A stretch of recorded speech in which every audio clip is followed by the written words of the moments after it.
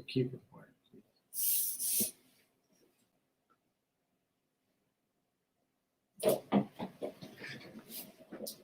All right. Well, good morning, everybody. Welcome to Capital Factories and Austin Startup Week, our space track. I just want to welcome you here. I'm super excited for today and what we're about to go through. We're going to have 3 sessions throughout our space track today, as well as networking to get to know other attendees. So really neat. If you haven't really looked in the instructions on how to do the networking, we'll definitely help guide you today for that.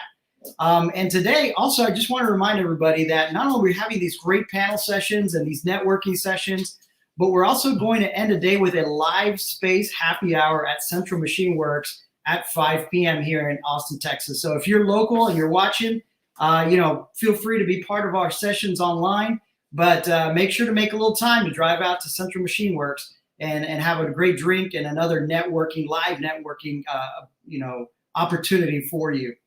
So you definitely don't want to miss this one. We had some live networking yesterday and some of the other tracks went super great, had lots of fun. So really hope to see you all there.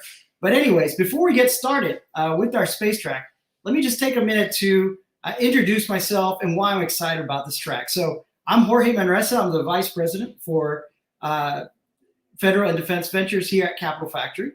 And one thing that I'm really excited about is how we're bringing the space community into not only federal and defense innovation, but bringing the space community and expanding that writ large across the state of Texas, and what that is happening and what is that is doing and affecting the rest of our economy. So really starting the space economy through our venture and through our founders and different startup entrepreneurs and just great thinkers that we have at universities are really producing a great momentum here in the state of Texas.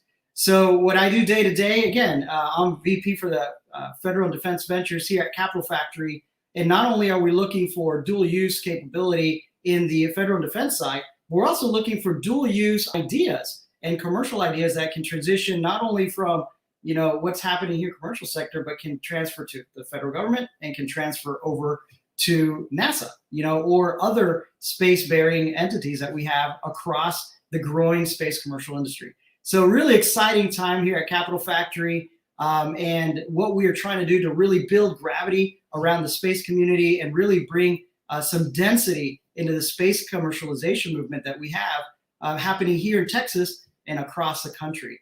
But just wanted to stop there because this is not my party today. Today I want to just go ahead and thank Amazon Web Services, our sponsor for this space track this week at Austin Startup Week.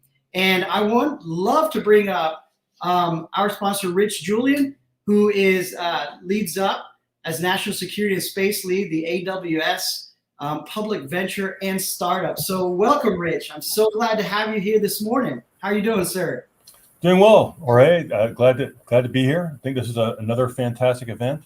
This is my 5th Austin Startup Week, so always happy to do this. So I want to thank not only the Capital Factory folks, but the folks from Austin Startup Week for allowing AWS to participate in this again. So very much welcome to this. And we at AWS are thrilled to sponsor this event. And we continue to recognize that Austin is a home to a vibrant startup ecosystem. Working here has been really valuable for us, so much so that I moved down to Austin to join the community on a full-time basis. So folks always ask me, why is a huge company like AWS sponsoring a startup week? It seems kind of unusual for it. Well, we believe in startups. They have been a key part of the growth of AWS since we first started.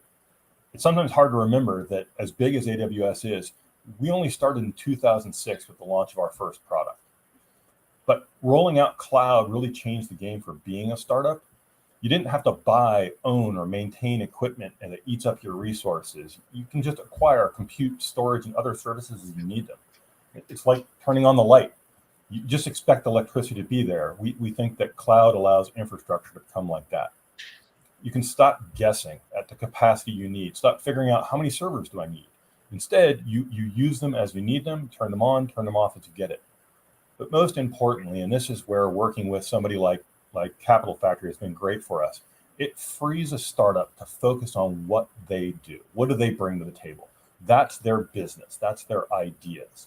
you can focus on your secret sauce and not worry about all the incidentals that really have huge impact. But if you can focus more on your business, you can get to success faster. That's right. So, we engage with startups of all sizes and all types across every stage, from early stage where I just have an idea all the way to people who are raising their 5th, 6th, 7th, 8th round of funding to try to grow and scale. They've become household names by this point. We work with those companies emerging from educational institutions, including the Texas community colleges and the universities here in Texas. And we're going to have a great panel later on and talk a little bit more about working with the UT system and some of the great stuff that's happening here. And we're industry agnostic. We work with everything from nonprofits to huge corporate entities. But the reality is startups represent the next generation. That's why we care about startups. The next companies that are our great growing partners, the next Deloitte, the next Palantirs, the next Airbnb is out there somewhere. So how do we find those great companies? How do we bring them in? How do we encourage them? How do we create that community that will help them grow? We bring to bear the power of AWS to help you, whether you need business, technical, or financial support. We work with organizations like Capital Factory and other incubators, accelerators, and local investors who are focused on their ecosystems to help them grow and scale what's going on. We have an unbelievable partner community of thousands of companies that can help you in pretty much any area you might want to plug into. And from a Texas perspective, we're engaged across Texas, not just in Austin, but across all of Texas. In fact, we have over 7,000 Amazon employees here in Austin and over 70,000 across the state. So we're a large player here. We believe in Texas and we've committed to participating here. But of course, I can't introduce Austin Startup Week without giving some advice to startup founders. To be part of the role that I serve in, you have to have been a founder, because you can't work with startups unless you've been there. You can't understand the challenges they go through unless you've been through them too. And I will admit, I've been a successful founder and I've been a not so successful founder. And the difference between the two is pure blind luck. So, never count yourself out. When it comes to getting started in the startup world, people are often daunted by all the challenges and to go out there, whether it comes to raising funding or finding customers or growing your staff or doing anything. So here's some basic advice. Don't give up. Keep trying, keep taking a swing, keep taking a bite at the apple. There's gonna be something there for you. Investment is cyclic. If you can't get funding today, don't give up. Keep pushing forward. You're going to have a chance. Investment and growth in the entrepreneurial system is driven by good ideas from good people. You have good ideas, believe in them, drive it forward. Connect, network, and collaborate. This event you're doing today is a perfect example of that. There is power in numbers. Learn from others. Share what you have learned. And as the ecosystem grows, as Austin gets bigger, more and more investors start showing up to invest in these companies. Right. So share what you learn with your partners in crime that are out there also with great ideas. And you never know. You might find a partner that together you create the next blow-up company that becomes a unicorn. Find the right partners to help you grow. AWS is committed to working with partners. Capital Factory here in Austin is committed to working with startups and helping you grow and scale. Find those partners and embrace them. Finally, if I can leave kind of one last observation before we move on here, Jorge, learn from the success of Amazon and AWS. Our guiding principle is customer obsession. If you focus on the customer and work backwards from there to what you're doing, it will never steer you wrong. That is the best way to ensure you're going to have business success. It's not about your technology. It's about the customers that can apply your technology or capability. That's the focus area you should have. So with that, I kind of want to wrap up this kind of my jump in intro and say, I'm looking forward to 1 or 2 unicorns coming out of the people here today. I think that would be fantastic and it would make my career capped off. No, I love that, Rich. I mean, and thank you for sharing all that great inside information on what AWS can bring. I know it can bring a lot of resources and everything to the space commercialization movement, but more exciting is the fact, like you're saying, how do we get our founders, our startups, our entrepreneurs to really become seeded to be the next big unicorn that we're looking for, right?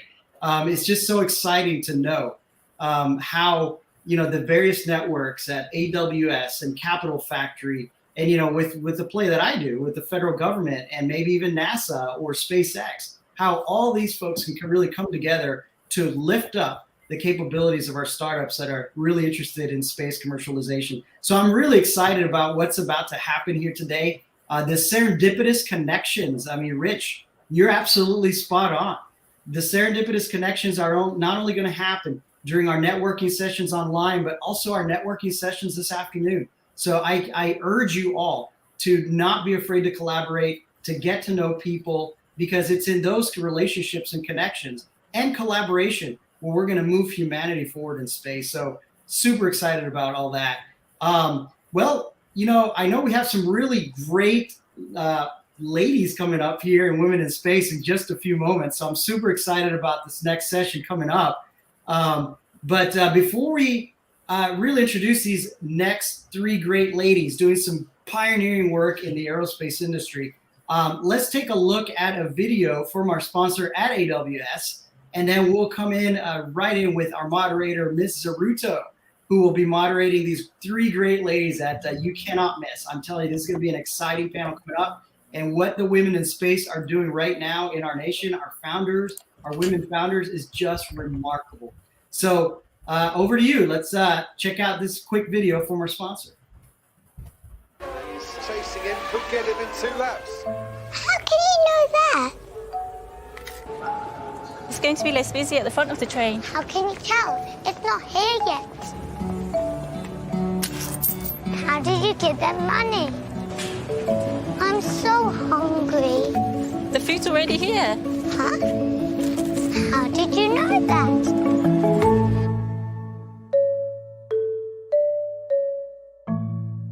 Let's get some hotcakes and, the menu suggests a cinnamon roll with your meal. How do they know what people like? How do windmills power people's houses? How are we watching this live? Caution, objects on the road ahead. How did it know that? We made it. Wow, how did you find out about this place?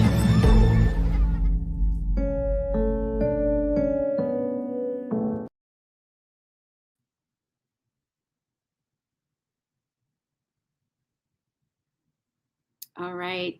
Hope you enjoyed that video from Amazon Web Services, where I am happily part of that team as a global alliance leader with one of our most strategic partners. I am thrilled to be with you guys here today because we have a super interesting panel and really an exceptional opportunity to talk to founders in the space industry who have vibrant and really extraordinary careers. And you'll get to hear more about that directly from them in just a moment. But I'm Lygia Zaruto. I will be the moderator for our panel today, even telling some of my own stories about women breaking glass in the Department of Defense in the U.S. Army. And I offer you today our two panelists. We have Sassy Duggleby, who's here with us today. You hear Sassy? There we are. Now I'm here. Beautiful, there you are. And Laura Crabtree. And I'll let both of these introduce themselves and tell their stories quickly before we get to our panel questions. So Sassy, if you don't mind letting our audience know who you are and just a little bit about truly your extraordinary background. Sure. Yeah. So again, Sassy Duggleby, that's not my real name. It's really Sarah. I named myself when I was 2 and it stuck. But I am the CEO of Venus Aerospace and my husband and I are the founders of it. He's the PhD rocket scientist. I'm the engineer with an MBA and we are building a space plane that enables 1-hour global travel. So take off in Los Angeles and land an hour later in Tokyo. And so we're commercializing some key technologies that have been coming down the pipes, for years, and raised about 13 million in venture capital funding starting in January and have about 26 employees and we're based in Houston, Texas. So we're on a long journey, but it's been absolutely incredible. Awesome. And Laura, if you wouldn't mind doing the same, just so the audience can know a little more. Yeah. Pleasure to be here. I am Laura Crabtree. I am the CEO and co-founder of Epsilon 3. I started Epsilon 3 after about 15 years in spacecraft operations. I worked at Northrop Grumman for 5 years and then transitioned to SpaceX, where I was for about 11 years. So I guess that would make it 16. I worked in operations there and saw how basically you would take an operation and make it digital and get everybody off the console so that you could really do more with a very small number of people. And I am working at Epsilon 3 to make that digitization of operations for the rest of the space community. And I'll actually say we actually use Laura's software Epsilon 3 at Venus for our operations management. So, and just a quick thing from my background, previous to starting Venus Aerospace, we were with Virgin Orbit in Long Beach, launching rockets off the wing of 747s. So I also have some aerospace background there. It's just incredible. It really is. So I hope the audience is enjoying at least hearing about what these founders are bringing to the market and really changing the way humans live on Earth.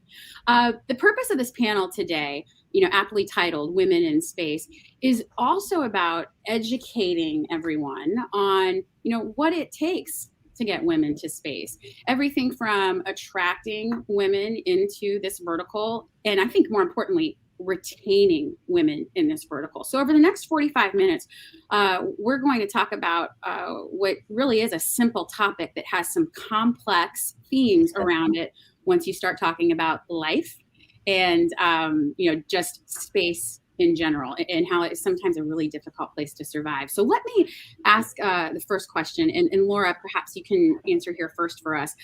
Sure. I'd like to know, what inspired you to get into the space industry? This is something you've been at for a long time. Yeah. Do you mind talking us through what your rationale was, and was it always something that you aimed to be involved with?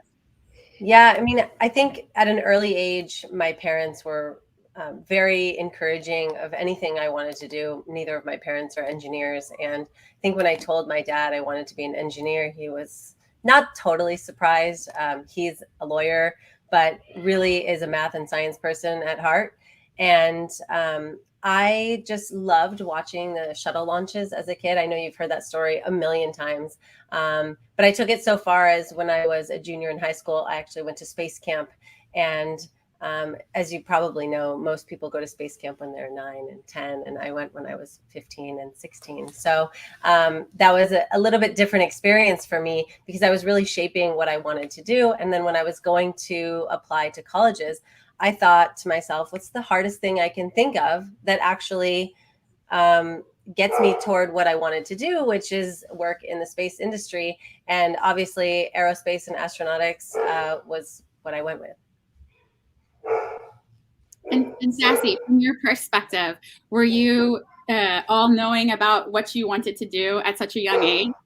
I absolutely opposite of Laura. Yeah.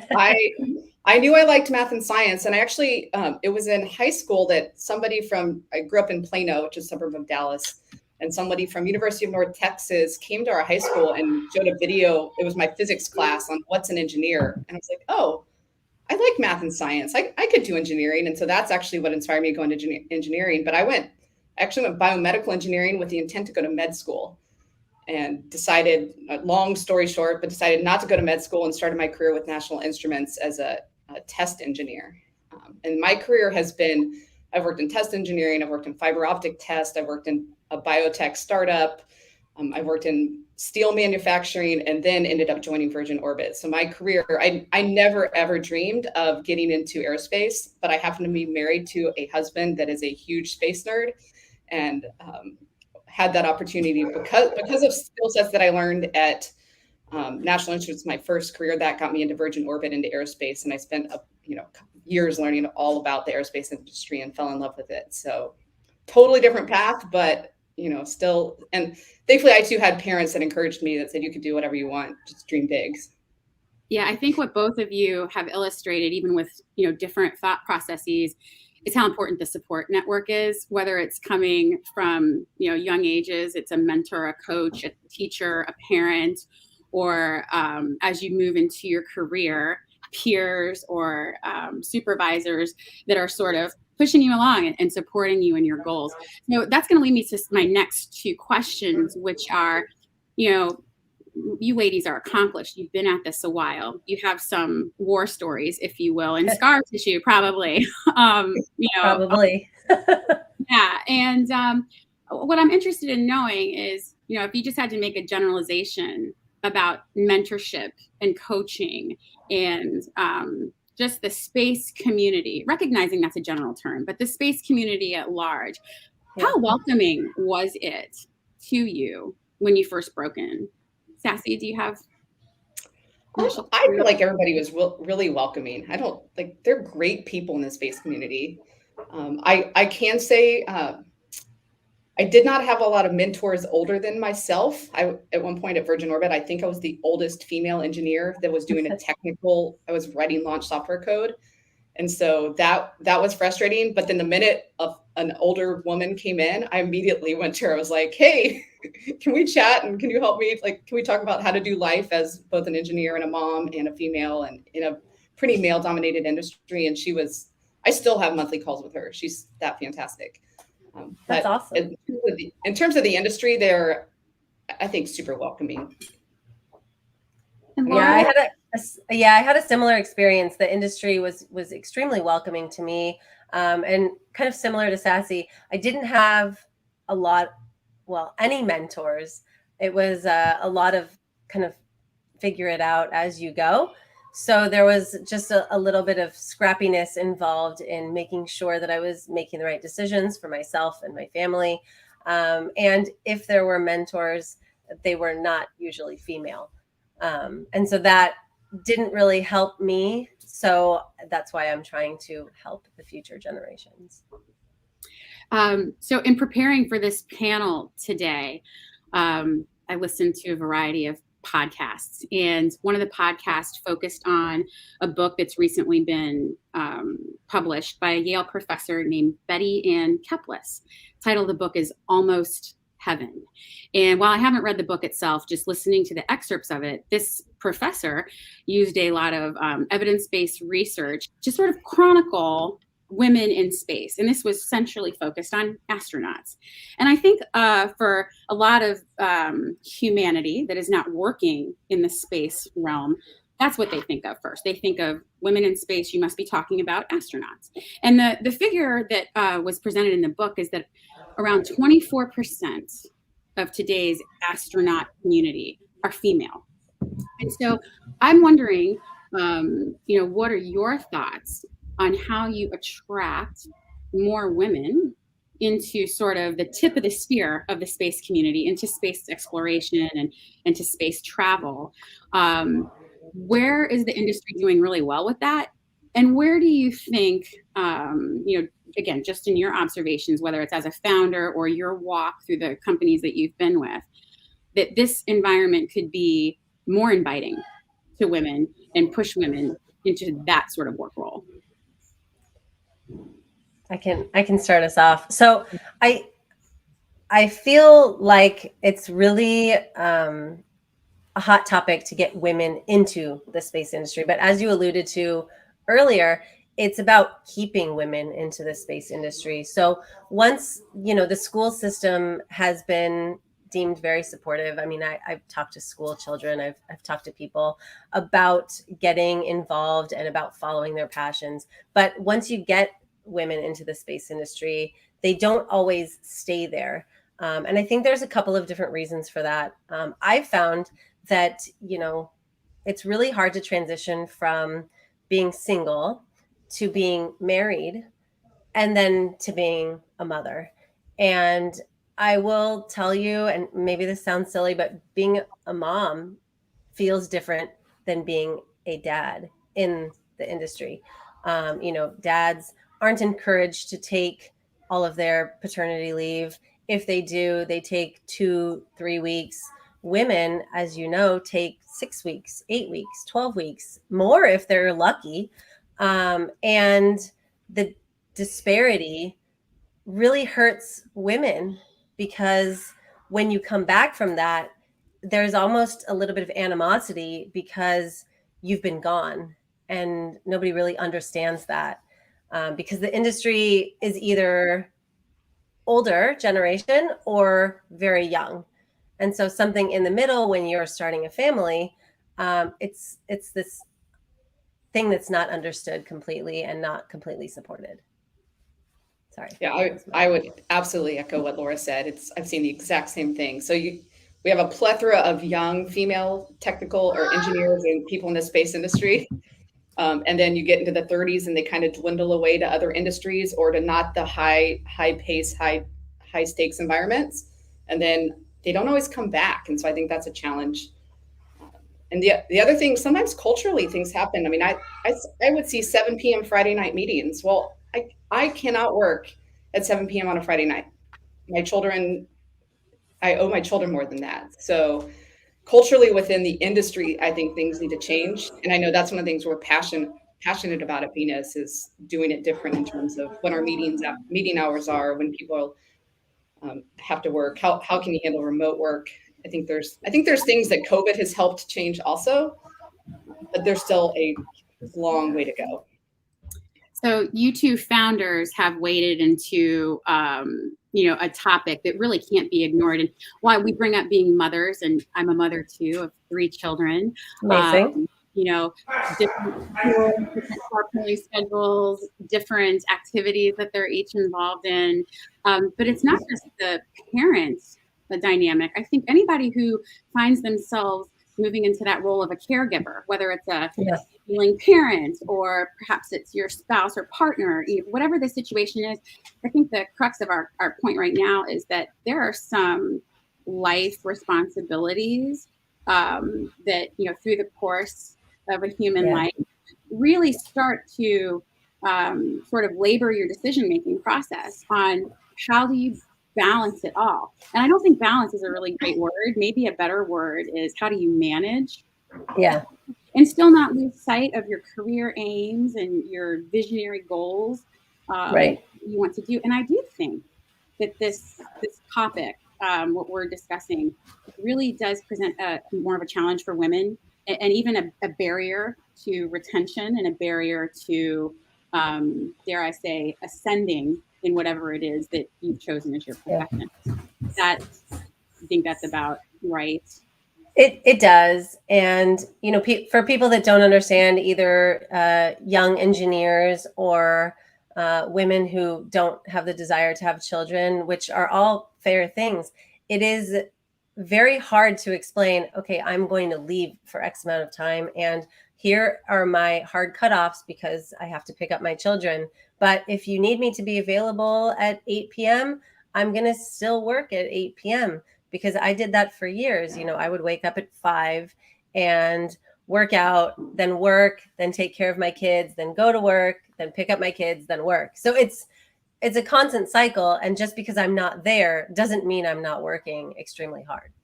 Yeah, I think there are probably a lot of people who either are watching this live or will see this in a recording and resonate with what you just said. I can think of a cohort of women and men that really have to just wrestle with this. And it's a grudge match. And you just have to pick and choose, I think, where you're going to apply your energy at a given time. And I do think it's amazing that you two have found a way to do it all really, really well. Because you are both engineers and you have technical acumen, and in a lot of ways that's instant bona fides and credibility in this vertical. What would you say to women who maybe don't come from a STEM background, but very much want to be part of the aerospace and defense community or the space travel community? Is there a place for them? Where do you think it's at? Well, absolutely. I mean, while it's space, all the business operations, accounting, marketing, I mean, all of the standard operations that happen in any business, whether you're selling shampoo for Johnson & Johnson or you're selling satellite rides on a rocket, all the industry needs all types of people. And so you do not have to be technical. And I think people don't realize, I could go, do marketing for a space company or do technical writing, or there's a variety of areas, accounting, accounts payable, finance. I mean, everything. I've seen people in sales that don't have engineering backgrounds. I've seen people obviously doing project management more on the, planning side of things that don't have technical backgrounds. And also, some of the planners for astronaut training. So that happened while we were at SpaceX. They didn't have engineering backgrounds. So there are, plenty of opportunities to get involved. I would say probably start learning what you can about the industry and find ways in which you can relate to the people that are in the industry, maybe learn some technical things about the vehicles or about what people are doing so that you can communicate, because a lot of the non-technical jobs, it's about communicating, it's about planning, like what Sassy said, it's about operations, but there are lots of opportunities. It seems to me that the ecosystem that's required to put that person in orbit, which again, I think is what a lot of the common person thinks of space. And I think that's because of Hollywood. And I think that's just because of, cultural, societal, cultural, I guess, understanding. There's so much more behind that directly and indirectly supported that activity. And I think it's important for that story to get out. At Amazon, where I'm at, there is a huge community of personnel who are not engineers, not software developers, not working in security. They come in some other work role type, and then over time find that they literally have great interest in becoming more technical. And there are a variety of ways to upskill themselves. And it doesn't mean that everybody has to be an engineer or is breaking out code, but there are just a variety of ways to get to new end states. So in your own paths, and you both have worked for large organizations before you became founders, what sort of advice might you have for the person who's not in a quote hardcore STEM work role now, but may have interest? Is there something that those folks, in particular, those women could do to sort of carve a path in a new technical way when they started out their career with something very different?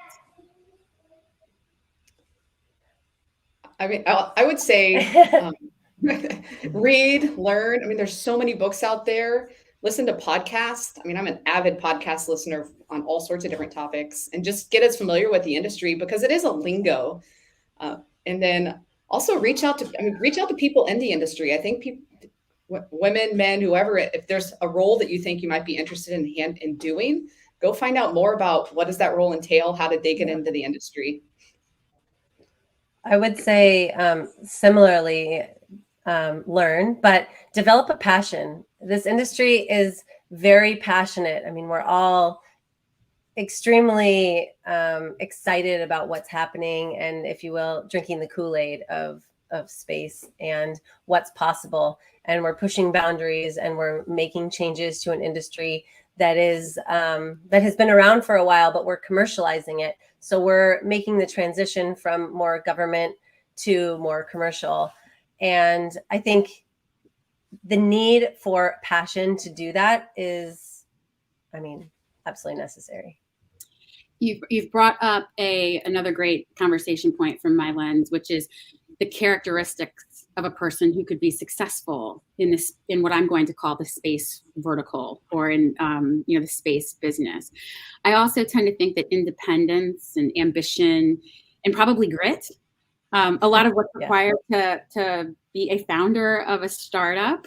What do you do when you're told no or no but? What would you say, and this is going to delve a little bit into your personal stories, which I hope you'll be, transparent and share.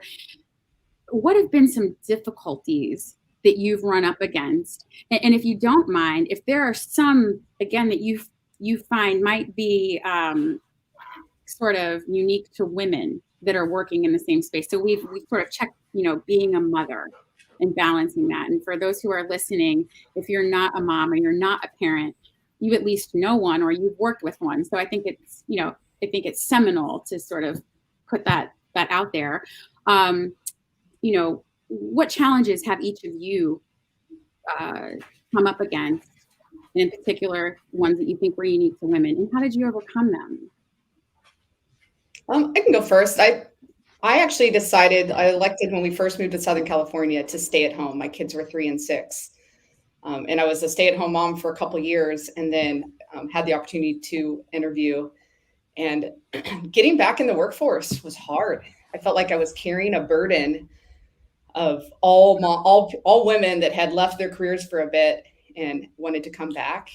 And so even the interview process, it was a challenge to convince the person I happened to be interviewing with was a younger male, and to convince him that just because I had taken a break and had a gap on my resume did not mean that I was not competent anymore. And so thankfully, I had some other advocates for me that helped say, no, she's got the skill sets, give her a chance. And I was able to hop in and prove myself. But it was a big challenge, and even a confidence. There was some confidence that I lost because I thought, oh, I haven't done anything for a couple of years. So one of my big passions is, how do I help stay-at-home moms or women that have put their careers on hold because of young children? How do I help bring them back into an organization? And so I'm trying to pay it forward because I know how much it helped me. I guess for me, I had a couple of different experiences that really shaped kind of how I treat women in the workforce now, because I had to overcome a few things. And for me, I had a passion for what I was doing. So some things that were said to me or I could have let affect me, I basically had to just pretend it didn't happen or pretend I didn't hear what people said, because I felt so passionate about what I was doing, and I did not want to let that affect my life and my career and my job. And I think for women that are in the workforce, you have to kind of make a decision. Are you going to let that affect you? Are you going to make a stand? And for me, at that moment, I decided to talk about it, but not make, here's the line in the sand. And in addition, for certain things, I did stand up for myself and say, this is unacceptable. There were times when people asked me to order food because I was the only woman in the room. And I said, that's not my role. I am not doing that. And I don't know, Sassy, if that's ever happened to you, but I just felt that was inappropriate to ask of me. And it was very clear that I was asked because I was the only woman. And so I thought I needed to say something that was inappropriate. And so I guess overcoming that, it's the decision to either say something about it, which in certain cases I did, or just not let it affect my day or my role and be the bigger person and move on. I can tell you, maybe isn't the right answer. No, that is what you just illustrated.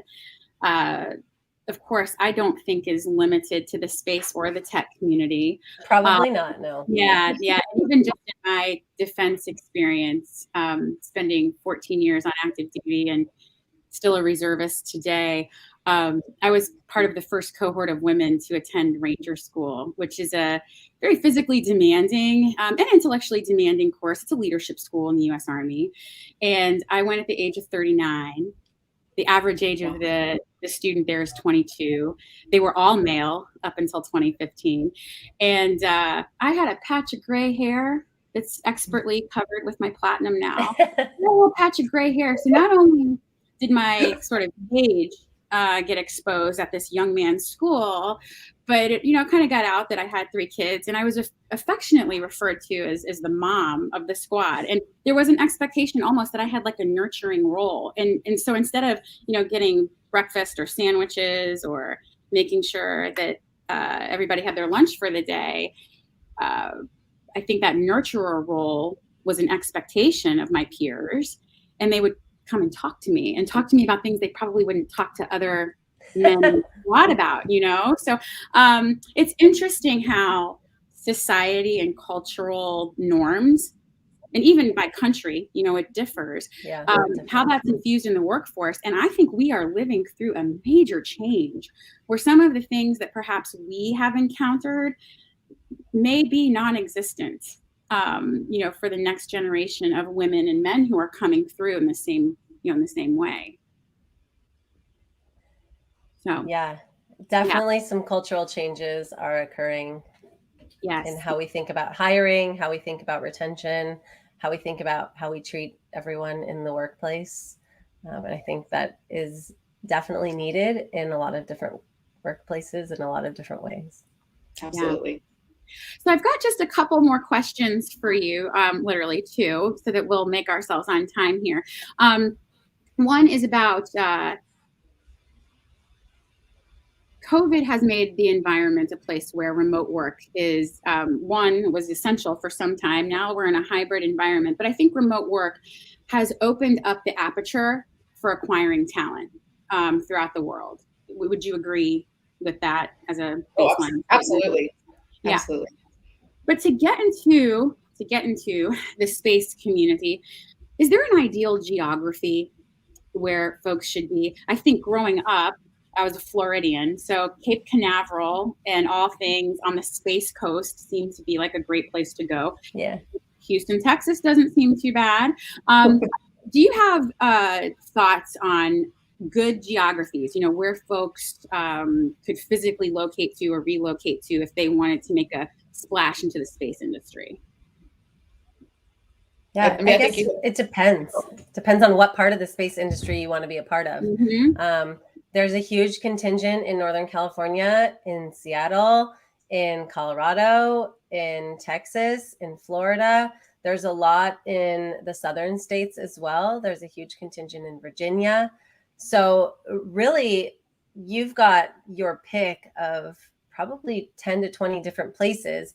But if you want to be part of human space flight, there are definitely like pockets that are better to live in. If you want to be part of satellite development, there are pockets. And then, if you want to be part of the launch vehicle development or launches, there are obviously pockets of, launch sites that are available. So I guess depending on where you want to be within the ecosystem, make that decision first and then look for, the pockets of companies. Sorry. Yeah, absolutely. It's all over the United States in different areas. I mean, and there's everything from startups. Like there are a lot of startups that have been funded recently in aerospace. So if you wanted to go work in a small scale startup, that opportunity is there, all the way up to, NASA hires, I don't even know what size they are. And they're scattered all over the United States, and then, Houston, obviously the center of human space flight with Johnson Space Center, and now they have the Houston Spaceport, which is actually why we relocated from Southern California, which is incredible amount of space companies. I think even in Long Beach where we were, there were like 6 or 7 just right in one little pocket. And so you kind of have your pick of a lot of different places in the United States where you could work. There's even a couple of launch companies in New York that I've been talking to. So startups everywhere. Yeah, so it's everywhere. It really has evolved where, I guess in prior generations, if you weren't in the Daytona, Cape Canaveral area or the Houston area, you were excluded, really, automatically, sort of by geography. Or if you weren't willing to relocate, right? Yeah, limited at least, right? So it appears I do have a few more minutes, which is great for our audience because there are a couple more things that I want to get through.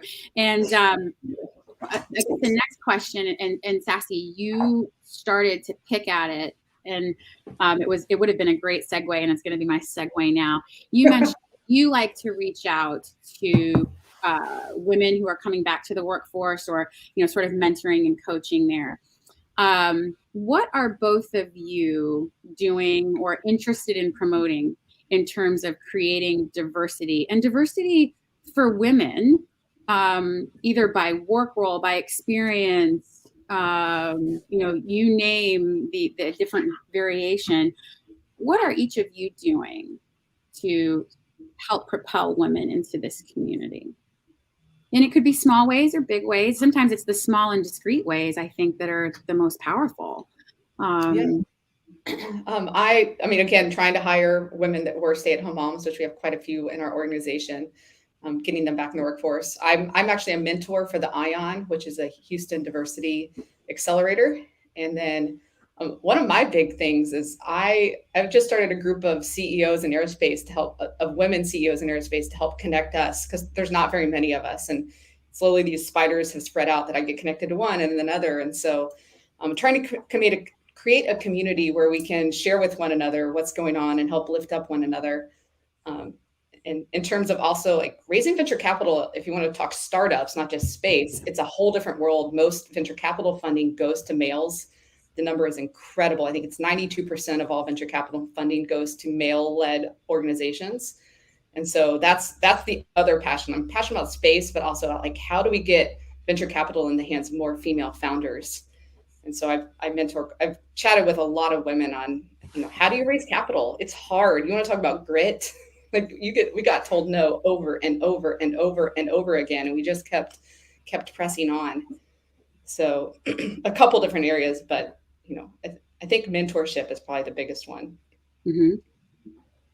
Yeah, for me, getting women involved starts with schools, I think, starts with young children. And I take every opportunity to talk to all of the young children. I mean, I think you saw one of my children, but I have a 5 and a 7-year-old. And so all of their friends, all of the other people that I'm introduced to, I kind of bring them into my circle and talk to them about what's possible, about what they can do and how they can affect the world to make sure that they feel empowered to follow their passion. And I think going to when women are looking into getting into the workforce, really encouraging them and pushing them, because Sassy kind of touched on this a little bit, but women don't always feel, and I don't mean to make a broad generalist statement, but at least I, for myself, don't always feel like I can apply for a job that is sort of outside of what I perceive as my reach. And we need to encourage women to apply for whatever they want to do. If you think you can do it, you should apply for it, even if your resume doesn't meet all of the bullet points. If your resume meets 2 of the bullet points, you probably are someone they would look at. So, take that moment of self-doubt and throw it out the window and really just take the leap, because it can happen. I mean, I've looked at resumes where, there was just something about the resume, something about the person that struck me, and maybe they didn't meet all my criteria. But for me, it's about passion. It's about the ability and the desire to learn.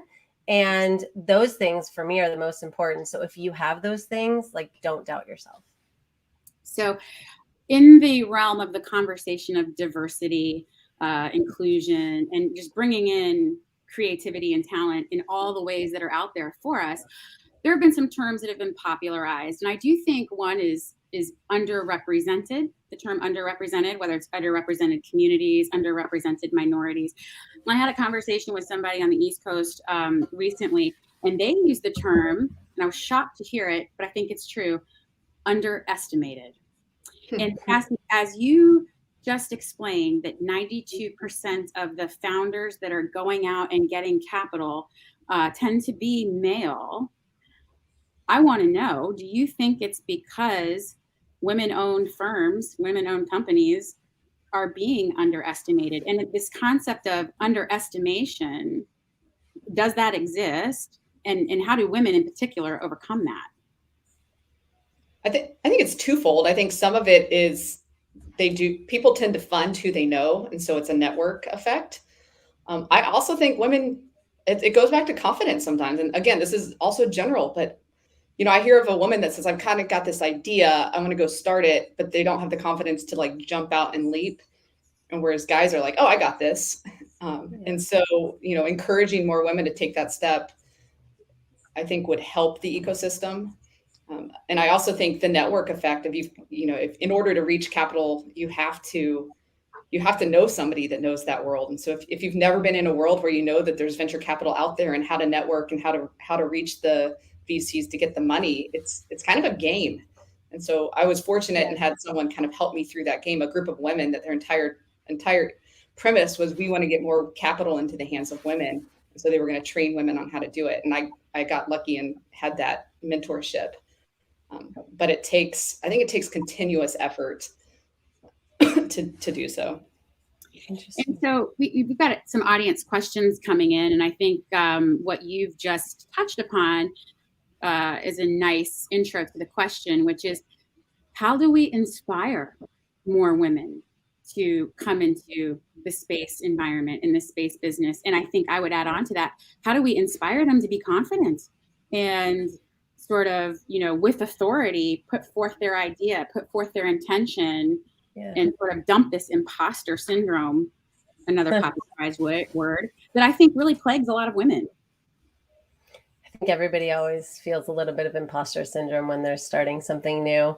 I've talked to plenty of women, men, every type of person feels a little bit of that. But, I would go back to people in the industry, myself included, I'm sure Sassy, are more accessible than ever. So if you're doubting yourself or if you want to reach out, just try.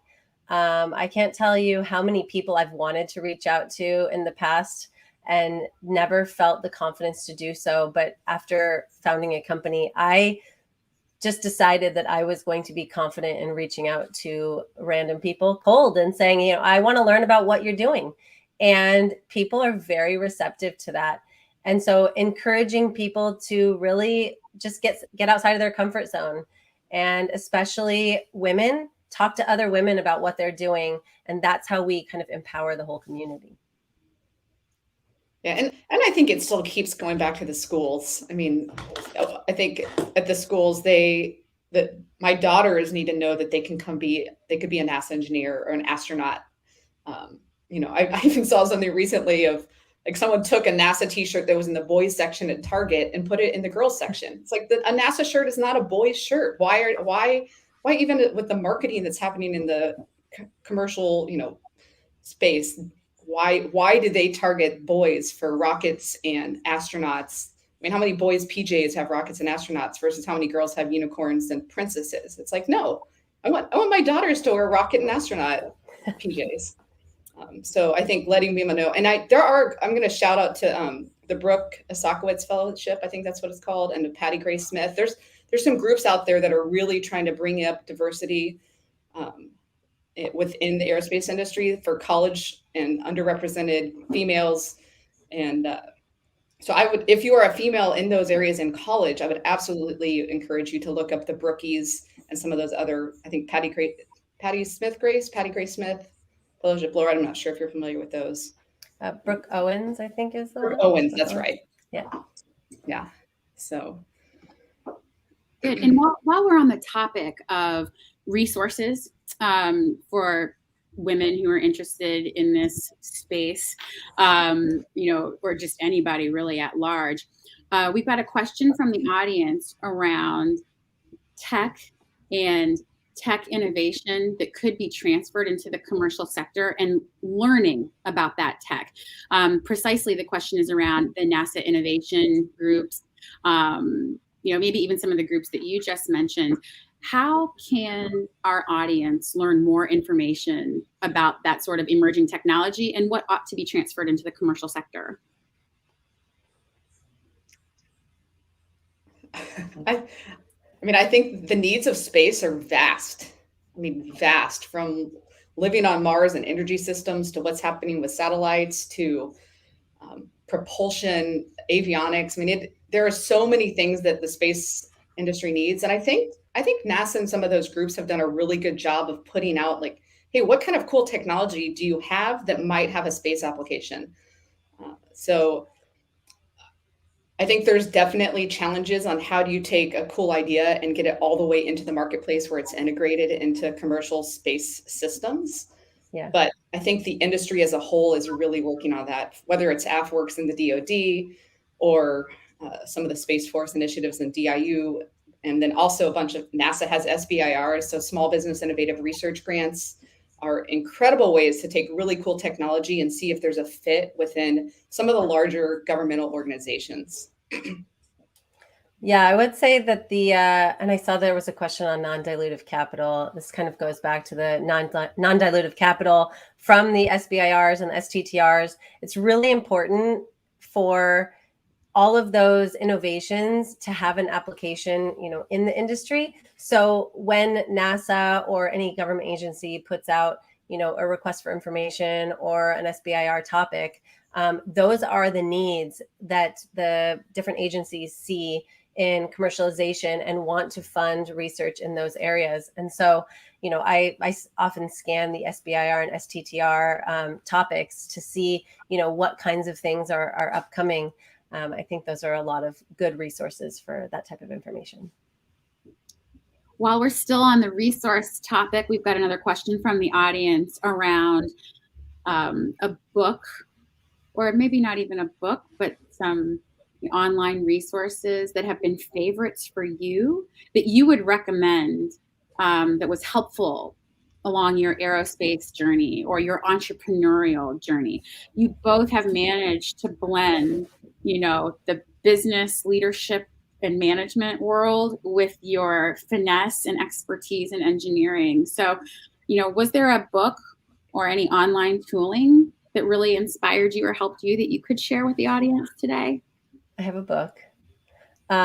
It's not an entrepreneurial book. It's a book called Girl Code.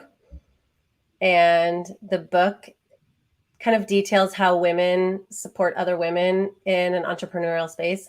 It is not a tech book, but I recommend it to all of the women out there who are listening or who want to support other women. I have come across some women who have not been supportive of other women. I find that there's two types of women, and they talk about this in the book. There's women who want other women to succeed and genuinely just support people. And then there are women that see other women as kind of their adversary. And I strive to be the kind of woman who supports other women and people in general. I don't want to be the other one. So, yeah, it's a great book. The book that comes to mind, similar to that, Moment of Lift by Melinda Gates, talks about how by lifting up women across the world, you lift up the entire world. And it's one of my very favorites. Again, also not entrepreneurial aerospace. In terms of entrepreneurial stuff, I'm a huge advocate of podcasts. Everything from how I built this to acquired to invest like the best. There is so much information out there on how to do startups and how to raise capital. And I mean, there's probably more. It's overwhelming at times, but I love to pop a podcast in when I'm driving and I've got 20 minutes to go somewhere, and you just can pick up a lot of learning in that short little time frame. Yeah, and there is a decent amount of lingo with venture capitalist money and starting a company. So learning the lingo is really important. And like Sassy said, I listen to podcasts as well. It's almost like when you travel to a foreign country, you want to be able to interact with the natives. And so, I think that is an important point that you raise, because again, for those in the audience that don't come from a STEM or a technical background and you see a brick wall in front of you, I'm not an engineer, I don't belong here. I think what Sassy and Laura have illustrated for all of us is that, one, that's simply not true. But then also this pro tip that one of the best ways to navigate through the community is, mastering this lexicon. And I think that will help anyone to be more comfortable in the space. Yeah. We've got just a few minutes left, and this is my final question. And I'm sorry for that, because I think the audience is probably really delighting in hearing you and your transparency and your genuine commitment to this conversation. But if we were to discuss this 5 years from now, if the three of us got together and our children are older and some maybe even heading into high school and college, what does this conversation look like about women in space? How would you like to see it go 5 years from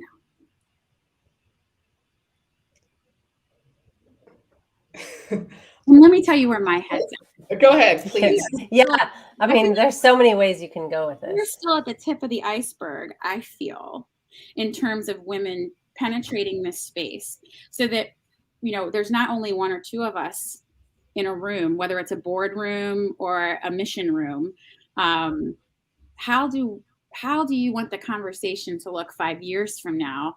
Are we still at the tip of the iceberg trying to justify why women should be in the environment and still having this conversation about not feeling like an imposter? Or have we made some progress? In 5 years, what do you think that looks like? I hope in 5 years we don't have this conversation, because there are so many women involved. I know that maybe is a strange answer, but at the place where we don't need to talk about how many women are involved or how to get more women involved, because there are equal parts women and other diverse groups trying to get into the industry and succeeding at the point where it's not unusual to find women in leadership positions or as a CEO of a company or founding startups. That's the place I hope to be in. And I think 5 years will make some progress, but probably won't be all the way there. So maybe 10 years will be all the way there, hopefully. Yeah, that was my, I hope that 5 years is enough. I don't know that it is. I think it's a slow changing industry, unfortunately. And I think it's just going to take time, but with the continued success of, people flying into space and space tourism and the excitement that is happening in the industry, I think it's only going to propel more women to want to join. And I hope that continues to change. And if we can continue to lift up the younger generation into the next spot of leadership within organizations and create diverse management in an organization and continue to have high level CEOs and startups, I think the story just will continue to build. And, there's hope. There's hope for sure. Yeah. Definitely. And, I will say, to the two of you, just your position in leadership, the success that you're having with Venus and with Epsilon 3, you probably didn't know that you were going to wear that responsibility of mentor and, aspirational advisor, yet here you are. So I really want to say thank you to you both, Sassy and Laura. Your stories are extraordinary. I know that you're both accessible on LinkedIn if folks in the audience are interested in keeping up with these founders and their companies. You're doing amazing good for humanity. And it was very exciting to talk to you today. I hope you enjoyed the panel as much as I did. And with that, we're going to conclude our portion, and I'll turn it back over to Rich Julian and to Jorge Manresa. Thank you so much for your time, ladies. Thank you. It's great to be here.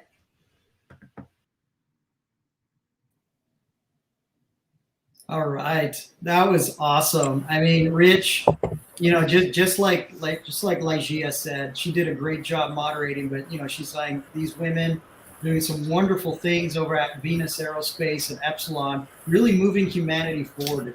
Now, I'm glad that she used the term humanity because when we talk about women in space, it's not just about women advancing some technology. It's about women advancing humanity's ability to really capture space and the human imagination of what that frontier can do for all of mankind, right? So I really love that. This was such a great panel. Man, and it's so glad that you guys are sponsoring this type of stuff because I know here at Capital Factory, we're really, really excited about what women in space are doing. And for those who have been listening, who listen to this Women in Space, and those ladies out there that are maybe even thinking about going into space, starting a company, or they're founders right now, wherever you're tuning in from, know that you've got an ally in Capital Factory, and these great women, Lygia, Sassy, Laura, from those companies are there to not only help mentor, but also guide and coach perhaps, what you can do to help contribute to this great movement going on, not just for women in space, but for humanity in space. So Rich, any thoughts? Yeah, but that was a really fantastic panel, and I really want to thank Laura, Sassy, and Lygia for discussing a challenging topic in a very relatable way. And I will tell the people in the audience that having been lucky enough to meet each of them, they are that impressive in real life. They are. I do want to throw out one thing that's going on there. So we work a lot in Clubhouse, which is a social app that's out there. There are some really fantastic panels for female founders, female entrepreneurs who are thinking about becoming founders, how to raise capital in the female industry, stuff like that there. It's been a great platform that's out there. AWS does a lot within that. It's a great piece, and I would encourage folks to go check out Clubhouse. Much like I think of it as a living podcast. So as Sassy mentioned, podcasts can be exceptional. What you can find in Clubhouse is some living podcasts that are live going on to that. And I know Capital Factory is a large participant, and AWS is all over the medium and is participating in that as well. That's right. Just join the conversation. And on that note, let's just remind everybody that we are now going to transition to a networking session in Hopin. All right. So to network with other attendees here at this track, make sure you press the networking icon on the left-hand side of your screen on Hopin, and you're going to be randomly paired with another attendee. and have about a 5-minute opportunity to chat with one another.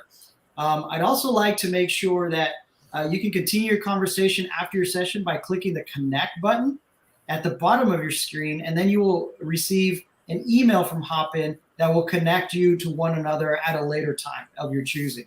So I just want to urge everybody to jump into networking right away. We'll have a good solid maybe 10 minutes. And then once you're done with that networking session at 10:15, join us once again for our next session with the Texas Rocket Engineering Lab. That's going to happen at about 10:15. So again, let's go network. This is where serendipitous connections happen. And I hope you guys make some great connections. See you back at 10:15, Rich. And awesome.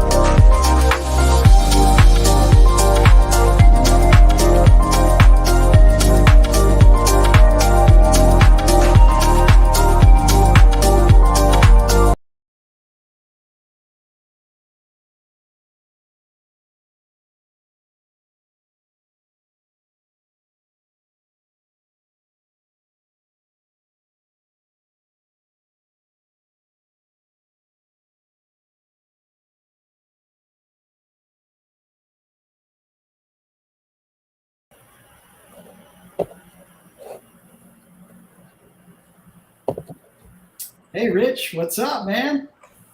Welcome back, Jorge. Were you able to do a little networking? I was. This has been so far a very interesting event moving into this. So Awesome. I'm really excited to kind of move into the next session as we go on here. We had a chance to hear some great founders and things that they're doing. But as they mentioned, perhaps nowhere is there a more vibrant or expanding market than space, right? The commercial world is embracing space and the potential to drive business that it represents. And of course, we know from our background in the national security domain that governments around the world are not only looking at for their national security needs, but for economic development and growth. One of the areas we've seen a huge amount of growth in the creation of entrepreneurs and new companies entering the market is through the university programs around the world. We, of course, are incredibly lucky to have one of the biggest universities and one of the most prestigious universities in the world here in Austin. But it's more than just University of Texas, although, hook 'em horns. Texas is home to a myriad of universities and a huge system for community colleges and other colleges around here. I know this is a key area for Capital Factory. Can you share a little bit about the breadth of engagement you guys are doing to encourage collaboration and cooperation with the universities and companies emerging out from there?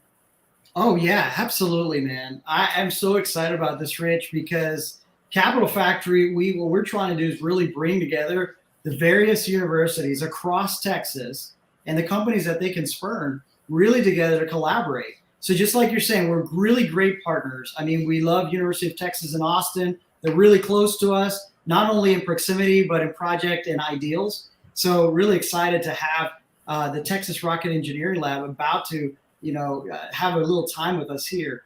But between the Cockrell School of Engineering, the Aerospace Engineering and Engineering Mechanics School, but also University of Texas in Dallas, up University of North Texas, the UTARI down in Arlington, Texas, and even others like Texas A&M, and looking at Rice University. We're really working to kind of bring together a collaborative ecosystem to really drive technology forward. And that's really what our vision is at Capital Factory, is to bring everyone together. Just like in the military, we say something called unity of effort. We want to create unity of effort between the university systems and the university schools, especially when we're looking at high-tech technology like going into space, right? Things like rocketry that we're doing. That is really great work that we're about to hear from Trell. But then what would happen if Capital Factory, AWS, and just everybody in our ecosystem can really come together to help propel, right? And just further launch different various types of technology, from rocketry to satellites to microsat, and maybe other new industry areas that we're really not even looking into right now, because it's so new. Space is so new and so vast and so exciting. So absolutely. I mean, just from a university perspective and what students are doing, a lot of the new tech, where we're going to go with humanity here over the next 5, 10, 15 years is going to come from these students. So whatever we can do to really help lift up the entire university system, the various schools, the special groups like Trell, those are the kind of things that Capital Factory, along with our partners like AWS and others, really would like to lift up together, rise the tide, and really do great things for humanity. So thank you for that. Yeah, I think that, the last panel talked about encouraging young entrepreneurs in more than just the STEM fields to enter the space domain. Here's a perfect example of that. Just such of a program that's doing that. Texas Rocket Engineering Lab from the University of Texas at Austin, that we've been lucky enough at AWS to work with over the last couple of years, is really encouraging them to look at not just the rocket engineering, which is in their name, but all of the things that go around that you need to put things into space. So not only is they looking at the engineering side of the house, but the business and operations piece of that. So with that, we'd really love to throw it over to the panel from the Texas Rocket Engineering Lab and Daryl Shook from AWS's Aerospace and Satellite IBU, who will moderate the panel with that. Awesome. Hey, Daryl. Hey, Jorge and Rich.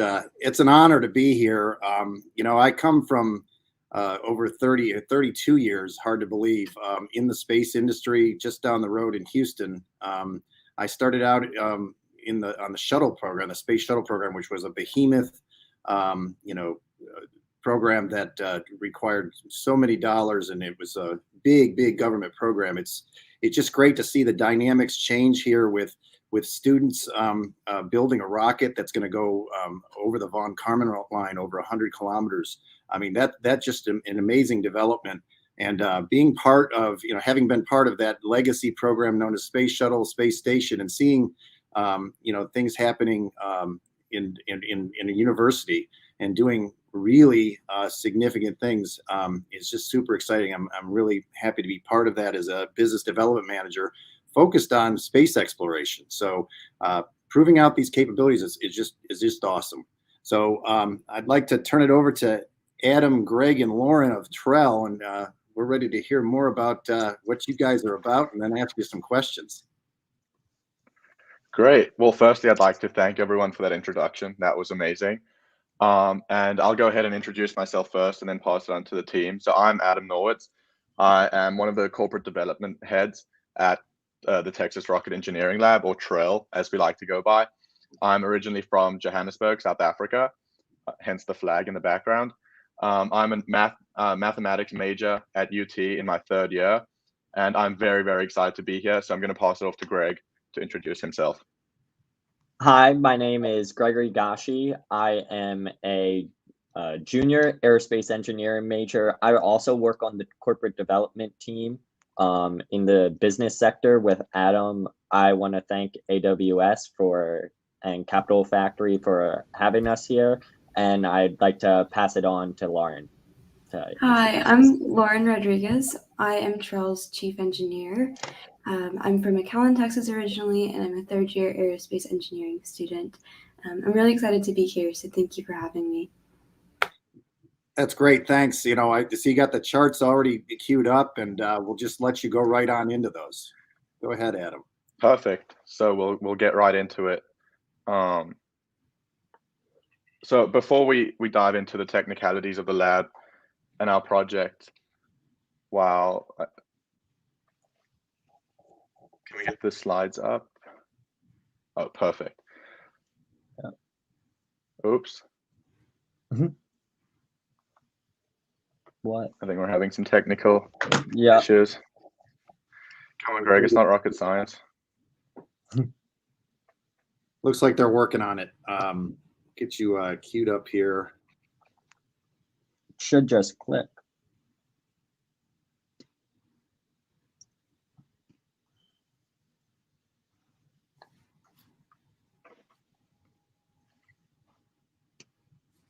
Play from the beginning. Next slide. Just doesn't seem to want to go there. They're working on it here. Okay, so we can just go like that. Perfect. Yeah.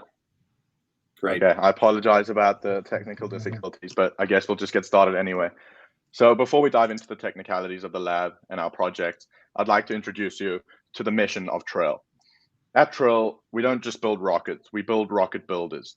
We don't only aim to be a lab that produces and launches complicated rockets, but we want to create and build the people that are capable of doing so.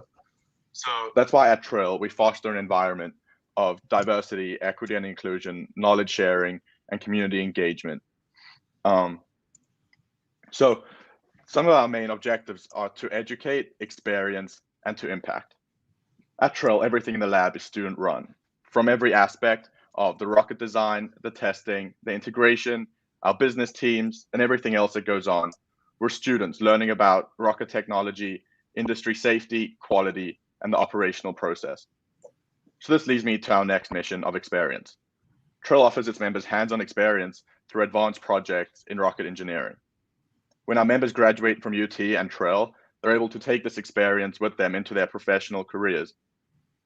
And finally, one of the most important objectives of TREL is impact. We've expanded our mission outside the 4 walls of the lab. We're actively engaging in our community through outreach projects. For example, our Rocketry 101 program that we aim to bridge the gap in STEM education for underrepresented communities, so that space is accessible for everyone, regardless of age, background, or skill set.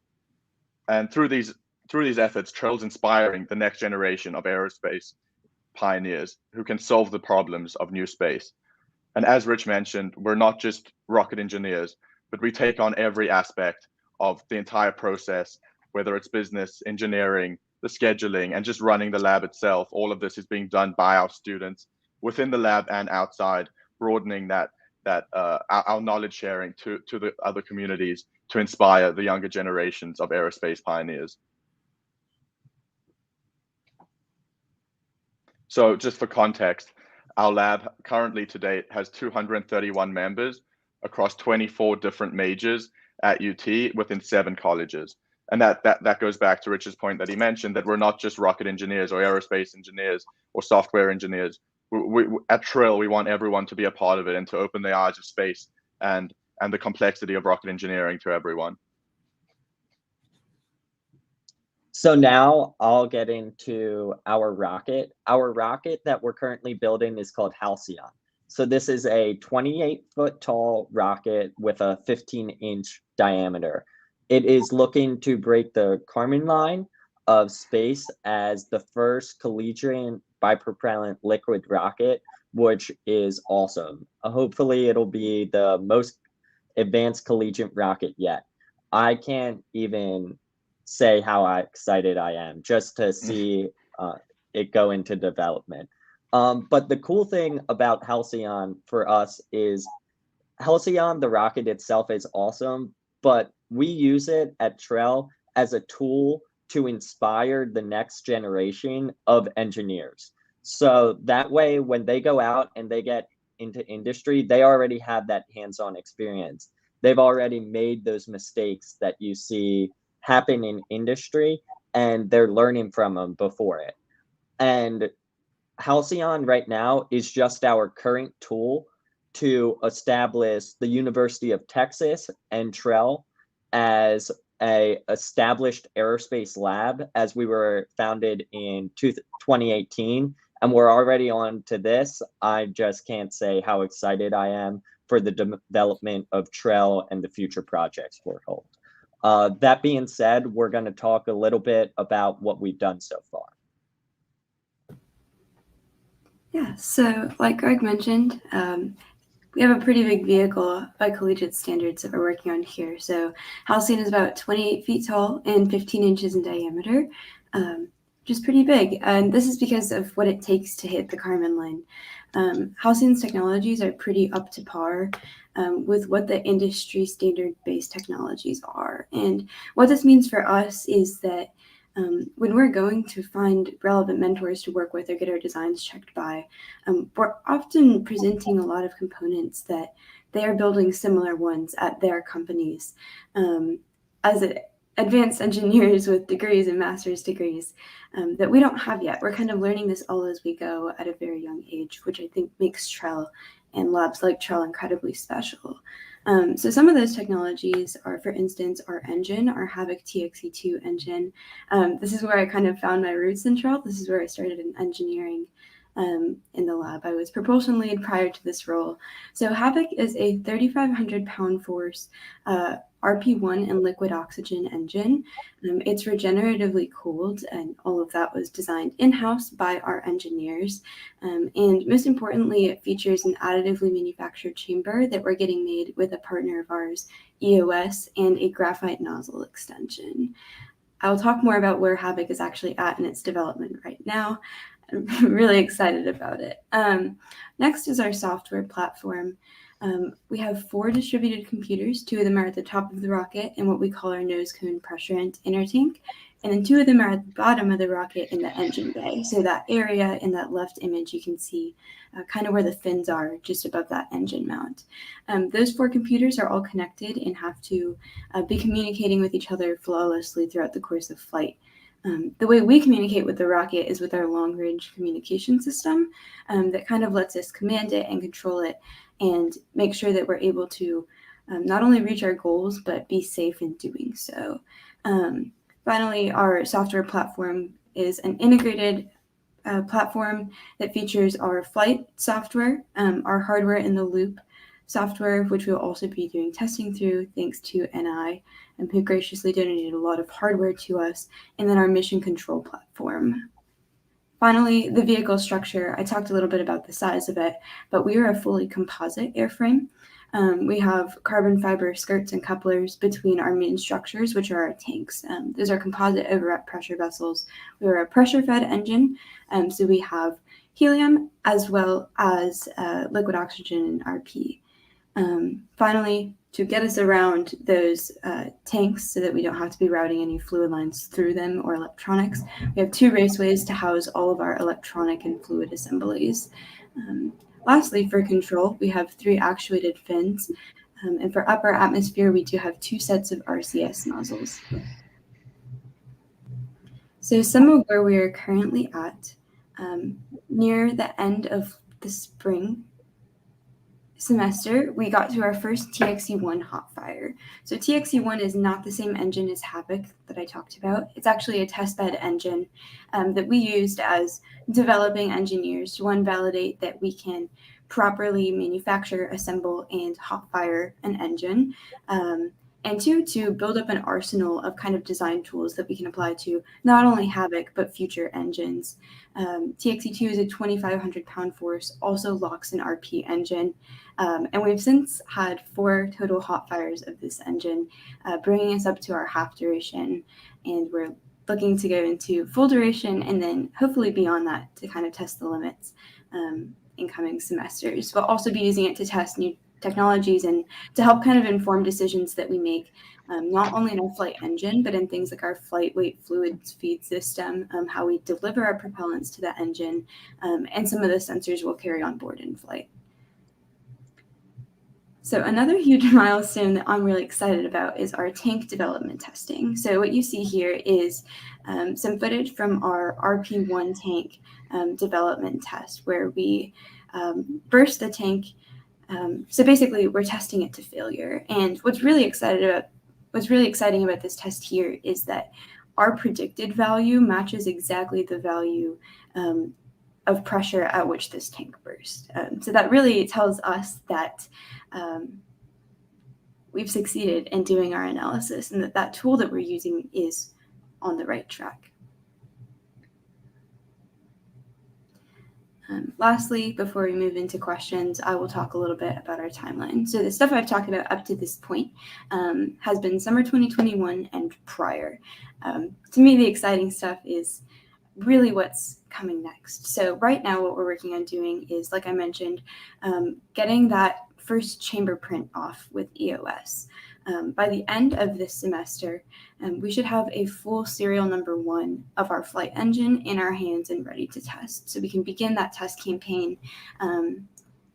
And that's a really exciting, a huge milestone for the lab to have that engine at the gate. We'll also be receiving our flight COPVs, so we can start qualifying and testing those as well. Next will be the integrated software demo. So I mentioned that our flight software really consists of 3 primary components. All of those should be finalized to the point that we can fully integrate them, run them, and make sure it's kind of matching what we expect to see in flight. So Hill will do the job of making the whole system think it's in flight, put some realistic looking numbers into the software and see how it responds in different abort scenarios or even success scenarios.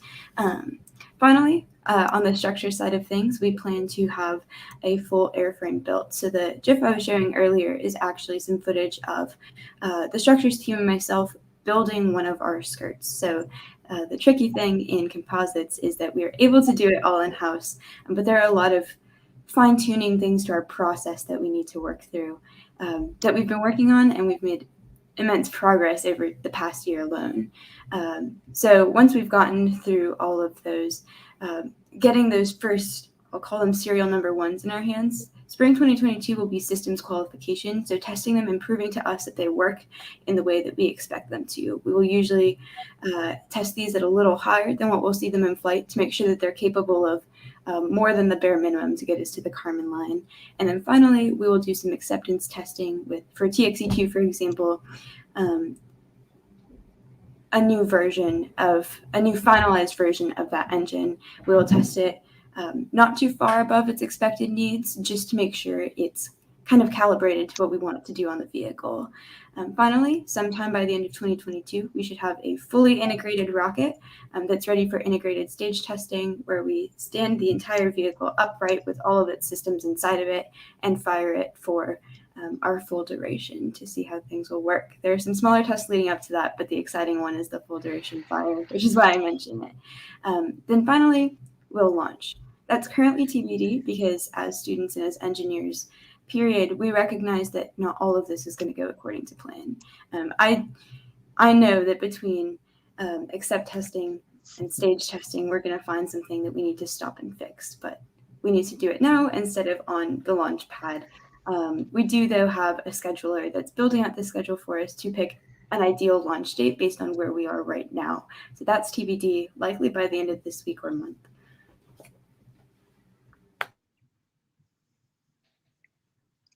So Lauren just spoke about our current project, Halcyon, that we're working on, and I'll just go back to speaking about the vision for the future of Trail. So firstly, a point that Greg made earlier was about students failing in the lab, and this is something that we promote. We want our students to come up with their own ideas, test them, and fail, because this allows them to learn and grow and develop, and then take those lessons that they learned once they graduate from Trail and use them in whatever job they may go into, or even if they're able to learn quickly, apply that still while they're in Trail. Next, we're fostering tomorrow's leaders. As you can imagine, working on complex, intricate projects such as rocket engineering requires coordination, communication, and discipline, as each student in the lab is responsible for every job that they're assigned. And so we're inspiring our members to become their own leaders and take these leadership qualities and skills with them outside the lab once they are able to get into the professional world. And finally, we're shifting the paradigm of collegiate rocketry. We're demystifying the intricacies of rocket science and rocket engineering, and we're inspiring the younger generation of aerospace pioneers. And we want everyone who is interested in space, no matter where they come from or what they're capable of doing, to join us in our mission of exploring space one step at a time. So with that, I would like to thank AWS so much for having us out today. I would also like to just show you some of our partners. So Firefly, for example, they constantly are able to give us access to a lot of their test sites and test facilities, which is awesome. That's where you saw our hot fire and a lot of our other major projects. EOS has been able to help us with our creation of our Havoc engine that we're currently working on, and with their software enabling our rocket just to communicate with itself. But like we said earlier, it's not all on the engineering side. We also work with companies such as Procurify to make sure that our financing, our budgeting, our procurement system, that they all run in place. That way our engineers have the projects they need, but we also know that we're on our budget and we're meeting our quota as we look for everything else. So with that being said, I'd like to wrap our presentation up before we get into questions, and tell you that if you're interested in following the lab's project, on the left, you can see our Gmail, our Instagram, our Twitter, and we'd love for you guys to track us, see how we're doing. And if you guys have any questions, want to talk more about Trell, if you would like to talk about potentially working with Trell in any manner, we would love to talk with you, and our contacts are here on the right, and you can shoot us an email and we'll respond to you within a day or two. I can't even say how excited we are about this and the developments we've recently made. Great. Well, Adam, Greg, and Lauren, that is a great overview. I'm really impressed by the comprehensiveness of what you've talked about. You know, a rocket engine built in-house with additive manufacturing, hot fire testing to a representative engine, all the computer infrastructure and mission control platforms. You've basically covered just about everything in terms of an entire program.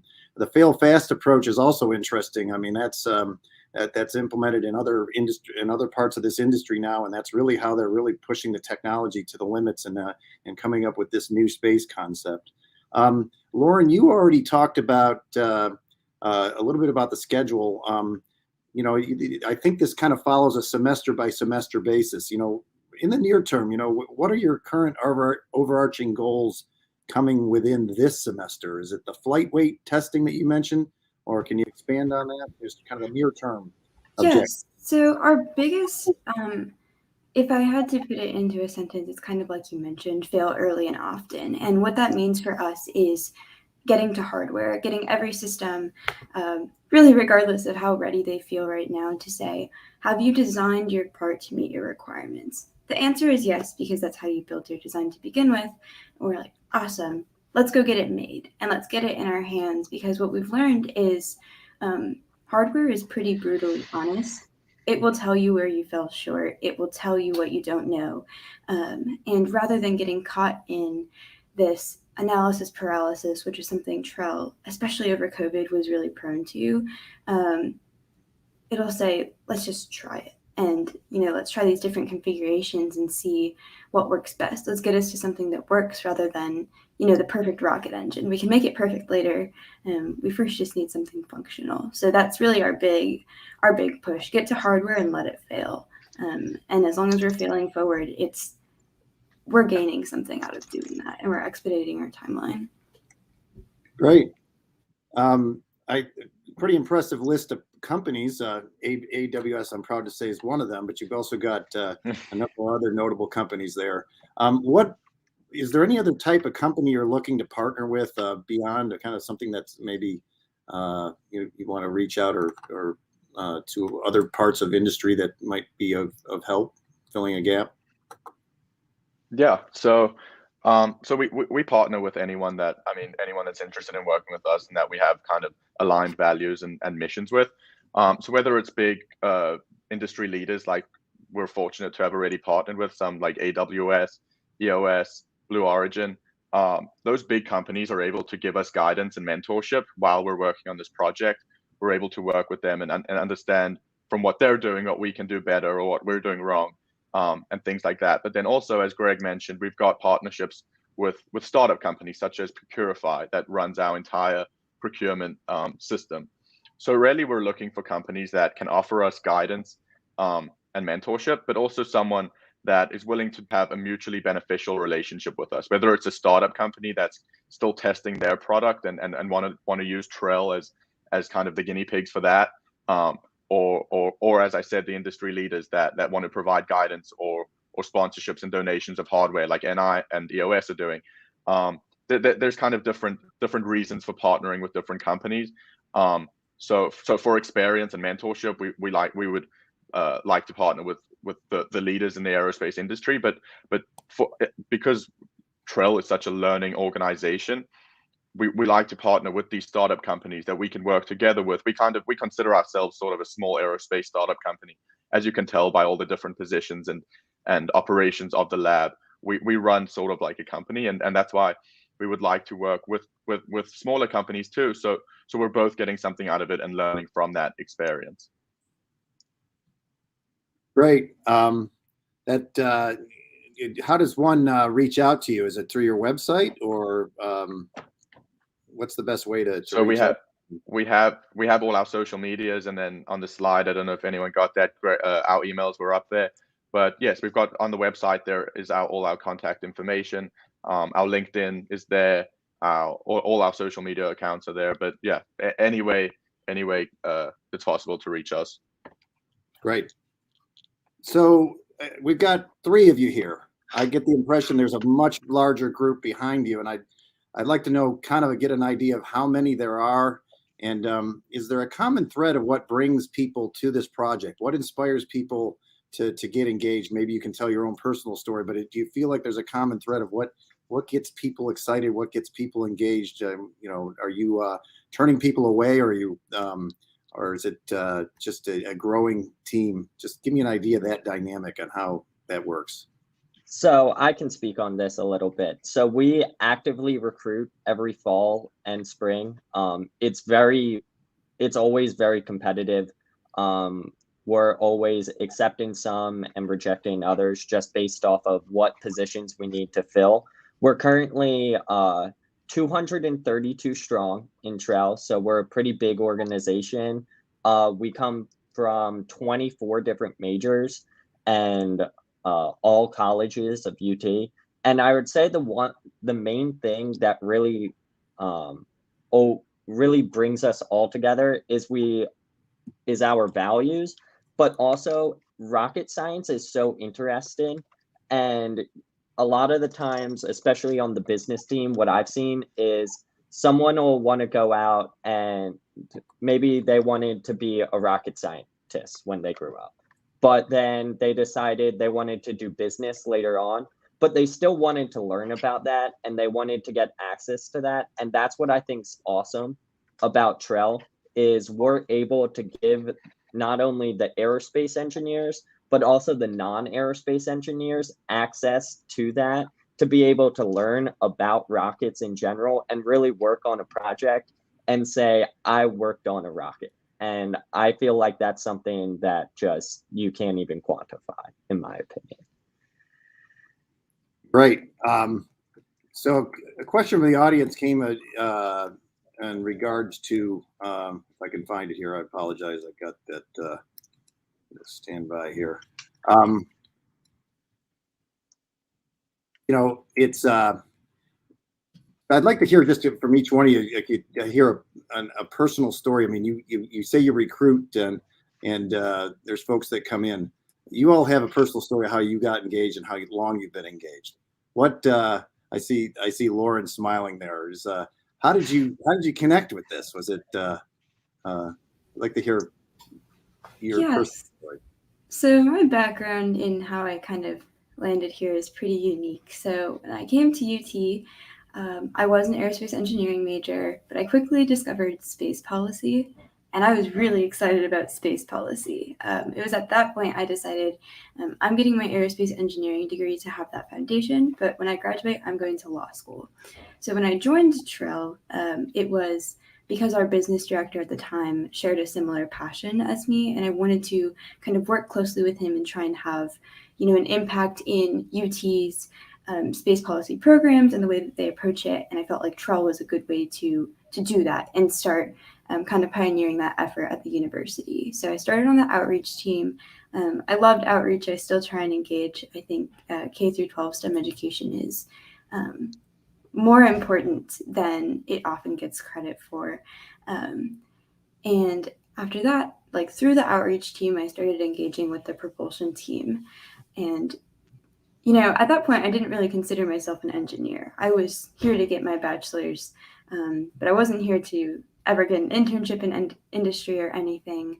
But then I fell in love with propulsion. I started doing more technical work with them, and eventually they had a leadership opening, and I applied, and I got the position. So a girl at that point who had no idea how a rocket engine even worked was suddenly the lead of 2 rocket engine projects being developed in conjunction with each other. So I got really involved in the TXE-1 assembly and test campaign, and I learned so much. And I think my answer to the question of what inspired me to pursue engineering as a career is Trell, because Trell taught me that it's okay to not know, one, which I think is a lot of what I was afraid of as an engineering major, was not knowing anything and feeling behind.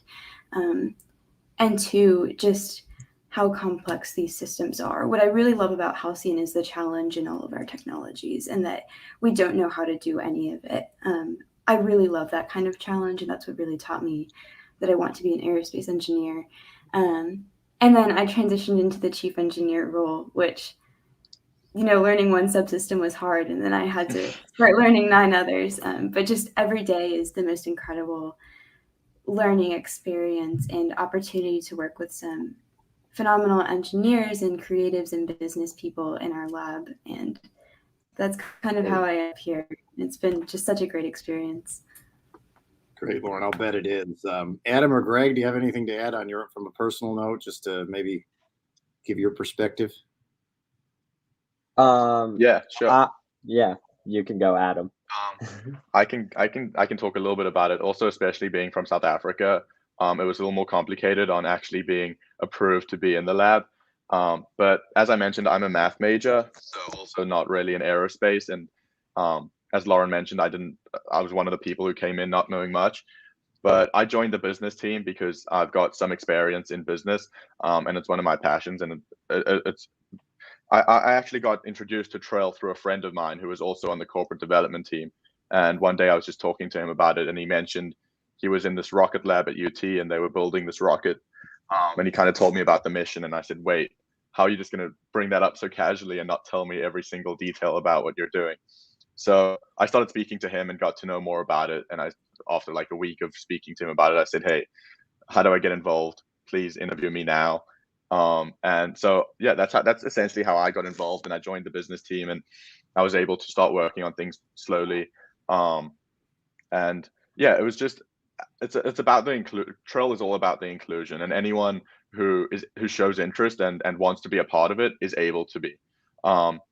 And it's what Lauren said. It's not about not knowing things, because even if you don't know anything, your interest and your excitement will guide you into learning everything you need to know. And that's what it was for me. It was my excitement on being able to work on a project as exciting as Halcyon and Trail that allowed me to be where we are today, honestly. Great. Greg, did you have a quick one there to add on? And I've got a few other Yeah, questions. I can do a real quick one. For me, I got in and I knew I wanted to do engineering, but I wanted to end up getting on the business side eventually. So I actually just saw a flyer on a wall, and I just went to the info session. And I applied my freshman year, both times, spring and fall, and didn't get in. I'm not mad about that now. My sophomore year was finally my time. And so I got into the lab my sophomore year. And I remember sitting in the info session, and our current business director walked up and told me what they did on the corporate development team. And I was just like, that's it for me. Like, that was the time where I was like, I get to work with the engineers, but still get to do all of the business. And that was something that, for me, I thought was just invaluable, and I really wanted to get involved in. Fantastic. Another question I think there's folks wanting maybe Phil a question in regards to your launch facility. I know there was a TBD on the launch, but where do you expect the launch site to be? Do you have candidates? Do you have something specific? We have some candidates. So I saw one of the comments asking about the Base 11 Space Challenge. Trail was founded on $1 million anonymous donation that asked that we competed in the Base 11 Space Challenge. Because of COVID and because of many organizations not meeting a final deadline, where the Base 11 Space Challenge is right now is a bit up in the air. So whether or not they're providing us a launch site, that sort of thing. So Trail and other organizations, we kind of work together and talk about what we're doing, which I really appreciate, like that camaraderie across different rocket labs. Have decided to independently start looking into launch sites. So our two candidates are still Spaceport America out in New Mexico. That was originally our Base 11 launch site. So we are continuing to look down that path. And then Friends of Amateur Rocketry so far out in California are our two big candidates. We've been talking with both. We've been talking with the FAA to make sure all of our kind of approvals and meeting guidelines are in order. And we'll go about selecting one just through these conversations. I think we have a meeting with the FAA next week that should really help us kind of inform that decision. And Base 11 is making a big announcement about the status of the program, where the rewards at, that kind of thing today, actually. So I'll be in that conference later today. Great. That's an important part of FAA licensing. Is definitely a challenge for any launch company. So I'm sure you're learning a very practical lesson in how that the challenge is there. So good luck with that. What the rocket, has it been built from scratch, or how much of it is built in house? I know you said the engines. I saw some compute hardware. How, talk about how much the is built in house and how much is is bought from other providers. Outsourced. So I will say all of our skirts and inner tanks are made in-house by us. That's been a huge learning curve, kind of like I was talking about earlier. So we use like a foam sandwich carbon composite situation that involves forming the foam right, having our tool all right, a lot of just attention to detail and getting those done. So that's our big in-house effort. Things that we outsource. So our COPVs, they have an aluminum liner that we get made by a company called Samtech. And then I know that question had a tacked on kind of industry support thing. We get them wound at Firefly. And yeah, those get wound at Firefly, so those can be considered out of house, but we are very involved in the winding process and setting up that code and stuff. Yes, the engine chamber is made at EOS, and then our nozzle, we've designed, it's a custom purchase nozzle extrusion. So most of our components, I will say, are custom designed, and then we outsource to machine shops, with the exception of valves and sensors. Everything is designed by us, and then whatever we can't build in-house with either the machines or the materials that we have on hand, we'll outsource to a machine shop or someone of the likes to get it made. All of our software testing hardware and flight computers and test data acquisition systems and stuff, a lot of those came from NI and a donation. So yeah, those are our big groups. Great. And then I'll just add on to the industry support. That is one of the main ways that Trail is able to function, as Lauren mentioned. We started with $1 million anonymous donation through Firefly that encouraged us to participate in the Base 11 Space Challenge, and now we encourage anyone who wants to be a part of Trail and get involved in our mission. We've got different sponsorship tiers that obviously come with different benefits. And so anyone who is interested in partnering with Trail or being a sponsor or anything like that, my email is on the bottom of the screen. So please feel free to reach out. We can have a conversation, talk about anything that you would like. But yeah, we do rely on industry support to make sure that the mission of Trail is completed. Great. Well, I know you're still students and you're learning a lot there, but what do you plan on doing when you graduate? I can start. So my plan's a little bit elaborate, but I do plan on going straight into industry, hopefully to work as a test engineer in new space, likely propulsion. That's kind of where I found my niche, and then eventually grad school, likely for a master's degree in propulsion, and to continue down that track. I would big dream goals. Definitely, I'd love to be CTO or chief engineer at a new space startup one day. Right. For me, it would definitely be venture capital. That's what I've got experience in so far throughout college. Working on the corporate development team has allowed me to get more experience in that, and working with partners and sponsors and doing all that sort of outreach and investor relations. It's something that I've become very passionate about, even though it's not particularly what I'm studying or majoring in. I'm planning on using my educational background in math with computer science and computer engineering to kind of hopefully give me an edge going into venture capital to be able to work on the product side with that, and then my experience in the business side. And Greg? Yes, I'll go next. So I am planning on getting my hands into probably the aerospace industry for a little bit, and then I plan on going back and getting an MBA, and then getting into the business side of hopefully the aerospace industry, and really develop from there. I'm sorry, my Wi-Fi has been bugging out right now. Yeah, we saw you come and go there. Well, that brings us up to time here, guys and girl. We're very pleased to be part of your team at AWS. We're wishing you great luck in this, and I'll be following along closely, and I hope to meet you guys in the near future. Best of luck, and I didn't know if there was any other questions that we had, but I think we're about there, unless you guys have any closing comments real quick. No, I'd just like to thank AWS. Thank you to everyone who attended and came to watch us and listen to what we do at Trail. This has been amazing, great opportunity for us, especially as students, to have this opportunity to speak about what we're doing.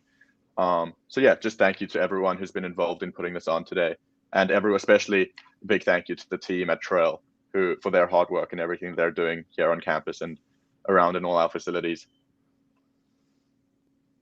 Thank you very much. I guess we'll we've got Jorge or Rich, if you're on deck, we're ready to bring it back over to you. This is a great talk, super interesting, and thanks for letting me moderate. Fantastic. No, thank you, Daryl. Thank you for participating in this. And I can tell you one thing, Jorge, just judging on what I heard from some young entrepreneurs in training here, we're in good hands if we keep bringing on that kind of talent and that kind of dedication. Just to hear kind of the strange journeys they got to get where they're at, yet they're still sticking with it, and that they've learned to deal with government speak while still students. What more are you ask from a student? Oh man, I can't. I mean, my mind is blown away. I mean, to see these students launching the way they are, no pun intended, is really awesome. I mean, when I look at what I really had no idea. They really are acting like a full-fledged corporation in space. I mean, they've got the engineering team with students. They got the business team, the coders, scheduling and logistics, all those. In fact, while they were talking, I looked on their website and I saw the type of people that students that they're trying to attract. And really, when you look at the different type of career fields, I mean, from communications, to business, you name it. Even some of the arts are actually kind of implemented in the whole space commercialization world. So to all the students that came in here, please, if you're interested in space, definitely reach out to Trell. You saw Adam's email there, and then I was even super just excited. I hope Sassy perhaps was maybe watching on here from Venus Aero, because I saw Lauren Rodriguez, chief engineer. I mean, we just talked about women in space just with the prior session, and we had some great people like Lauren Crabtree and Sassy Dougalby. So, Lauren, if you're still listening, we should probably connect you to Venus Aero down in Houston, because Sassy Dougalby could probably use a great woman in aerospace as yourself. So I'm so proud of these students, Adam, Greg, Lauren, and also just extremely fortunate to have Daryl Shook just help us moderate that and just get the word out. So yeah, to your point, Rich, this is exciting. I believe the future is in great hands. And if these are the kind of students and organizations that we have, not only here in Austin, but across the state of Texas, the future of space is going to be bright in America for sure. Well, with that, I think that it's time for us to go back into some more networking sessions. And again, like I did in the kickoff, I encourage you to network. There's power in numbers, right? Getting to know the folks, getting to share, connecting with them, and starting this process. But please do come back for our final session here. We're going to have a chance to talk to both a startup who's been through the investment world, but also an investor who's looking at how to invest in this domain. So you can hear from both sides of the coin, if you will. That's right. So let's get to networking. Click on that link on the left side for Hop In. And come right back, 11:15, how to build a space business. You won't want to miss it. Thanks, Rich, and I'll see you in a few minutes. Thanks, Ryan.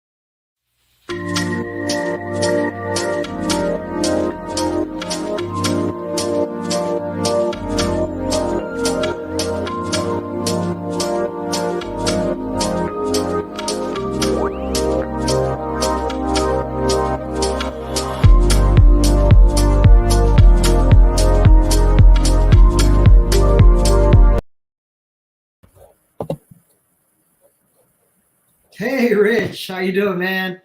Doing well. Man, I'm telling you, I love the networking. Networking is where serendipitous connections happen, and that's where, in my book, the magic happens in business. So But it's the key to building that structure that you're going to need to be successful. So never stop doing the networking.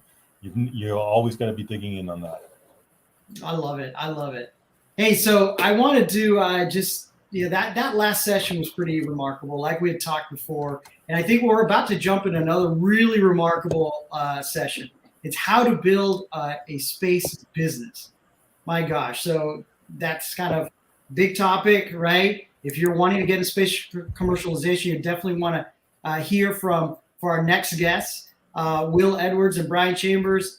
But before we jump into that, let's just do a quick review of our sponsors video from AWS.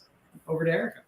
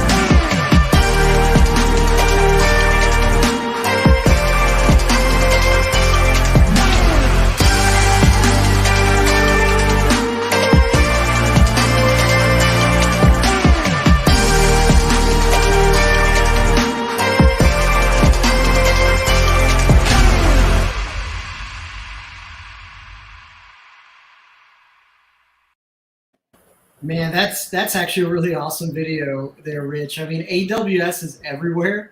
I'm looking at, just seeing how, just on the government side, what remarkable work you guys have been doing in space, but with our DoD, education, nonprofits, small business startups. You guys help enable so many things. So, so glad that you are in your ecosystem, and just the capability you guys do for our nation is really incredible. So that's pretty inspiring. Awesome. Just had to say that.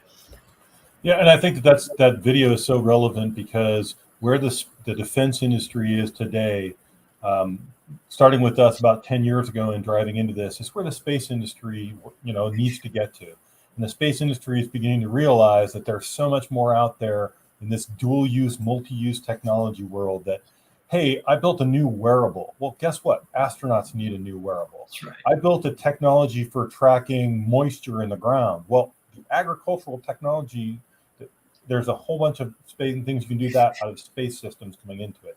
So this whole idea that space is more than what you think of traditionally of rockets and launching, there is so much that's data-driven. There's so much that's sensor-driven. There's so many different opportunities for you to do a business that can operate in the space domain, not just today, but moving into the future as more satellites get launched, as Kuiper and Starlink and everything else go up in there, and it transforms the way we think about space. Space is going to become like the cell phones, right? It's going to become ubiquitous. There are space assets available for anybody, anytime, anywhere. Yeah, no, I love that, and you're absolutely right. I mean, this landscape is limitless, really. Everything that you do day to day here on Earth is something that can apply to something that's needed in space, especially when we're now entertaining ideas of maybe habitating the moon and going to Mars. man, those things that we do each and every day, you have to start thinking about how do you translate the capability that enables us as human beings here on this beautiful Earth in environments outside, like in space, orbit, up in the lunar, habitats, and up in Mars habitats when we start building that up. So really super remarkable. I'm really excited because as we now begin, we're gonna look at how to build a space business. And this one is actually pretty cool because you're gonna moderate. So I wanted to introduce you to moderate that. And you're gonna also introduce some really, two really extraordinary gentlemen, one from Capital Factory in looking at how, investment looks into space and what we're doing today to really grow that. And then Will Edwards, most importantly from Firehawk, and maybe talk a little bit about his experience in building a space business and how quickly he moved from conception to idea. So really excited about this. Everybody on the audience, this is going to be a great 45 minutes. So Rich, I'm going to go ahead and just move the mic over to you to give you that formal introduction for those guys, and looking forward to hear what comes out of this session. This is going to be super exciting. Fantastic. Thanks a lot. And I look forward to bringing up Brian Chambers and Will from Firehawk to kind of talk through this. When we first discussed doing a panel around investors and startups in the space business, we were originally thinking about a panel with investors and a panel with startups going into it. But the idea of doing a panel with both sides sharing their perspectives of what it's like to look for a startup to invest in and what it's like to be a startup looking for investors really appealed to me. So great to have you guys here. Really excited to do this panel here. First things first, can you give us a little bit about yourself and specifically how you got started in the whole entrepreneurial world, space or non-space? Were you prepared for the reality you faced? What surprised you the most? And what one thing, if you could go back in time and tell yourself, hey, younger me, guess what? You need to know this. And first, I'd love to throw it over to Will Edwards from Firehawk, the only person I know who walks around with rocket fuel under his arm. Thank you, Rich. I appreciate you guys having me here today. Yeah, my name's Will Edwards. I'm the CEO at Firehawk Aerospace. What we do is we build high-performance hybrid rocket engines that's powered by our proprietary 3D printed rocket fuel. My co-founder decided that there needed to be a new way to produce rocket propellant. We needed to make rocket engines safer, more cost-effective, and he thought that by using additive manufacturing, you can actually do so. So this is our 3D printed rocket fuel right behind me. And gosh, yeah, getting started in the startup world and in the space world, it really started when I was in high school. I was walking through my library and I walked by Forbes' first edition of 30 Under 30. And I went through this magazine. I saw all of these people working on incredible projects. And I thought I wanted to make a career out of this and find something that I could be passionate about and build it from the ground up. So I worked through college on ideas. I actually had a software company that after college, I was able to turn into a business in Los Angeles, and then joined Firehawk. And what I think surprised me the most for this reality was to expect anything. And if you do that, then you really can't be that blindsided. We are in a field where chaos is just the norm. And if you expect the unexpected, then that's the best preparation you can have for that. What surprised me the most was the friends I've made. A lot of founders tell this story that you build bonds with other founders, which is true. We have good and bad things happen to us every single day. And I can't tell you how many times I had either a friend in my office who was facing a problem that I faced, a year earlier, or I had the same issue with him, or vice versa. And we really bonded over that. And if you just put yourself out there, the friendships you can make in the startup world, they're just extraordinary. Yeah.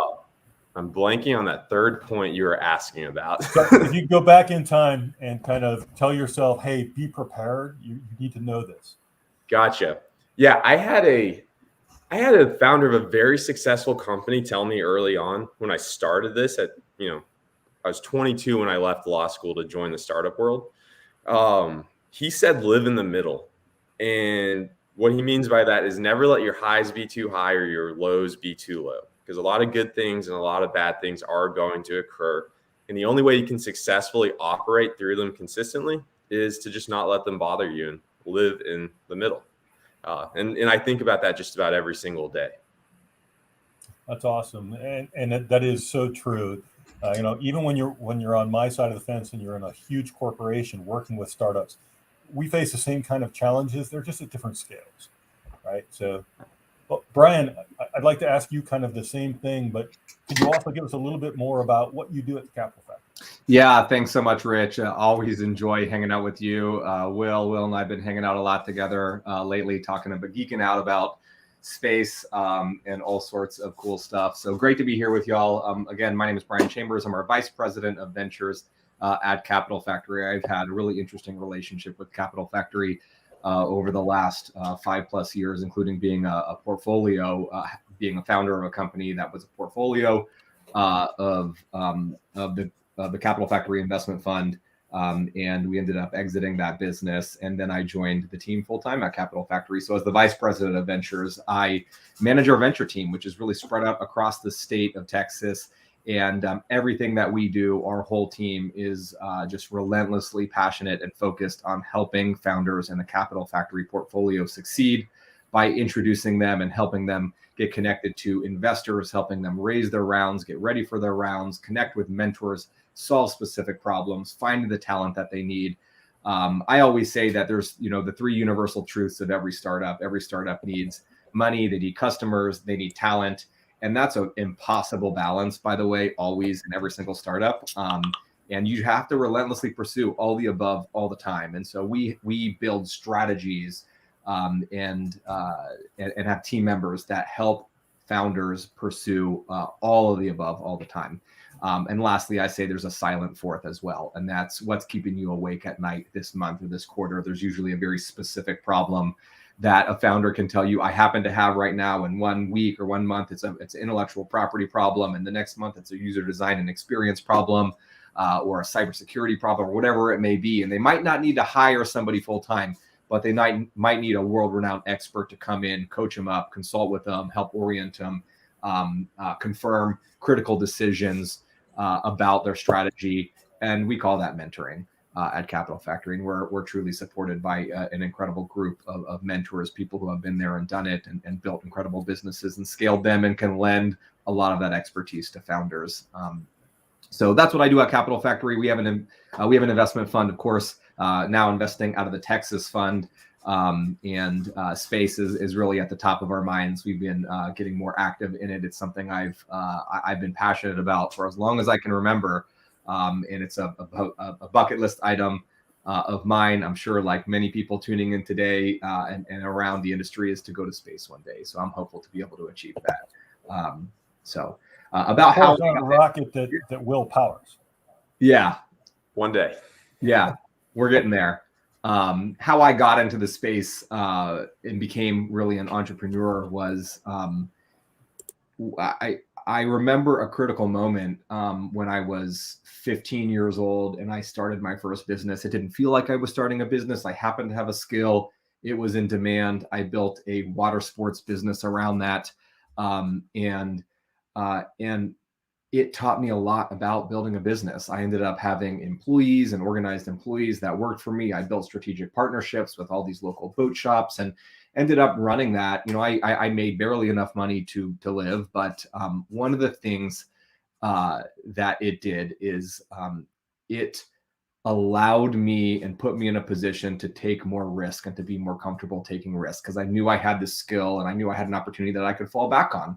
And so, and I like to think in my past that was a bit of an unfair advantage that encouraged me to take more risk. So I naturally just started taking risk and starting businesses. Many of those went on to fail. I began investing in some businesses, and those are all very risky things to do when you're after college. And so, but that's how I've spent my whole career, is doing very entrepreneurial things now, more so through the lens of an investor and wearing an investor hat.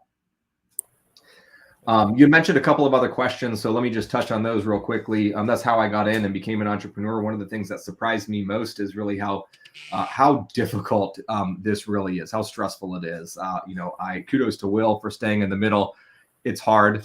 It's very hard to stay in the middle. More of an ideal than maybe in actuality. Emotions are high when you're a founder. It's incredibly stressful, and how difficult it actually is something that surprises me. That being said, when you raise money and you raise venture capital, which largely every space-related business does, so investment is a key part of the formula if you're building a space business. The cliff is really steep, and how fast. What surprised me is how fast you can fall off that cliff when you're building a business if you don't have the proper runway or the proper support around the organization. And so that's something that, founders are always keeping in mind, what their runway is and how much runway they have and how steep that cliff is. And investors are telling you to go uncomfortably fast.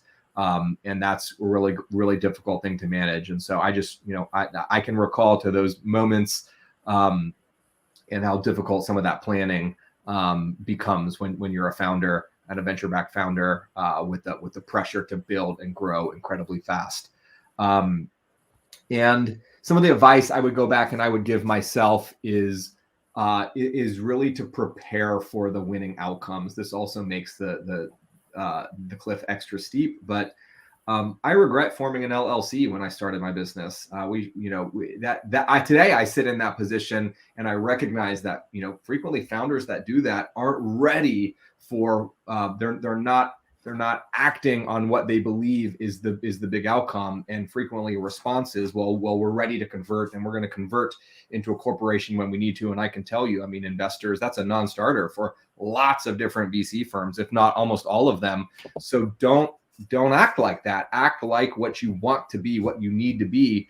That's just one example. And so I remember I ended up doing that with my last business. We ended up getting acquired as an LLC before we ended up converting. But that's a non-starter for a lot of people.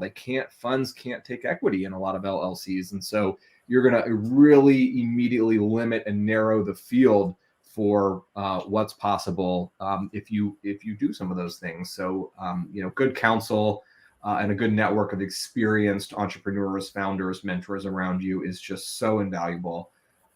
Frequently, people don't know that they need that until they need it sometimes, and that's a little too late. So, that's the advice I would give myself. We were lucky enough to be immersed in the Capital Factory network, and it was the X factor for us back then. Yeah, I'm always telling people and always pushing on networking, but both of you touched on something. Entrepreneurs talk to other entrepreneurs, right? They're willing to share lessons with them. Talk to them, ask them. Somebody has seen what you've seen before.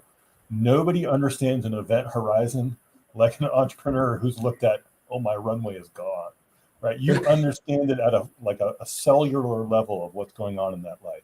So there is so much that you can do by tapping into these communities and finding folks. And it's amazing, people you think, oh, he'd never talk to me. He's got this great, big, successful company now. No, they'll be willing to talk to you. Reach out, ping them, see if you can get them to talk to them. And I'd like to add the LLC is a perfect example. My first company was an LLC. And then we got to the point where it was going to be venture backed.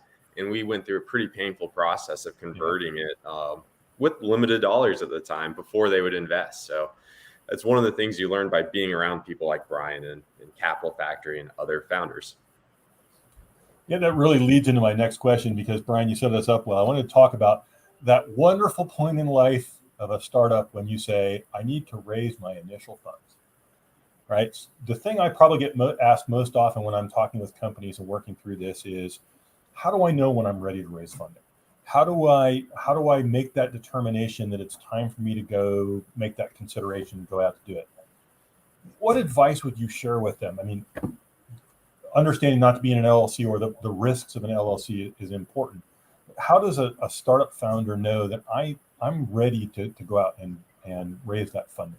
Well, for first-time founders, probably very different than a second or third or serial founder. So maybe I'll speak to that being a first-time founder, but usually that experience lends itself, and it's frequently binary. If you're building a space business, you know you need to raise money. If you're building a space business, it's a little bit different if you're building a software business, and you don't have the CapEx requirements of testing, serious propulsion systems, and so. Proper planning. Look, I think setting key milestones, working to achieve those milestones, and doing everything you can to validate that there is the problem, to show early signs of product market fit, and that you've done everything you can to go as far as you can to de-risk it before you ask for somebody else's money. These are important things for investors to know, and to find alignment with investors that you've done everything you can, that you are invested in this process, just like you're asking to an investor to take substantial risk. Have you taken substantial risk as well? So investor alignment is important, and doing everything that you can, including finding tips and tricks and hacks to just validate this is a problem that needs to be solved, and there is evidence of product market fit, or heck, we've even achieved some of the earliest signs of product market fit. Being able to, so I think those are the requirements. It's like I said, in space, it's probably a little bit more binary. I don't think many folks start a space business without the intentions to be venture backed, just because of the requirements are so intense. The CapEx requirements are intense. It's incredibly complex. The talent required to build space businesses is incredibly expensive. And hard to find and limited per se. And hopefully that pool is growing substantially. We know it is. So I think those are some of the things on the forefront of every founder's mind that are operating in the sector. But it's probably pretty well known when you're in the space sector. You got to raise some money to build to accomplish the big outcomes that you want. So Will, coming at it kind of from the other side, how did you figure out that you were ready to begin that first foray into raising funds? Were you right when you made that determination? If you were, what were those things that told you, hey, those were good signs for me to look at? Yeah, so we were unique when we raised our first round of funding. We had issued patents already. I had known the inventor of our technology for 20 years now. So I'd known what he had been working on when he was ready to go to market. But we had done a significant amount of diligence into the technology. We had white papers, documentations, and IP. And IP is incredibly important in the space industry because it's something tangible that you can call your own before you are launching vehicles into space or other systems within Earth's orbit.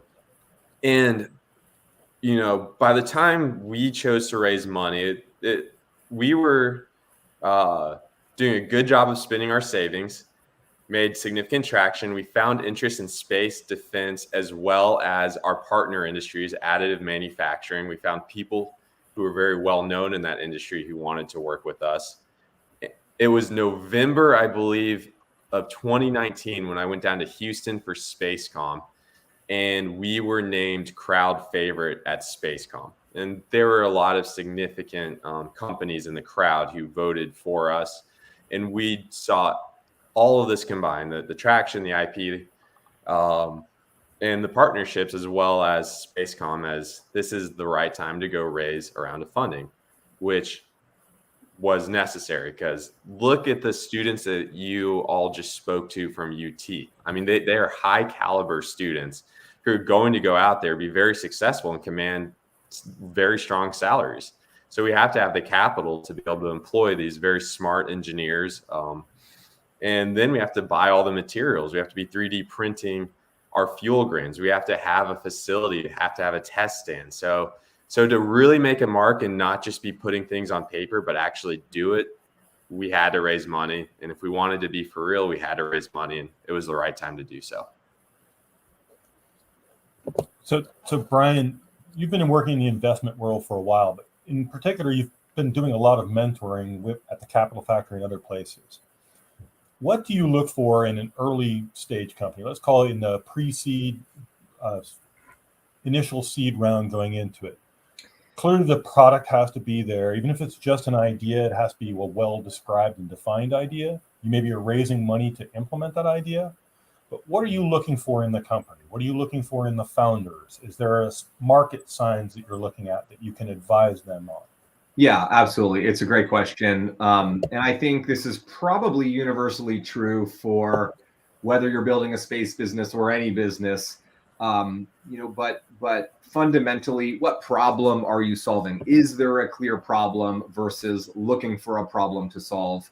And I think that's that's fundamentally very, very important, and founders need to be very in tune with the nature of the problem that they're solving.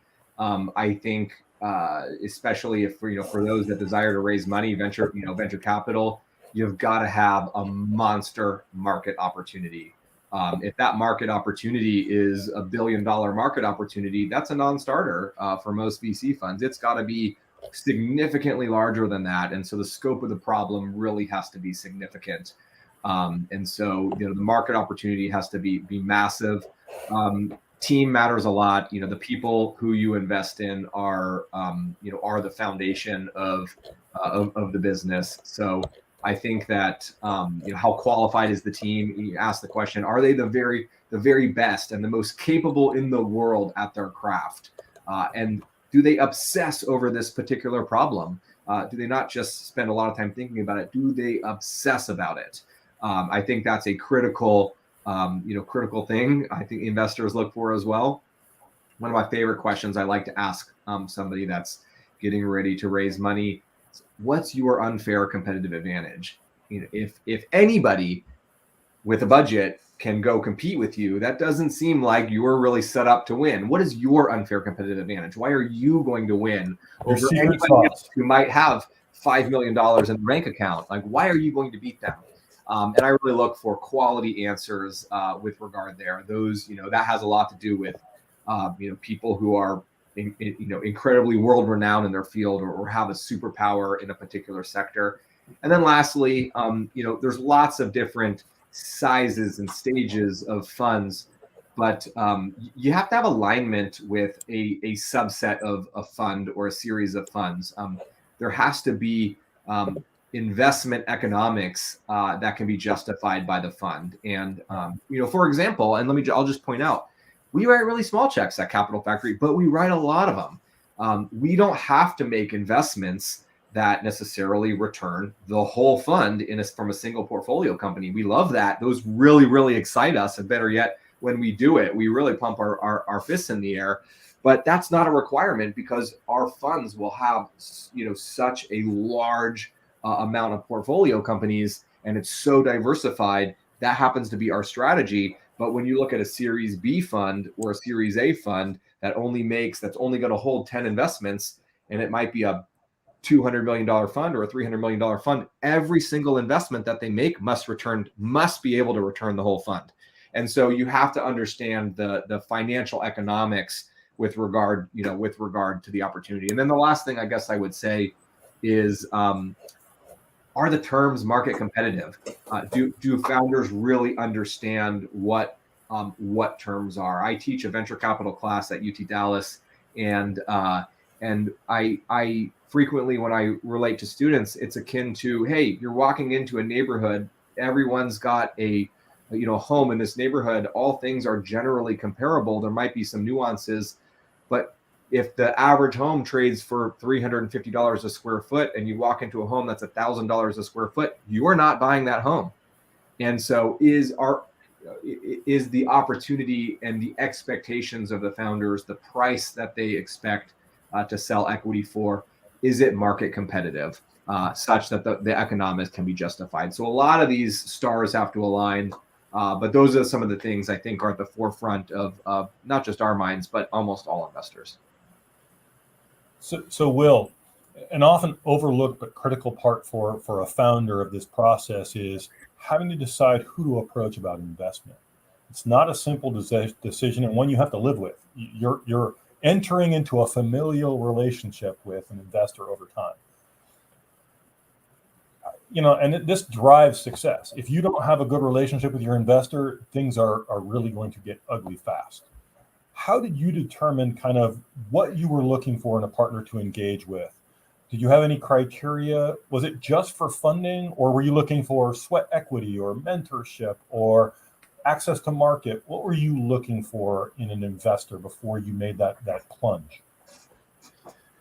So, and that's a great question. We were very actively looking for two things from an investor: someone who could provide mentorship in a network, and then someone who could provide technical expertise, who could do diligence into our product that we could reuse.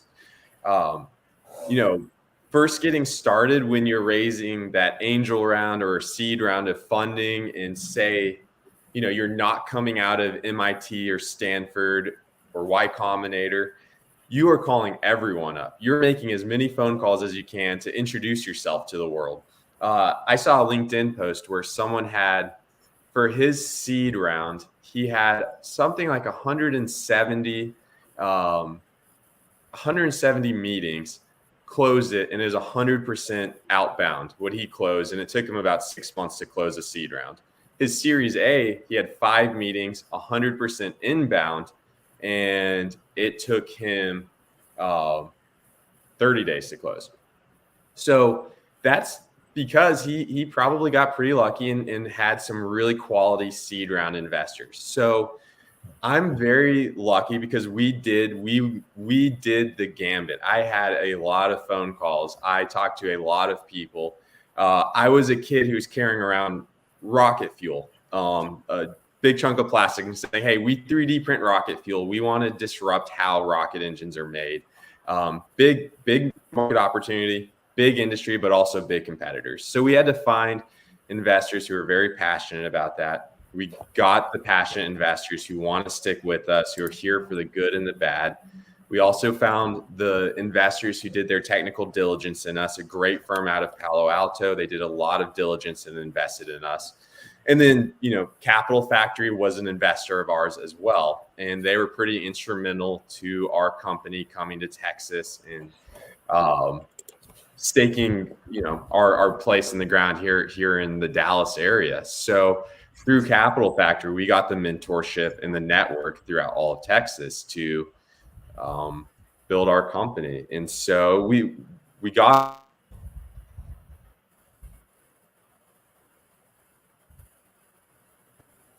Oh.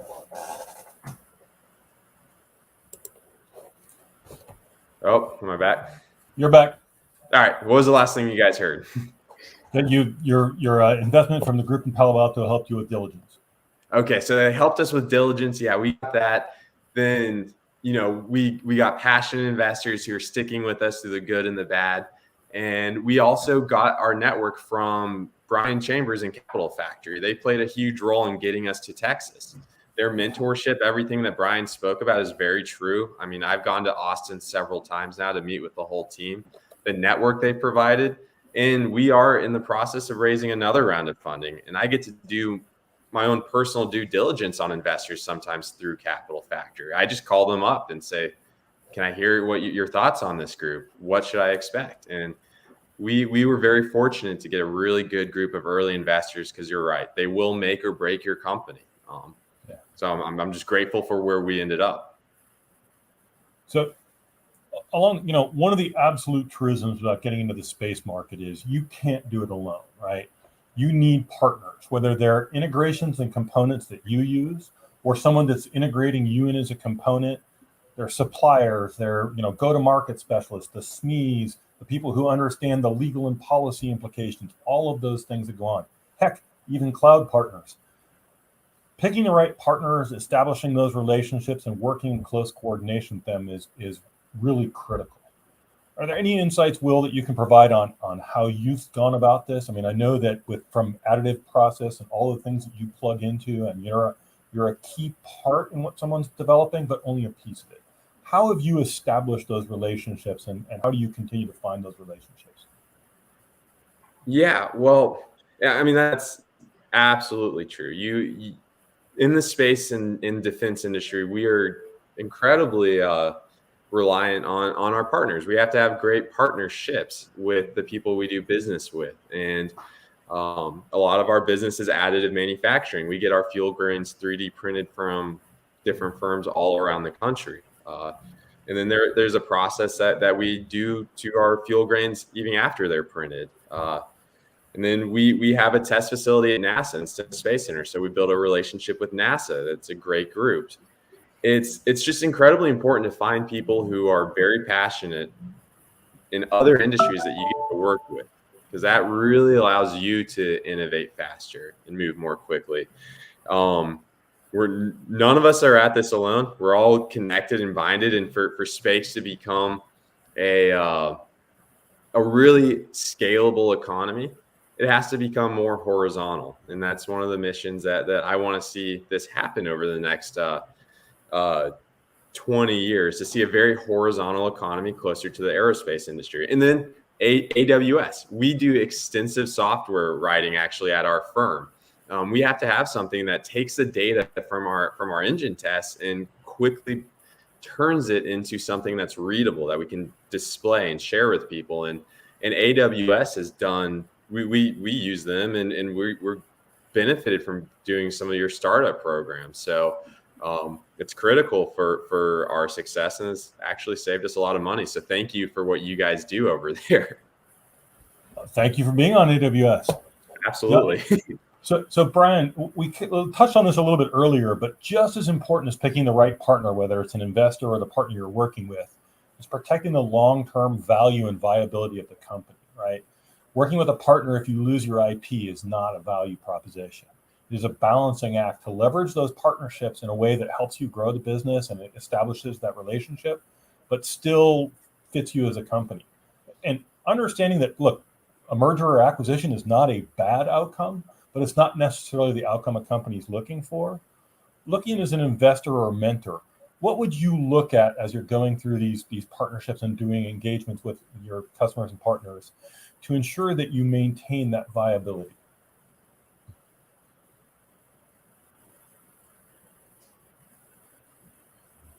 Brian, you're on mute. Sorry about that. Thanks. It's really hard to predict these outcomes, but I think, at the end of the day, a business has got to have a path and a plan, and or a demonstrated team that's got the capability to grab significant market share in a giant market. I think, there's lots of paths to, there's more paths to liquidity today than ever, whether companies will SPAC, whether they'll get acquired, whether they'll go, file an S1 and go public. Companies are really into the, tens of billions, if not hundreds of billions of dollars if they're filing S1s these days.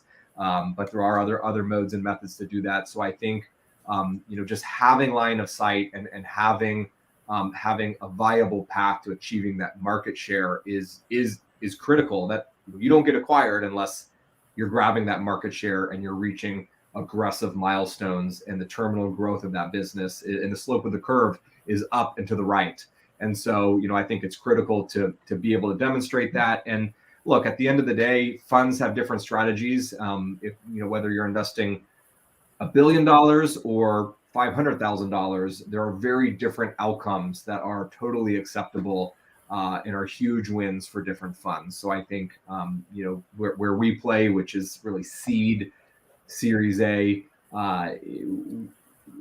acquisitions are frequently a big success for our portfolio companies, for our fund. And so, I think that there are players in the market that are going to be acquiring lots of space businesses, because they've got platform technologies and they're going to do what they look at as add-ons. And those add-ons in the space business are going to be billion-dollar add-ons because this is a big, big market and it's growing really fast. Yeah. One of the things that I've been trying to stress at AWS, and we're talking about across this, is that space is more than you think it is, right? And by that, I mean very simply that there are more tech capabilities and scientific research that cross over to that. As I mentioned before, you can be wearables, you can be ag tech, you can be anything inside there. The defense community has done a really good job of getting people to think about dual use technologies, even though I hate that term because nobody wants two uses. You want multi-use technologies, but let's not go there. How do we bring that mindset to the space arena And one of the questions we got from the audience, I think, fits very well into this. Can you think of some technologies that are viable now or coming to market in the short term, 6, 12, 18 months, that will start to lay the foundation for those plans to go to Mars, the moon, beyond low Earth orbit? Are you seeing kind of things out there that are laying those foundational capabilities? Oh yeah, and I can point to 2 Texas-based companies. One of them also a portfolio company that we have in Austin, Texas. Icon. They 3D print homes. They've also won a contract. They're really, in the business of they're a material science company as well as a robotics company. Their robots are really big, almost the size of a small spaceship, and they build structures. And they won the contract to build the first structure on the moon. And so when I think about, that's just one example.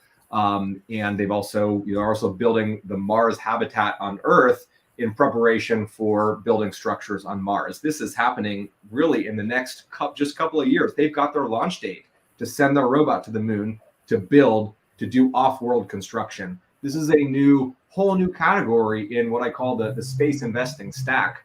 And so, but Rich, to your point, the space stack, as we'll call it, the space tech stack, it's really pretty big. And it takes, as Will pointed to earlier, this has got to become more integrated, more horizontal, another way to say it. And I think, whether that's hardware and transportation, that's a subsector, that's propulsion systems like Firehawk, that's, propulsion systems that can carry huge payloads like giant robots. Things that can do vertical takeoff and landings on the moon, not just on Earth, but we've got to be able to land on the moon. That's a very specific and special type of technology to land on the moon and take off from the moon. That's very different than the Earth, given gravitational forces. So I think let's look at our friends down in Houston, Intuitive Machines. That's what they're building. They're headed to the moon. They're doing this next year. It is a literal and figurative moonshot. They are the first private company in the United States that's going to go land on the moon. And so there are companies that are doing this. This is very real and it's happening. And the next 5 years are going to be super, super exciting. Rich, you touched on sensors and data and cybersecurity. That's a critical part of the space stack, the communications infrastructure that gets stood up. Off-world construction is probably one of my favorites, because when we start to think about excavating on the moon, structures on the moon, it gets really exciting. We can physically think about ourselves on that, celestial body. So I think that's a lot of fun. And then shortly behind that, we know the leisure, entertainment, hospitality markets, ancillary things like agriculture and space become really relevant. So Will, taking it to the super practical, are there things that you could really use, companies that could come in and fill gaps and plug into programs that you're trying to work on and things you're trying to do? Are there gaps that you see that, gosh, I'd really love somebody if they had this for me? Oh, now I get to call Will out for being on mute. Dang it. Sorry.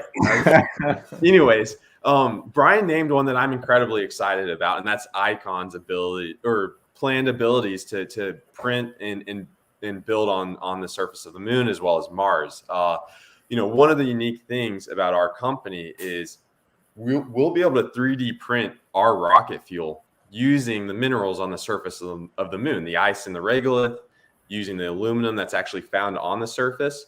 And to have companies like Icon be able to go there and create the structures around this process where we can safely excavate and print this fuel, saving billions of dollars in transportation costs, so you don't have to worry about lifting that fuel from Earth to the moon, we'll benefit greatly from that. That's our moonshot project. We're so excited to work on that down the road. And then there are just other great companies that are building gas stations in the moon, for in Earth orbit for satellites to refill up and extend their life. So there's a lot of things happening. But Icon and their structures on the lunar surface, I'm very excited about how we might use that down the road. Well, guys, this has been great. We could go on multiple other topics here because there's so many interesting things that we can talk in here. But I'd like to kind of just throw back over to you. Is there any insights that you would like to share with the folks who are listening in? Brian, you want to go first? This is so important. Not only that, I think we've seen in 2020, this is the decade. 2020 is the decade of the next, the next 8 years. This is the decade of space commercialization. There are more funds forming every day. There are more companies launching every day to solve critical and important problems in space. And I'm just so dang excited about it. It's going to be, it's going to be an incredible decade, and some opportunities are really are going to change humanity. It's happening now. And then I'd just like to talk to everyone who's out there and interested in joining a startup or, doing their own thing. Brian sort of made it over the finish line with exiting his, and now he's at that dream scenario where he gets to help cultivate other companies. But I'd just like to iterate that this is incredibly hard. There's so much that's going to go wrong while you try to build your company, but you can't let those bad situations stop you. Really, so long as you're just honest and upfront with everyone that's involved, your investors, your team, things have a way to work themselves out. And it's just an exciting ride. Enjoy it. And it's worth the risk. And it's just like Brian said, this is going to be an exciting 10 years with lots of opportunities. That's awesome. And I totally agree. I love seeing the guys that are taking that chance and giving a whack at it. You know what? It may not work out, but plan for success, drive to success. And if you take a different path while you're getting there, I like to say that my startup didn't fail. We just found something else to do. That's right. I love that. All right, gents. Well, thank you so much for joining me on this. I really look forward to continuing our conversations, especially Brian. I want to be able to carry that around with me to some of the meetings I have. I love the idea of taking the 3D fuel with me. Yeah. We'll send you on. Yeah. Thanks, Rich. Thanks, Will. Good to see y'all. All right. So let's bring back up Jorge and let's close out this session. And it's been fantastic. I really want to thank Capital Factory for helping me connect with and bring in these incredible partners that we've discussed and talked with today.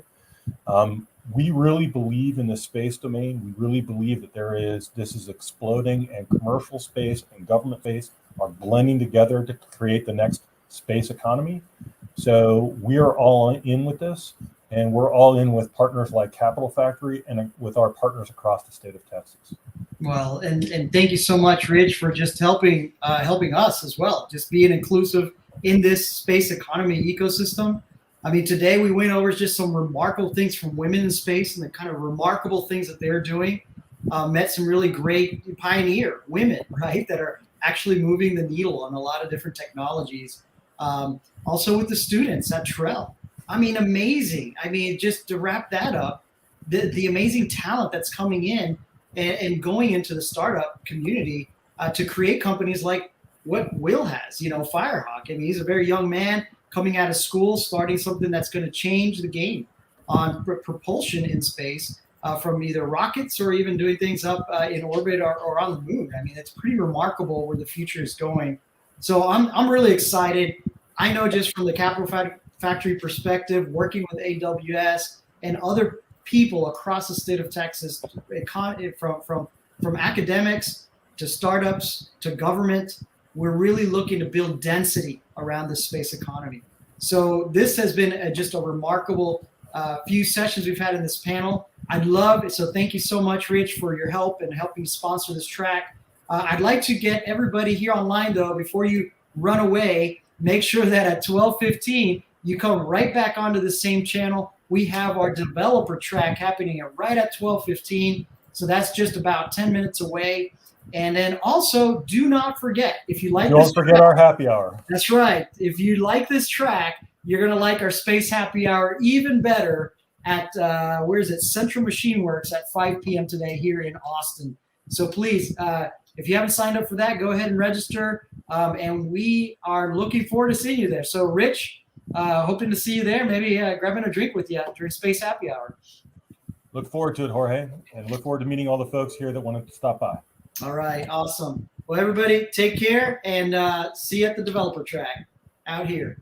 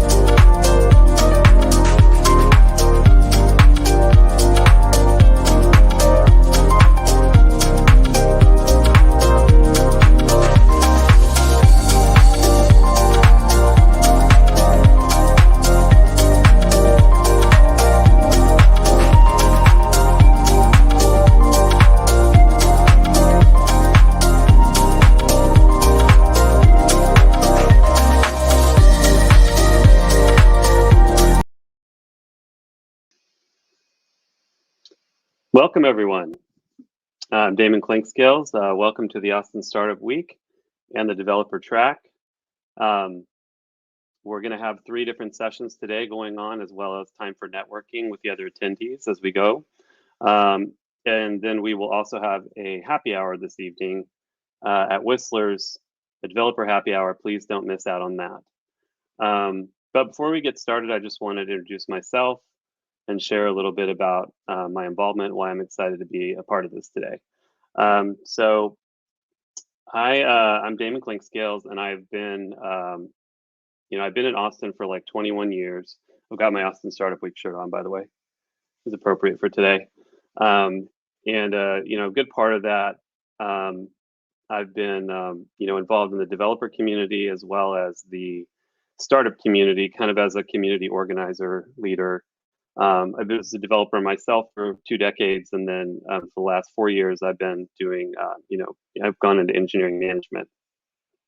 I currently work at HEB Digital, so that's an exciting place to be in these times, especially. I think just as developers, it's a lucky time to be alive. There's so much, activity and movement in our space,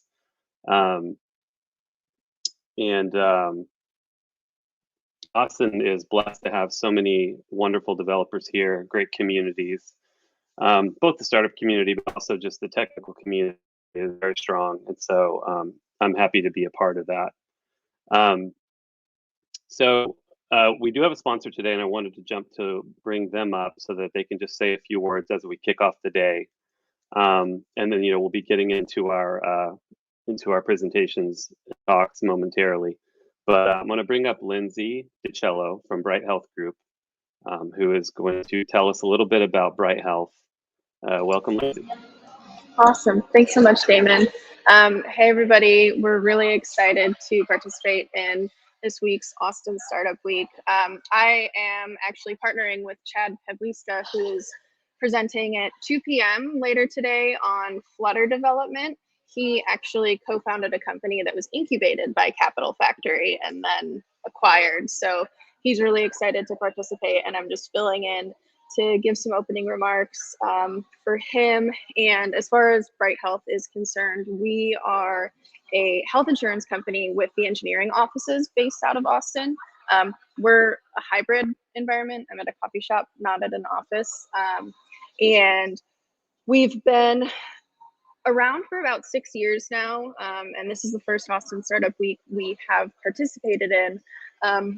But we are essentially starting a startup within a startup, because we did IPO 2 months ago, but we have a startup within the organization called Doc Squad, which we're super excited about. And it's purely a technology play funded by the greater Bright Health Group that Chad is actually leading the development efforts on. So we're really excited to help host and have him share some of the lessons learned over his career and how he's applying those at Bright Health. And like Damon had said, there is the happy hour later this evening at Whistler's, and I know Chad is going. I might be going as well, so really hope to get to meet some of y'all in person. And just looking forward to watching some of what goes on today, and yeah, excited to be here. So thanks everybody for taking time to be here as well. Yeah, thank you very much, Lindsay. One thing I wanted to do was just shout out the program that we have today. Coming up next, we have setting up a modern data stack for your startup. Then we have a panel, lessons learned, developer career growth, and scaling journeys. And then at the end, we've got a talk on Flutter, which Lindsay was just referring to, which is a UI framework that should be really cool to hear about. So anyway, we've got a few minutes before we kick off. So I think we'll go to a short break here, but we'll see you all soon.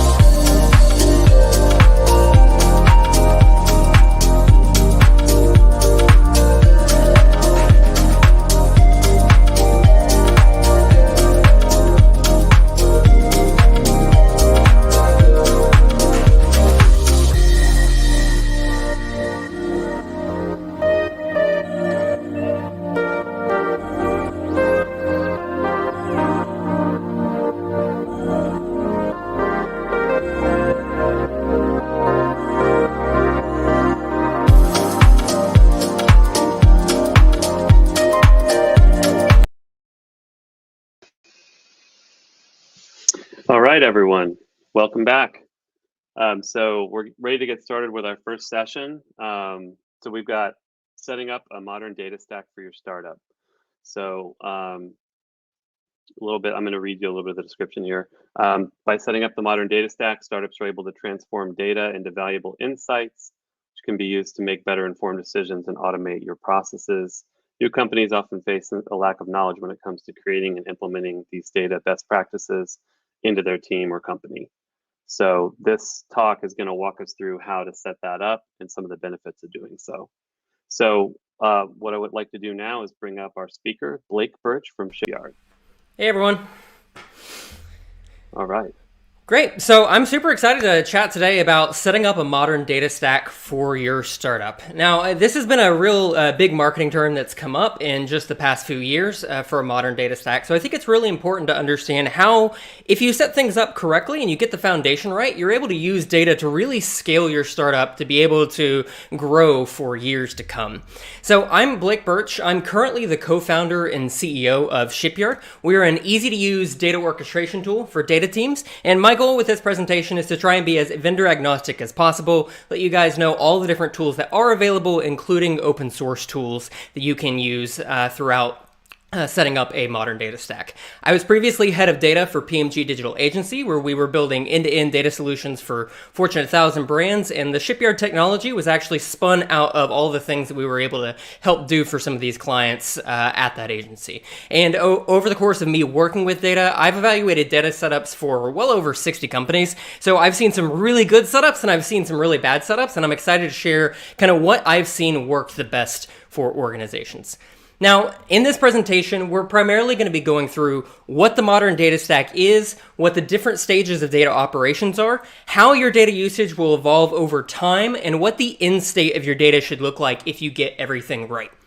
So, kicking things off, the modern data stack needs to have a really clear definition. And for me, it's a suite of cloud-native technology that makes data actionable by reducing time and complexity in order to be useful for an organization. The ultimate end goal is to be able to uncover new opportunities and increase the organizational efficiency. So with the modern data stack, in that definition, we have to kind of think through what are the core principles. It's not just new technology, shiny things, set up data quickly. It really focuses on a few things like, first, centralizing all of the data that you have in a single data warehouse. You want all the information, whether it's HR, whether it's product, whether it's working with support, all that information needs to live in one spot.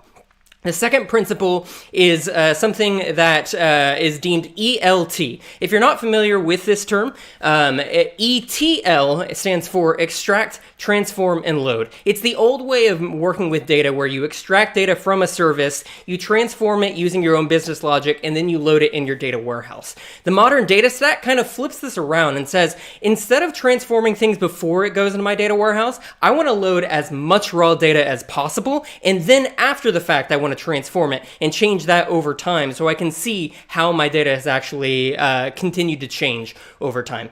Another main principle of the modern data stack is to minimize the overall engineering effort, which means you're going to see a lot of solutions that are somewhat no code or low code in order to be able to easily move the data together.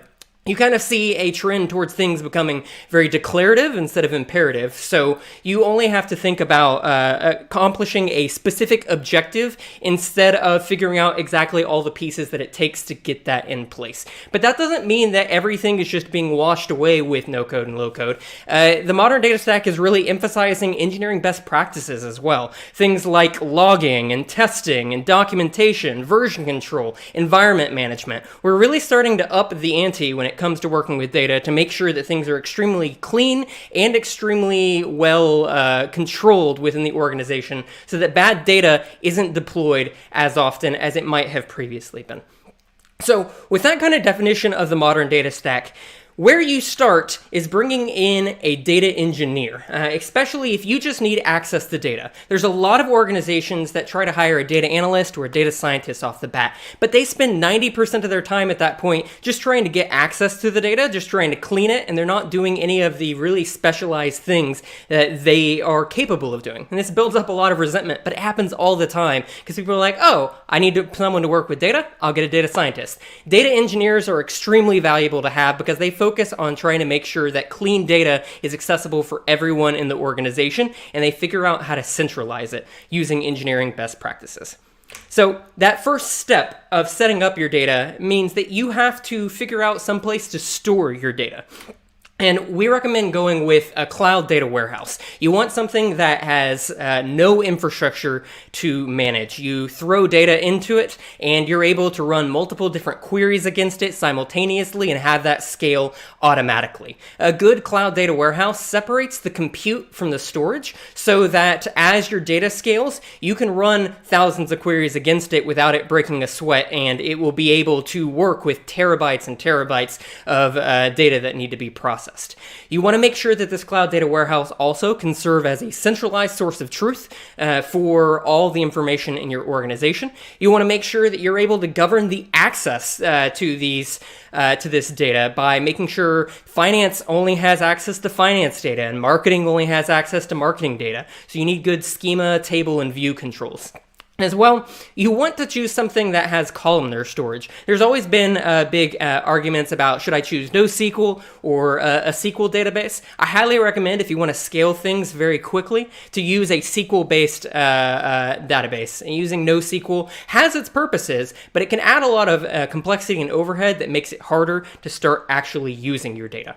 So when it comes to choosing a cloud data warehouse, the leaders right now are BigQuery and Snowflake. BigQuery is hosted on the Google Cloud Platform, scales automatically for high data loads. Snowflake can run on any cloud platform and also scales with high data loads. Both of these give you a lot of control to optimize how your queries run and ultimately try and reduce cost. But as your organization grows, you're not going to see your database get bogged down.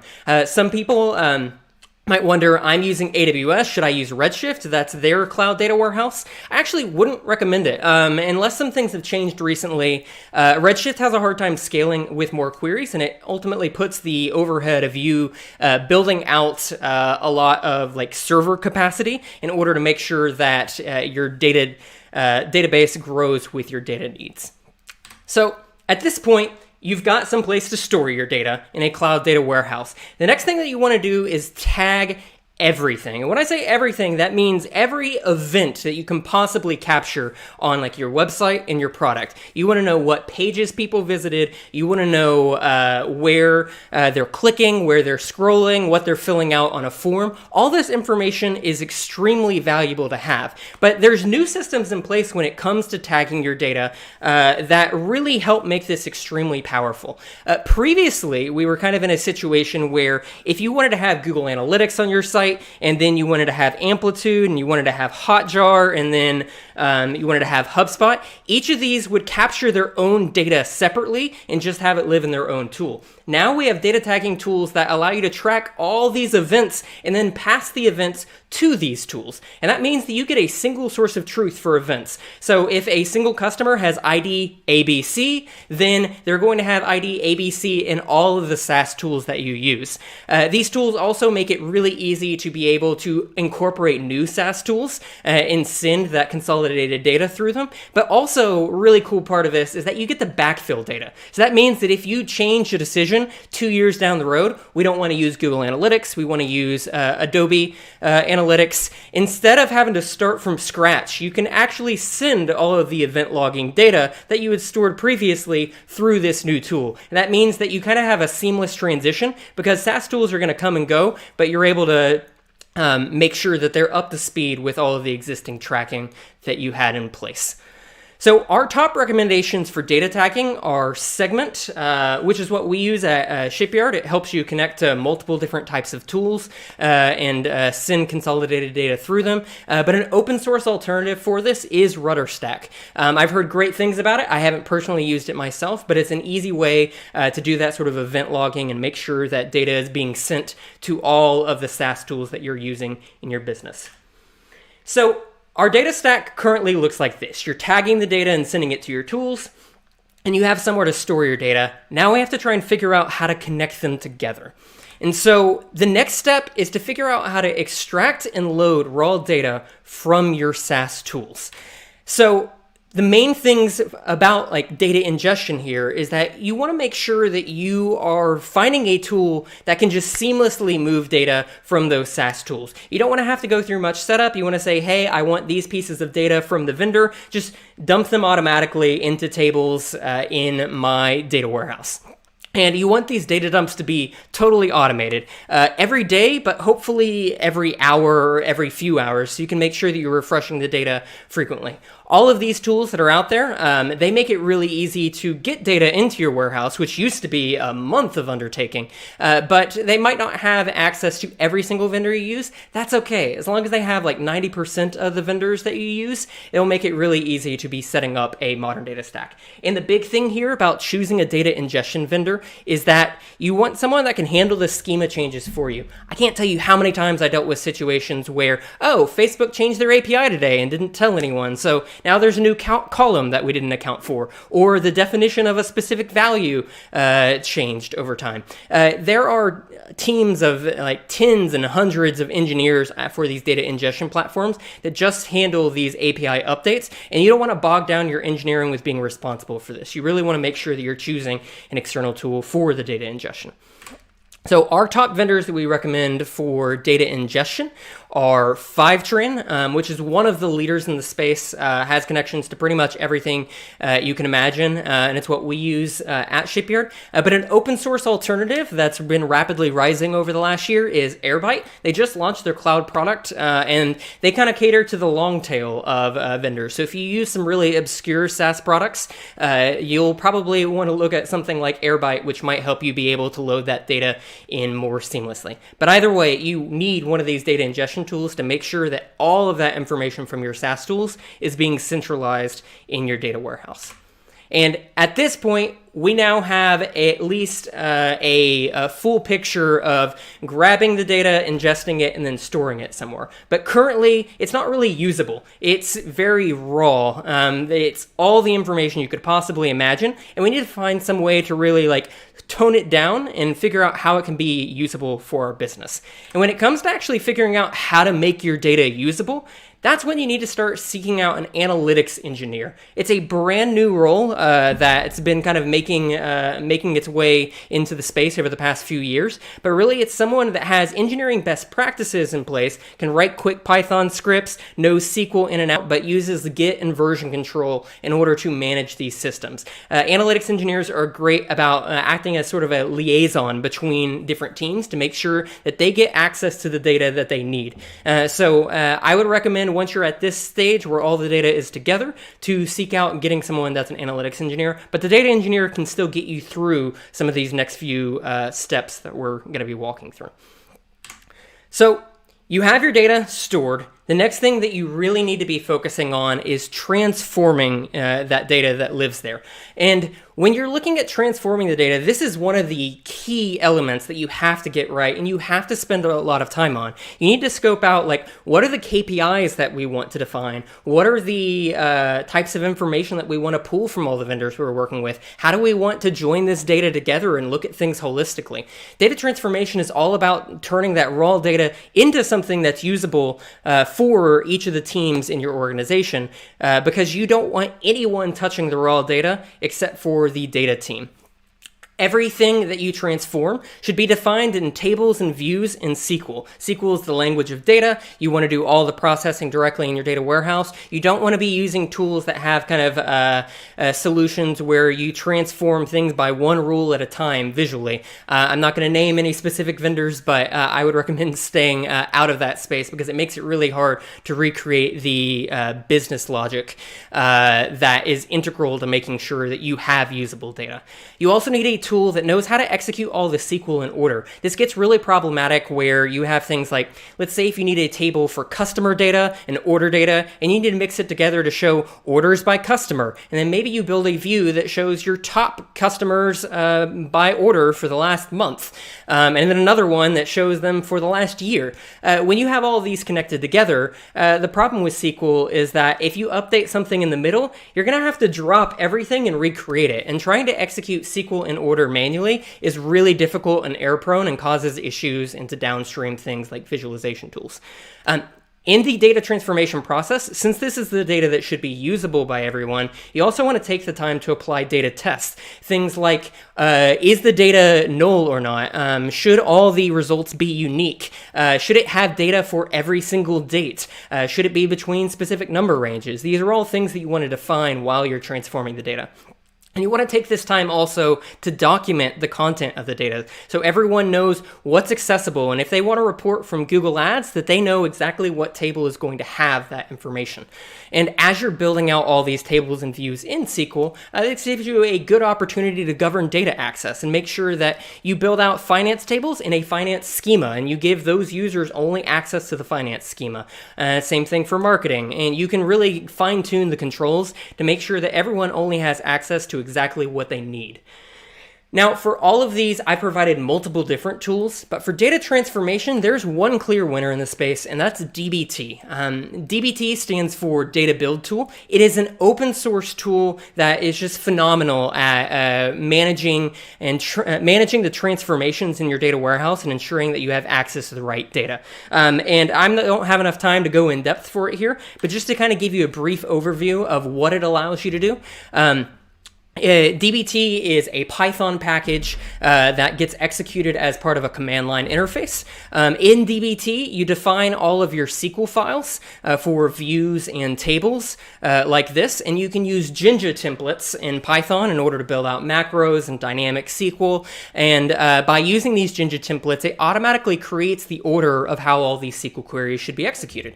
And it can get really complex, even bigger than this, but DBT takes care of all that so that whenever you run DBT in the command line, it actually goes through and executes things all in the right order, and it gives you a view to say, hey, this was successfully created, this ran into an error, and it gives you the results of all those SQL queries that you just executed.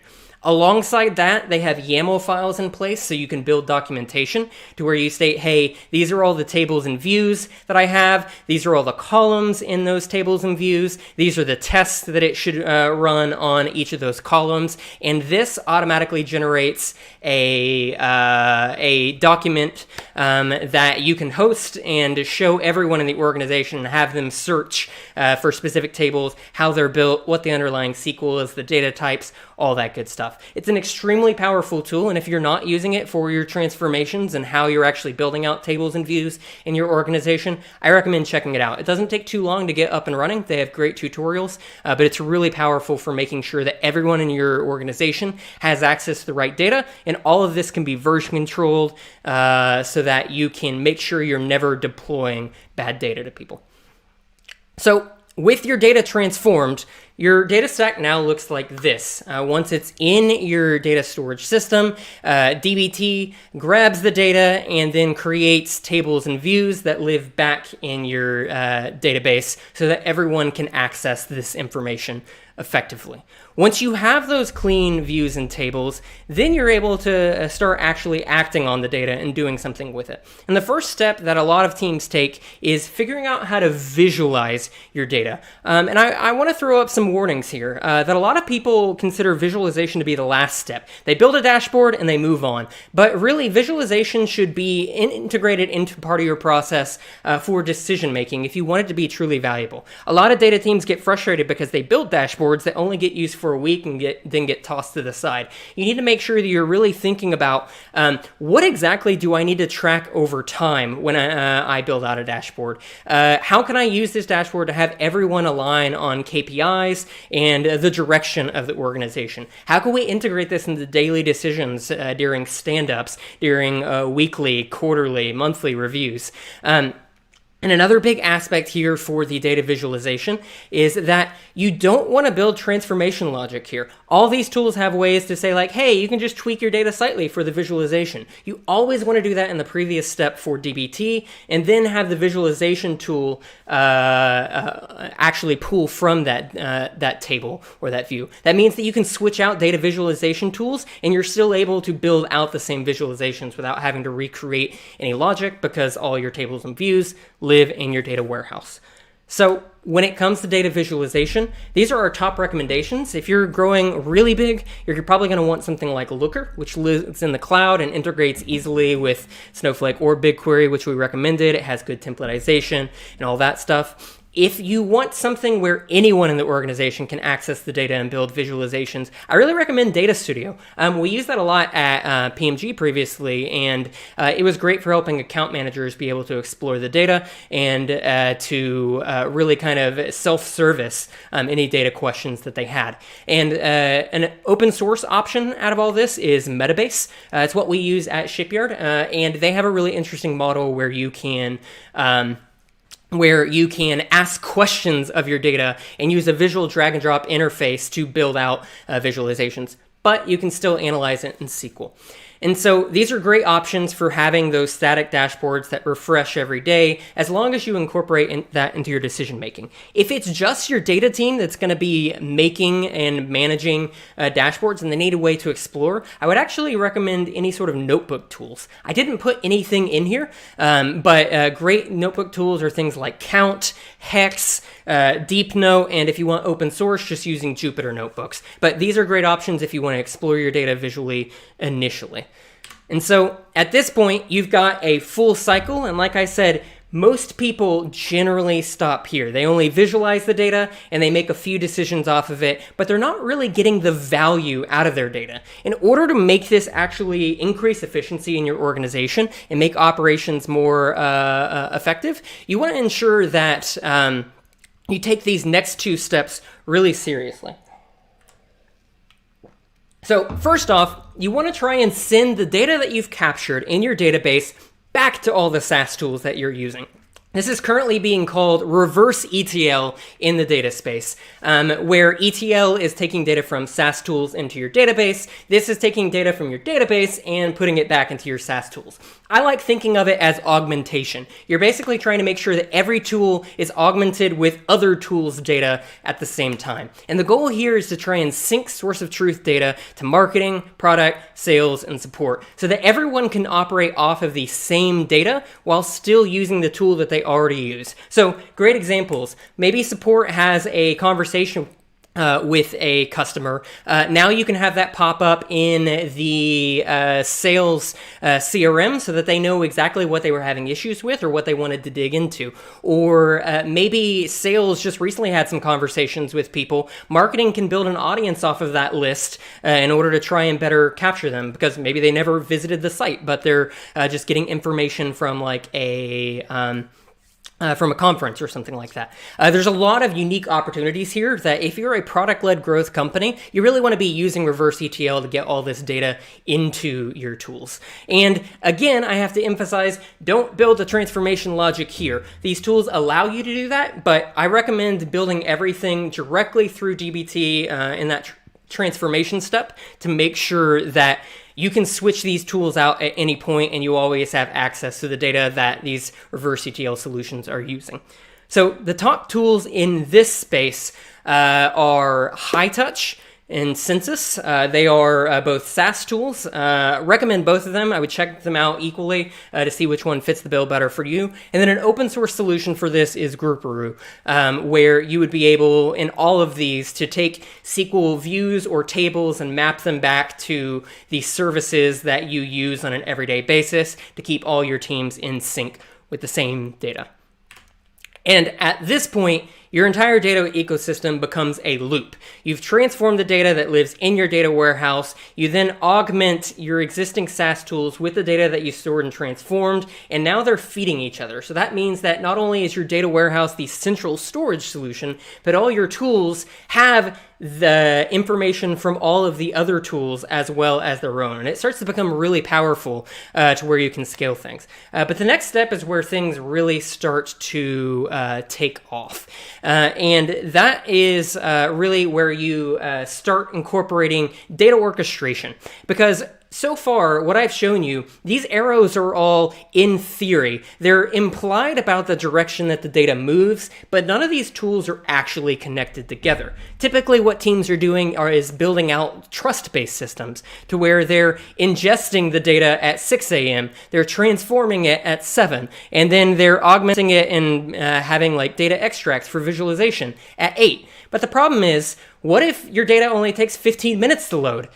Well, then you're just sitting around and waiting. So you have a 2-hour process that maybe you could finish in 30 minutes. Or what if this data takes too long to load? It takes 2 hours. Well, now you're transforming incomplete data and potentially visualizing and augmenting off of that incomplete data. You also have problems where if something gets loaded in incorrectly, or not all the data gets loaded, that all of these systems will continue to run, and you'll be deploying bad reports, bad visualizations, bad data back into your systems, and you want to avoid that overall. And so the real step with data orchestration is to tie everything together and try and make sure that you're able to see end-to-end how all of these different data tools that you're using fit into the greater picture, so that you're ending up in a situation where you know exactly how something like Fivetran will then talk to DBT, which will then talk to Looker, and which will then talk to High Touch or something like that. And if something goes wrong, you'll know about it immediately, and you'll be able to prevent downstream processes from running. So instead of just having everything run on its own schedules, a problem upstream prevents issues downstream. So nobody gets bad data, nobody finds errors, nobody is losing trust in the information. And good data orchestration also has really heavy error handling, which means that it can automatically retry stuff if it goes wrong. In other systems, you might just be stuck and know about the issue and figure it out the next day. So data orchestration also, beyond all of the aspects of connecting your tools together, helps you fill the gaps with one-off scripts. And when I say fill the gaps, that's things like maybe you want to test your data in between each of those different steps with a package like Great Expectation. Or maybe you need to deliver reports to your clients, or you need to deliver your product data to a vendor that like runs with marketing feeds, or you want to anonymize your data before anyone has access to it in the data warehouse. These are all types of fill-the-gaps solutions that data orchestration is great at fitting in. And even things like if your data ingestion platform doesn't have access to a specific SaaS tool, you can build out the ingestion process as part of data orchestration and still connect it all together. So it's a great tool to kind of connect everything together and allow you to do anything you want with your data. But the really powerful thing is that it starts letting you action on the data in proprietary ways, being able to run scripts in Python and Node and Bash to deploy machine learning models, to update APIs, to send off requests to different services like Lambda that you might be using. There's a lot of different things that you could do with it, but orchestration helps make that possible. And it really just gives you flexibility to be able to operationalize on your data. And that's the key thing. You needed all of this foundation to get your data in one spot, but once it's all there, your opportunity is unlimited for being able to have engineers and data teams alike figure out how to use the data to scale operations in the business. And so the two tools here are Shipyard ourselves. We're a cloud-hosted platform that has low-code templates but lets you run your own code. And you also have an open-source solution like Airflow that allows you to string everything together in Python itself. And so just kind of like a brief overview, just like I did for DBT, to show you everything that you're able to accomplish in a solution like data orchestration. You're able to select all the different data tools that you use and fill out just a few like form inputs to say, hey, I want to download the data, upload it, run a query, or something like that. You're able to visually string together all the different tasks that you want to run together into a larger workflow. You're able to see the status of how things run over time. You're able to click in and see the underlying like output to verify how things broke or how they were successful. And you should be able to do things like have alerts in place so you can get emails when something breaks, or have automatic retries. And when it comes to the automation aspect, being able to set up multiple different schedules and being able to drive event-driven workflows with like API or with webhooks. So that's really what data orchestration is for and what it's really powerful for. And I mentioned this as the last step, but it can happen at any point after you've built out ingestion. It just matters of where you are in your journey and if you have those fill-the-gap solutions that you need to start putting in place. So the final state of your data stack starts looking like this. You're able to tag the data, get it all into all your different SaaS services, ingest it on a daily or hourly basis, store and transform it, and off of that transformed data, action on it, visualize on it, augment on it, and tie all of these different systems together through a data orchestration platform. And then at this point that you have all this set up, that's when you can start hiring things like data analysts or data scientists to explore your data. You want to make sure that you have this foundation in place so that when you hire a data analyst, they have data to dig into to try and find opportunities for the business. And that a data scientist can truly spend their time focusing on deploying multiple different models and testing them all out at the same time to verify what's going to drive the most impact for your business. And so there's a great article of this on DBT that I'm happy to share over, but you can find it what a data organization should look like. The optimal structure that most people consider is about 2.5% to 5% of your personnel should be data focused. That first hire should be data engineer, second hire analytics engineer, third a data analyst or a data scientist, and then you need someone to kind of manage the overall operations. They can go into the CTO or the CEO, but it's important to have data divided as a division from just being solely engineer focused, especially if you want to drive the most value that you can from your data operations. So summing everything up that we talked about, this was a quick high-level presentation to give you information of where you can start. You first need to figure out where to store your data somewhere. You need to figure out how you can tag everything and load that in, extract and load raw data from your tools, transform it with something like DBT, visualize that data, send it back to tools with reverse ETL, and then tie it all together with data orchestration. So at this point, I'm going to open it up for any questions, and I'd love to answer and see kind of the issues that you guys might be having getting your data set up for scale. And so it looks like we already have a few questions up here. And so the first question was, what do we use for scheduling? Airflow, I think that came in probably early. No, we actually built out our own proprietary scheduling system for Shipyard. Everything is custom built on AWS with Go. It's scalable and it's just easy to use. We heard that there were a lot of problems of taking months to get up and running with Airflow that we felt like we could provide a better option there. But happy to provide more information about that afterwards. Does DBT support JavaScript? It does not at the point right now. It is built in Python and executed entirely in Python, but it's executed as a command line interface. The thing is for DBT,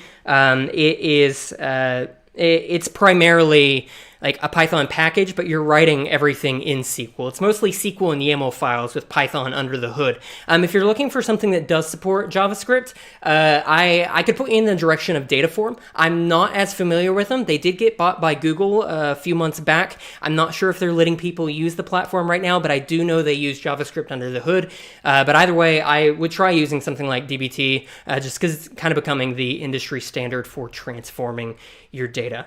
And yeah, is there a comparable platform that does? I think that answers that question there. So Dataform is what you'd want to look into on that side if you absolutely have to use JavaScript for transforming your data. The other question was for RudderStack. Airbyte, dbt, and the free open source tools, are there hosted and fully managed versions? Yes, for almost all of them, there are hosted versions of those products. I think the only one that might be questionable is Airbyte. Like I said, they just released their cloud product. I think they have a wait list for it, so it's not quite there at the moment. But you'd be able to use those hosted solutions or just use the SaaS solutions at that point, whatever you choose. And for the segment alternative that Blake mentioned, the recommendation there is RudderStack. They do a lot of the same things that Segment does with event logging and sending data to all the different SaaS tools that you use, and they are fully open source. All right. I think that hit all the main questions. If anyone has any others, feel free to shoot them over right now. All right.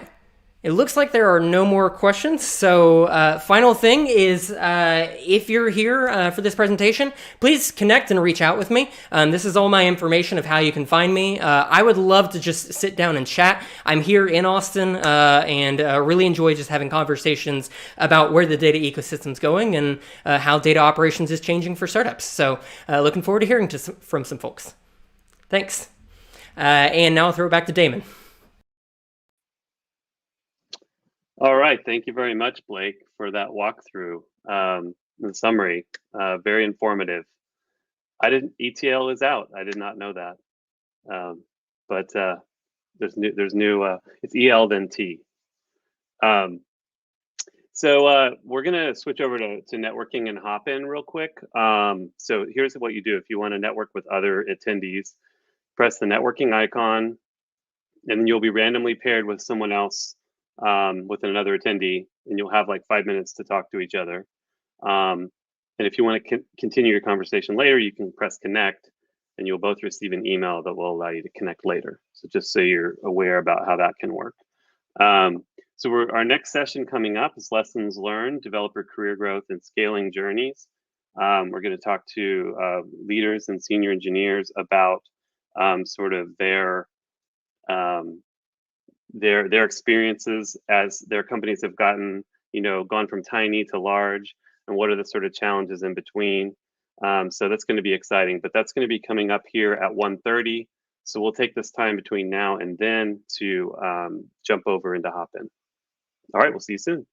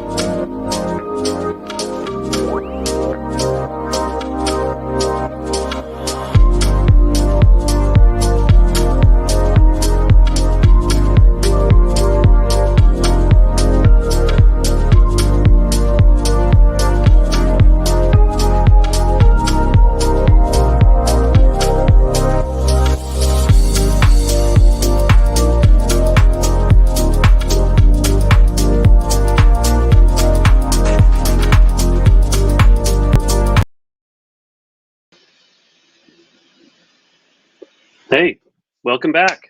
All right. We're on to our next session. So this is going to be a moderated panel, and I'm excited to be moderating the panel, Lessons Learned, Developer Career Growth, and Scaling Journeys. So we're going to hear from VPs of engineering, CTOs, and senior engineers, and we're going to talk about their experience scaling startups. So teams and roles, they change as you go through different size companies, and we're going to look at how do we help developers grow, and how do you make technology decisions along the way when you're sort of running fast in startups sometimes. So we've got a great panel to talk through all these things with. So I'm going to invite the panelists up to the stage now. So first up, we're going to bring up Brian Wood from Living Security. And I'm going to have them all introduce themselves here in a sec. Hey, Brian. Sam Shar from Insight Squared. Hi, Sam. Mitesh Korea from The Zebra. Mitesh. And then Brian Dayton from Workout. Welcome, Brian. Hey, thank you. All right, so we're all live here. So what I thought we could do just at the beginning to give everybody a chance to know you all a little bit, just do a quick intro of each of you, and we'll kind of go, as I introduce. So we'll start with Brian, and we'll kind of go in the order that I introduced. Cool. Hello, everyone. Thanks for joining. My name is Brian Wood. I'm VP of Engineering for Living Security. Been in product and engineering for 20-something years, getting old. Have done, this is my 5th startup, have co-founded 3 of them, 2 exits, and just excited to dive in with regarding the content and especially a lot of the challenges that we have as startups. So great to be here. Alrighty. Hi, I'm Sam Shar. I am a senior engineer at Insight Squared. I guess I have a little bit of a journey on my way to becoming a senior engineer. I went in college, I got my bachelor's in gender studies with a focus in literature, and then started at a startup in customer support. So I have been from customer support to junior engineer and worked my way up to being a senior engineer now. Been a journey. Hi, everybody. I'm Mitesh Korea. I'm the CTO and Chief Data Officer at The Zebra. And I've been in tech in Austin for the last, I think now 22 years or so, actually working with Brian Dayton at Trilogy when way back in the day. And then moving on and spending the last 16 years in the early stage world, one way, shape, or form, and hoping to have a great conversation about what I've learned as well as what I've learned that doesn't work as well. And hey, everybody, I'm Brian Dayton. I am sitting on this panel because about 12 years ago, I co-founded a company called Mass Relevance in Austin that over 10 years grew from 3 founders to about 1,500 employees and about 2 engineers to almost 300. So I've seen it at a variety of different stages. Today, I'm an engineering leadership coach, and I run and build a consumer product called Workout, which is a fitness app for people over 40. I do that as a team of 1. So that's me. Good to be here. Awesome. Great to have everyone here. So I guess let's get started. So I'll direct this question to Brian to start, Brian Dayton.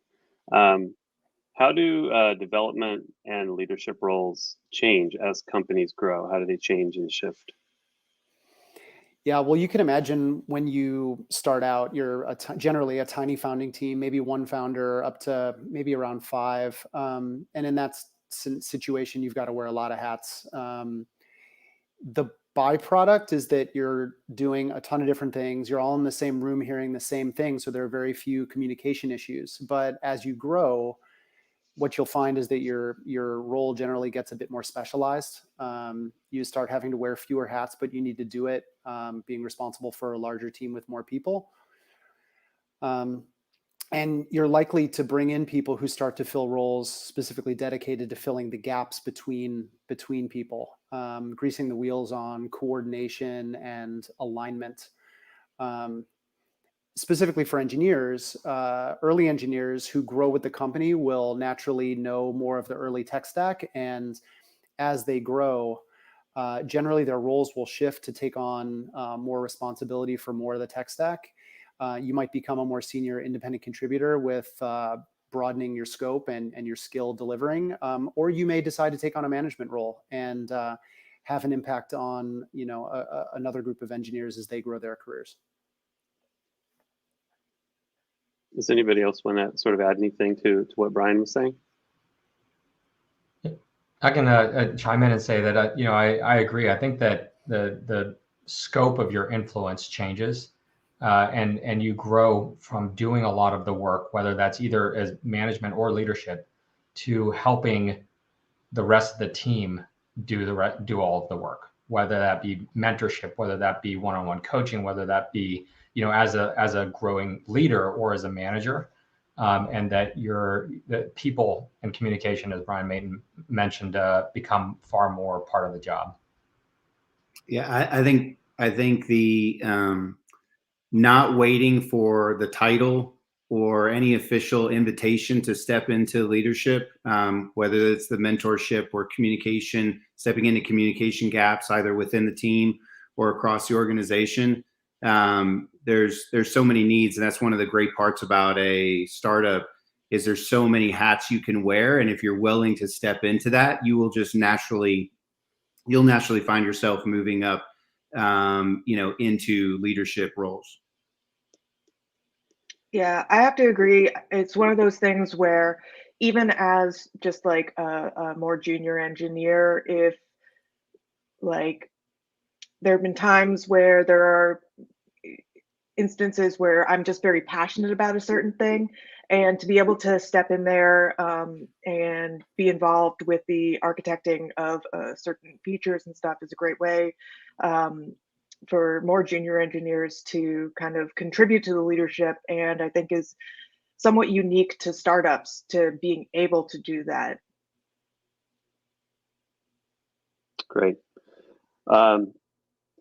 So Sam, I'll go to you on this. So how do you as an engineer grow your skills? How do you stay fresh, or how do you advance your career forward? And how can leaders help you do that as well? If you have any thoughts on that.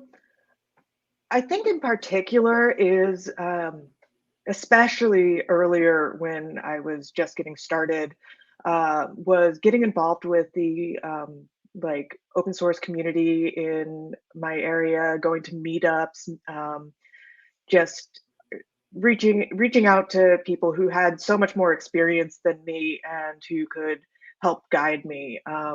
That was particularly useful when I was in customer support trying to get into engineering, since in my day-to-day work, I didn't have very much opportunity to be coding and contributing there.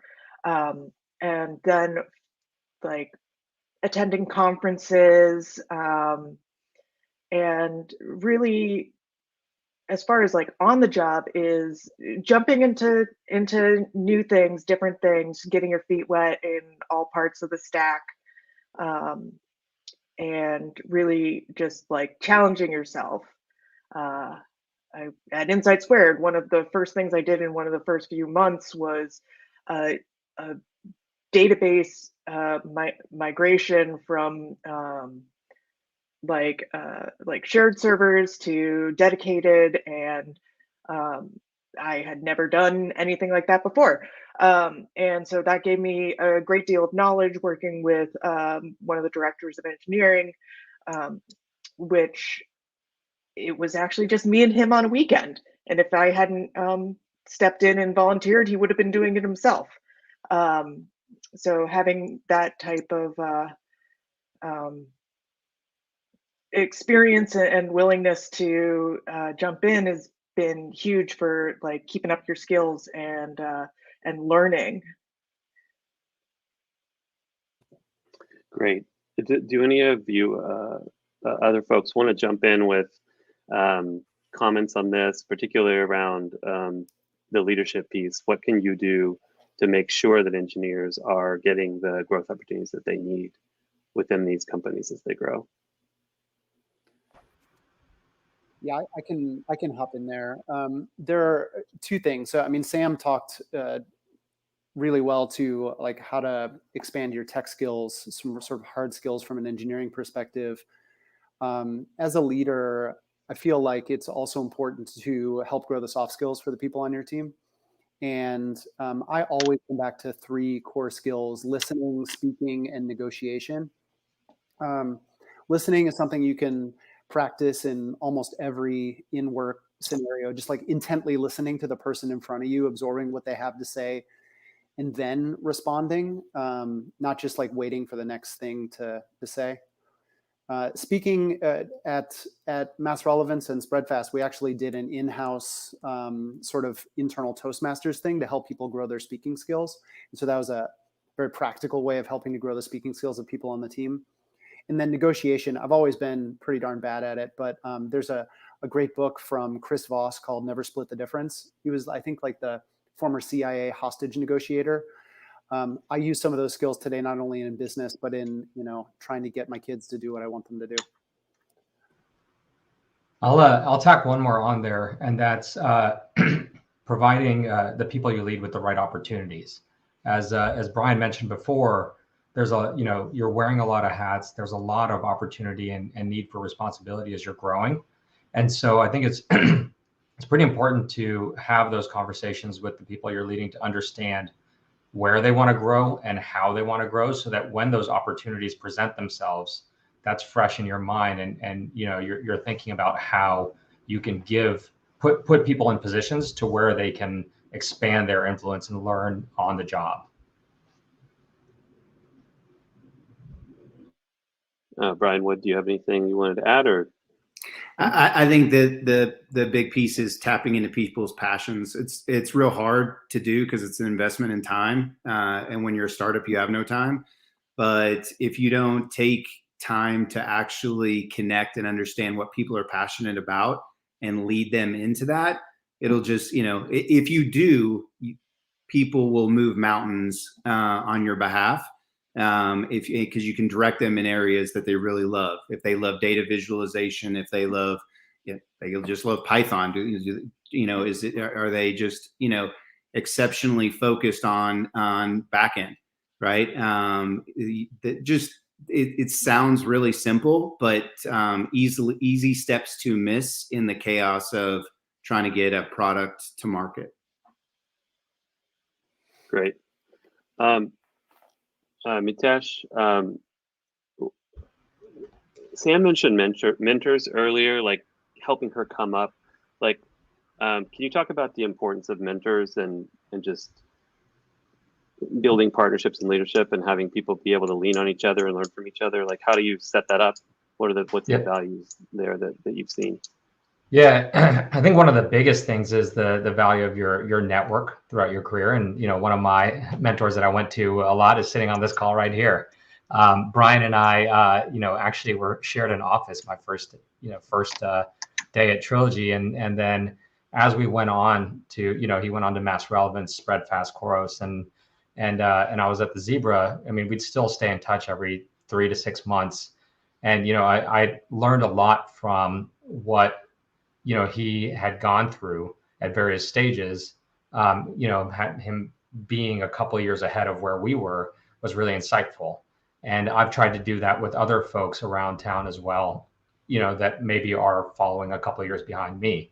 And so I think there's a lot of value in building and maintaining your networks, and relying on that, because at the end of the day, as a technical leader in a startup, oftentimes you're on an island by yourself.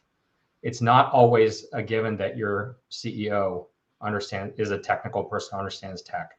It's not always a given that there's anyone on your board that understands tech. And so it's a lonely place, and sometimes you need that space to, to talk through and process challenging and ambiguous and vague decisions.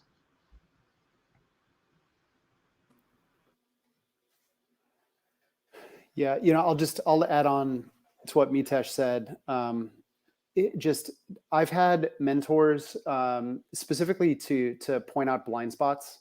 I think that's one of the biggest things for me is, once you, especially I've been in tech for 23 years now, and it can get easy to fall into patterns and just keep operating the way you've always known how to operate. Then when you come up against a problem that's new, you don't have something to pattern match against.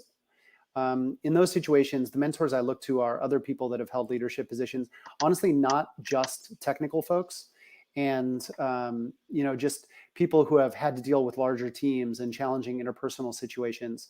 Just being able to lean on them, tap them for advice has been really, really beneficial to help me grow.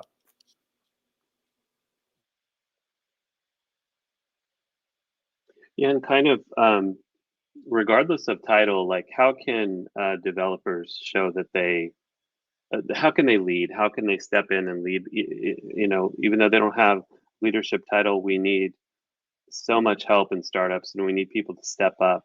Can you talk a little bit about that, and like how can you encourage that, and how do you think about that? And anyone on the panel can jump in. I mean, the big thing is ownership.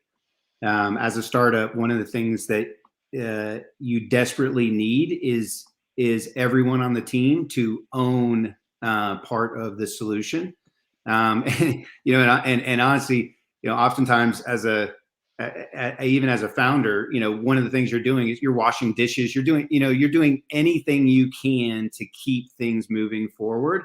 But you have to own every part. And as an engineer, one of the things that provides the most opportunity is to become the expert in something, become the owner of that function, that service, that front end, whatever it is, and that makes you invaluable. It also really will propel you in having to think through in a much more deeply way about what you're doing, about how you're something as simple as okay, I built this function. Nobody's told me, but I should really build a tag, and I should really build some alerting around this. I should really do all these things that will allow us to succeed for our clients. And if you don't own something, what you tend to do is, this is what the requirement says, this is what I do, and then it moves on.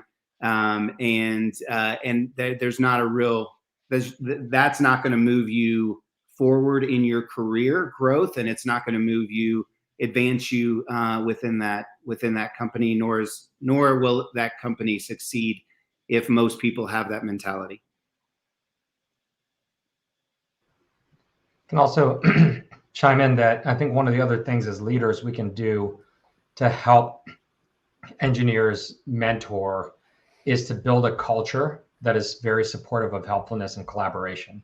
So it's not, a one-off for developers or engineers to do that mentorship. It's just ingrained in what you do every day.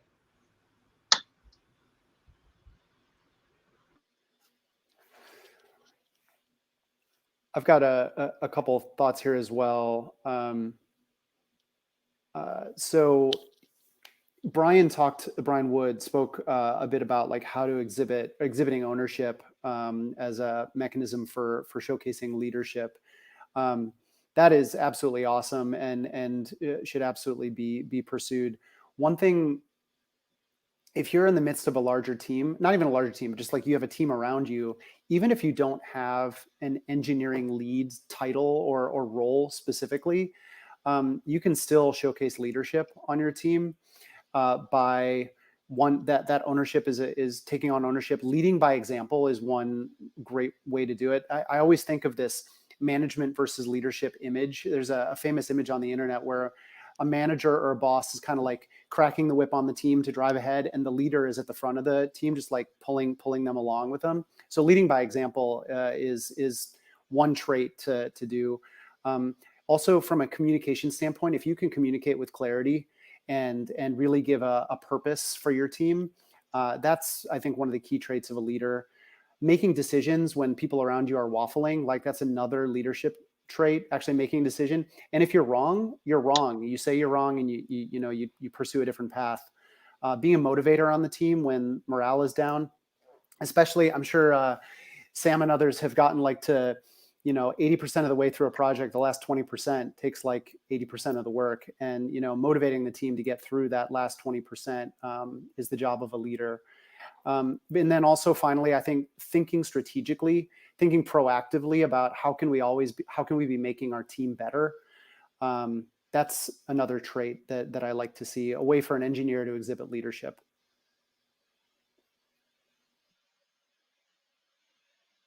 Sam, do you want to add anything here? I think one of the things is to also just not, especially on small teams, is actually not getting caught up with titles. Like, just take the knowledge and encourage people to share what they know. I mean, one of my teams had a junior engineer straight out of college, and I know that he was frequently really nervous because he's just like, everybody else here has been longer. I'm straight out of school. But he had valuable insights and ideas, and I think that just being able to help people, like showing leadership and helping other people step up and build their own confidence is really important. Sam, if you don't mind, I actually had a follow-up question on that, which is, you mentioned you came from a non-traditional background in customer service. Did you face times where you felt like you weren't sure if you were the right person to give mentorship or to help? And how did you, if so, how did you overcome that? I mean, we all have imposter syndrome, but how did you overcome that if you did? I mean, definitely imposter syndrome is difficult. I have felt nervous about what do I actually like am I actually contributing? Do I actually have a right to speak up here? And can't say it's gone. There's always something new where it's like but I do think some of it was encouragement from my mentors. Like, the mentors in my career have been just absolutely vital to get me where I am, coming from the non-traditional background. Like, I was studying women's lit. It was super fun, but I didn't want to make a career out of it. So just, I think the support of others, and I mean, them asking me to speak up, to share my ideas. And that's something that I've definitely carried on for more junior members on my teams now, is just that support of your opinion matters. It doesn't matter if you have if it ends up not really being on track, just being able to get the confidence to speak up, because that will serve you very well in the long term. Awesome. Mitesh, I want to change gears a little bit here and talk about, how do you balance execution and innovation at various stages of your company's growth? Yeah, that's always a really challenging one, because you go back to where there's three of you in a speaking from experience, in a warehouse with no product, no business, no team, and no idea if what you're doing is actually going to stick, right? And when it comes to it, it's a lot more about execution, about testing, about iterating quickly. And you're not necessarily investing in big, huge bets unless that is your actual like thesis for the company, because you're going to go find an area where you want to find product market fit and then build there. And then that starts to shift over time as the company grows, and you have to find ways to not get stuck in the path of just building a company that's going to do what you've always done and execute and burn that out, but balance taking some risk, taking some providing some space for thought. And that's a challenging thing, and I can tell you that it's something we currently struggle with. And from everything I've read, it's a balance across lots of companies, right? But I think it's critical and important to understand that execution will always be there. The need to innovate and to be explicit about it and create space for it becomes more and more important the larger you get, and the easier it is to stay stuck in your one path. And I'd love to hear from others in terms of like their experiences with balancing that too.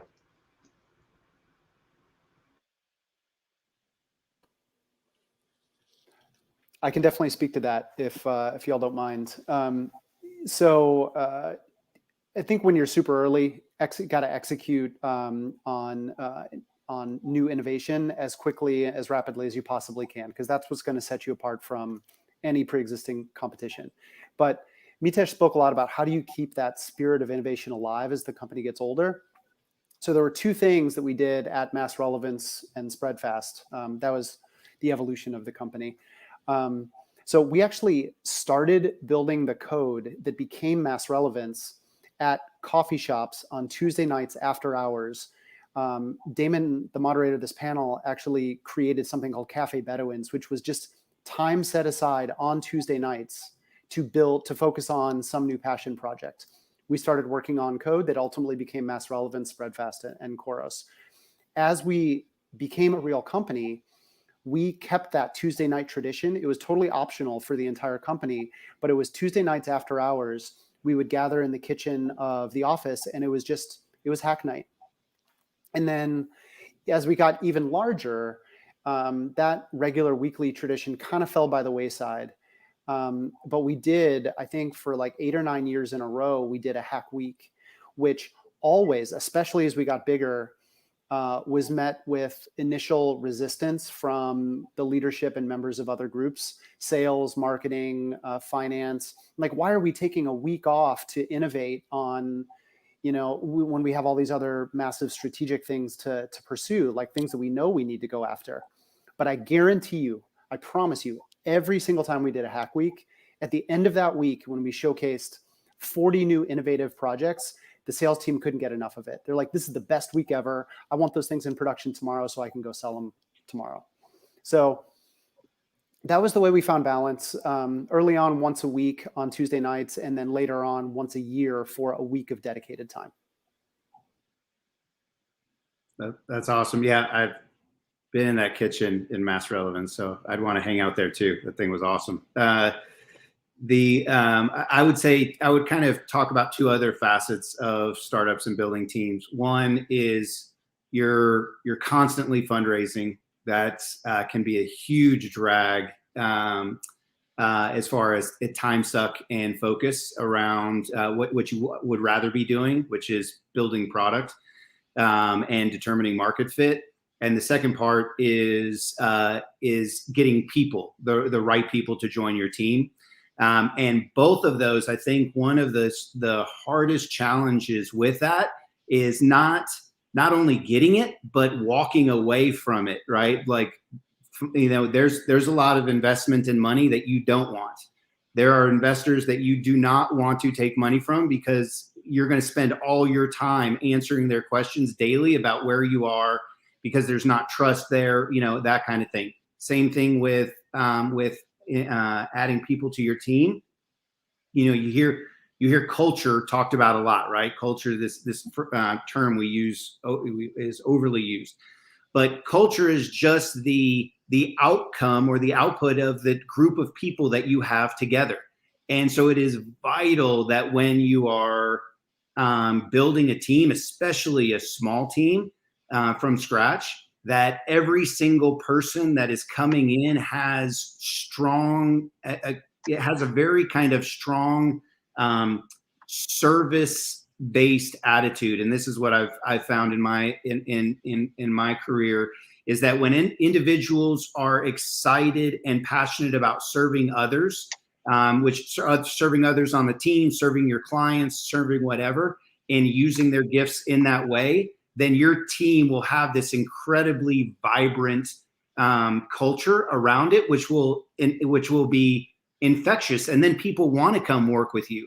But when you have when your main focus and your only focus is, oh, you have that skill set, you have what we're looking for, you bring them in regardless of the other attributes, that those soft skills and stuff, that individual may write beautiful code, but may be incredibly caustic and detrimental to your team and your ability to grow.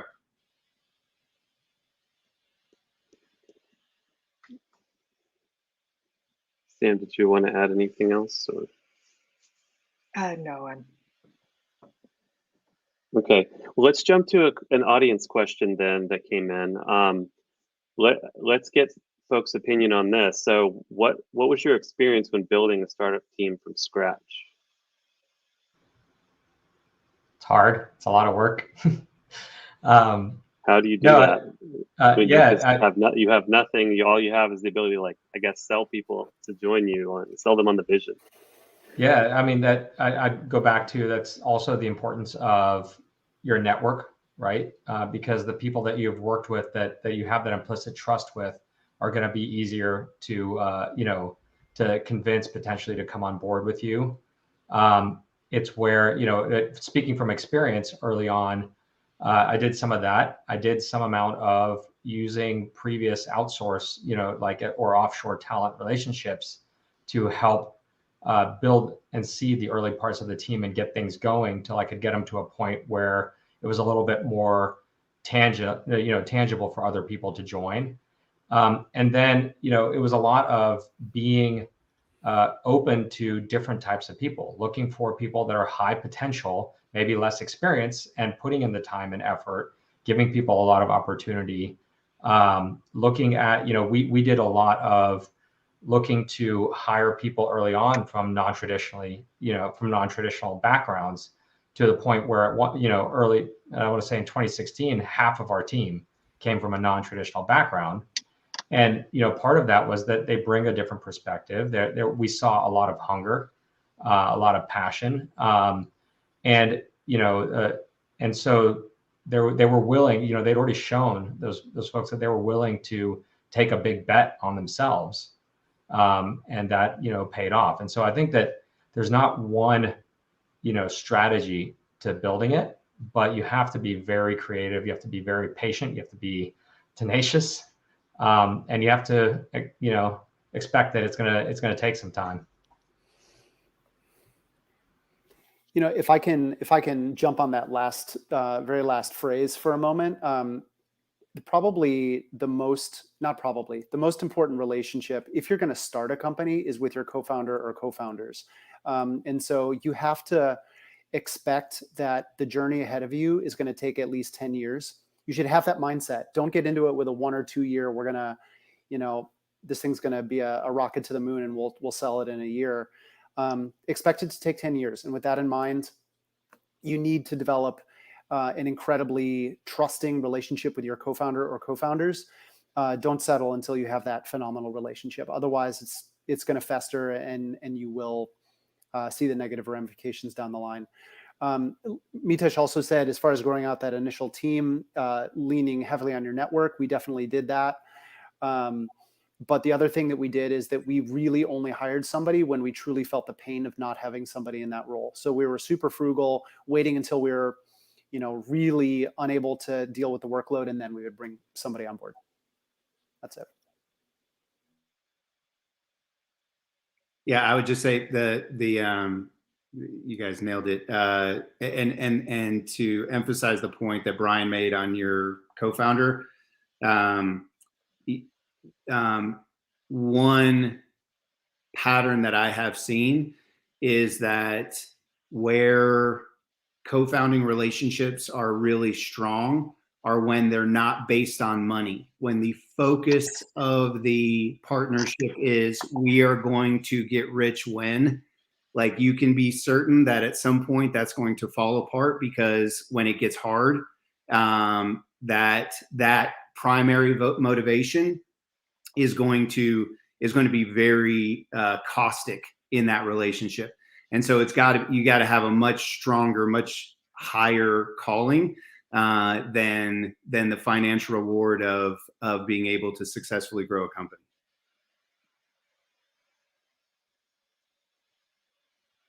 Great. So how do you think about the trade-offs between scope, quality, the speed that you're able to deliver, particularly as, at different sizes of the company? But how do you all think about having to sort of make tough decisions there? Well, I can chime in and say, early on at the Zebra, it was all about speed of delivery. I think there's a minimum level of quality, and that you don't set at at an initiative or project or whatever level, but that's something that at the stage of company you kind of align on. This is the level of quality that we're okay with, and then it was all about speed early on, getting things out quickly, see what works. And I'm a big fan personally of Kent Beck's Extreme Programming book, from now really dating myself way back in the day. But one of the things that he pointed out was there was a tenet in there of asking a question of, is there a requirement for this right now? And if there's not a requirement for it right now, not prematurely investing in building anything to support it, because you may never need it, and you might carry that cost of maintenance on the entire time, right? And so that's the starting point, or that was the starting point for us when there were 3 of us and there was nothing there. But then that shifts over time, right? Because if you stay that short-sighted and short-term focused, you never end up building a platform. You never end up gaining leverage. You never end up speeding up. And so I think that shifts over time to where you have to, as you get larger and have a little bit more runway to say, okay, what about, well, I need this tomorrow. Then, well, I need it next week, next month, right? And I think that when that happens depends on whether you found product market fit, your funding status, how much traction you have, how much growth, et cetera. They're not just one formula. Yeah, and I was just going to say,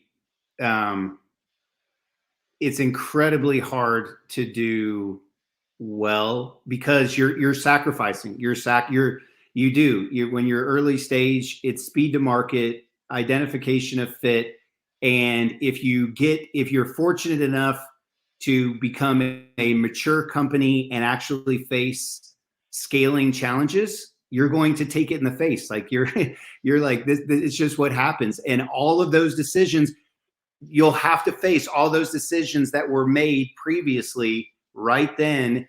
And they're painful, and and it's just part of kind of the path of becoming a successful company.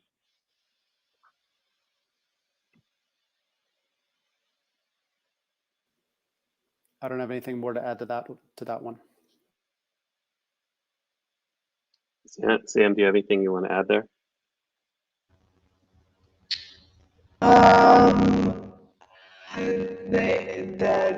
The challenge that I faced when basics is engineering,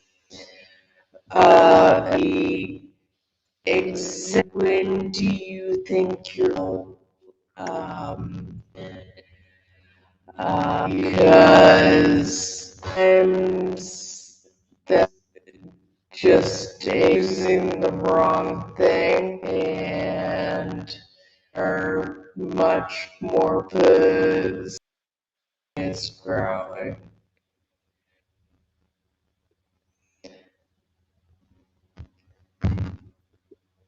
We're getting some audio issues with you, Sam. We're not able to understand you. Yeah. Okay. Try dropping and coming back. It's not a digital panel, unless it happens to one of us. Right. Exactly. It had been far too smooth. Exactly. Is this any better? That worked. Yes. Perfect. Yay. Sorry, we couldn't hear your answer because it just sort of started fritzing out on you. So Yeah, my headphones lost their battery, unfortunately. okay. Yeah, I was just saying the always having to judge that that technology choice on when exactly is that pain point going to happen, because if you don't have a lot of like, I've definitely hit the situation where we made a poor technology decision that bit us in the butt a hell of a lot earlier than we would have liked to do it, and so it would have been much better to take that initial hit on development time earlier than having to make a pivot before we even really had something working. So yeah, there can be tough times like that. Yep. All right. Let's kind of combine some audience questions. We'll combine two into one, because we're getting close to our time here. So the question was, what are some pitfalls you would warn an early stage founder to avoid? And then the other one was, how do you build trust and synergy within your early stage team? So kind of like things to look out for that you shouldn't do, and then things that are like really good to do to build that core. If anyone wants to jump in on this, it'll be probably our last question, I'm guessing. I can kick us off there. These aren't the pitfalls, but maybe this is just more the on the positive side, maybe a mindset to adopt as a founding team. One of our early mantras was just don't die. And it was like, just keep on going, just have the faith. If you still have conviction that what you're pursuing is interesting and valuable, just keep going, And I've more recently, I say it a little bit differently. I say, keep your head down and keep your head up. Keep your head down, work hard, and keep your head up, stay positive. And as long as you've got people around you that are supportive, I think that positivity and that hardworking mentality will be infectious, not just amongst your coworkers, but amongst the early team as well. Yeah, and I'll add to that I think it's a balance, but you gotta make sure you speak up and chime in, but also know when to disagree and commit, and actually commit and deliver, right? And that builds the trust that you're going to speak up, you're going to add your thoughts and your opinion, you're there for a reason, but that you're also can be counted on to deliver, right? And that's really important, that trust that everyone's going to take that, going back to ownership, going to take their ownership and deliver. Yeah. So on the pitfall side, I think one of the hardest things is you will have mishires. That's just going to happen. And recognizing that fact and remediating that fact, which is either managing them up or out, is imperative and really hard to do. But that's a pitfall. And then on the trust side, how do you build trust and synergy within a team? I think the one of the biggest things is transparency and communication. Transparency is something you have to be thoughtful about, and you have to be intentional. Communication is one of those things we all think we're good at, and almost none of us are. And so it's something that you really have to spend a lot of time on. And if you are, it will create that glue, that trust across your team members and with your clients in a way that that can't happen without it.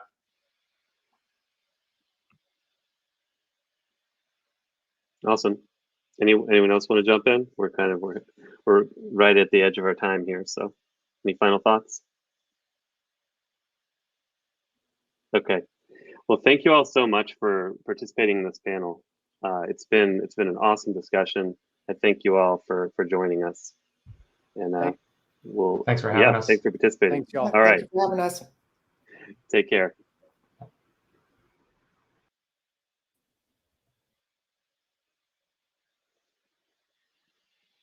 All right.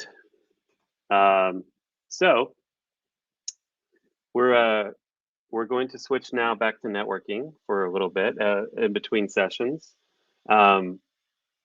So like I mentioned before, how it works with being able to be paired randomly with someone else or being able to connect afterwards.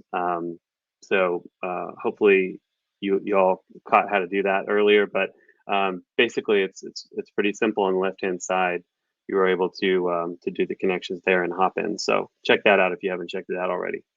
And we're coming back for our final session at 2:30, and that's going to be why Flutter is a breakthrough technology for startups. So that should be very interesting as well. I hope you'll stick around and join us for that. Thanks, everyone.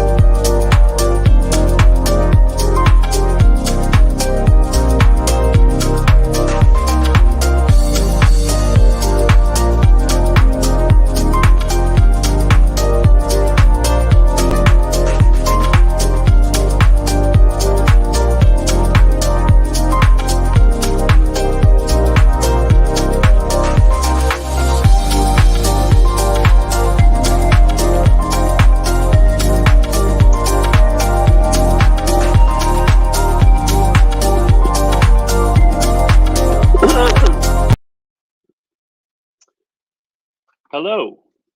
Sorry for the delay there, folks. We had to rid the streaming system of all of its gremlins, but we're good now. So welcome to our final session, session 3. Why Flutter is a breakthrough technology for startups. So Flutter's been a key reason that Bright Health Group's had good success over the last 12 months, delivering great consumer experiences across iOS, Android, and web with a high velocity. So we're going to hear from Chad Pawliska today from Bright Health Group. He's their senior architect, and he's going to talk about the lessons they've learned using Flutter and then help you decide if it might be something that you want to try as well. So let's bring up Chad.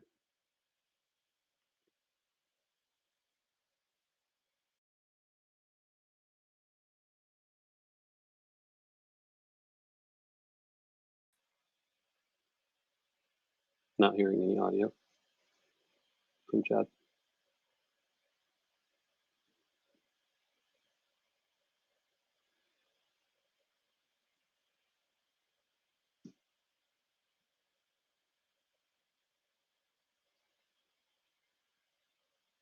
All right, hold on one sec. We'll be right back.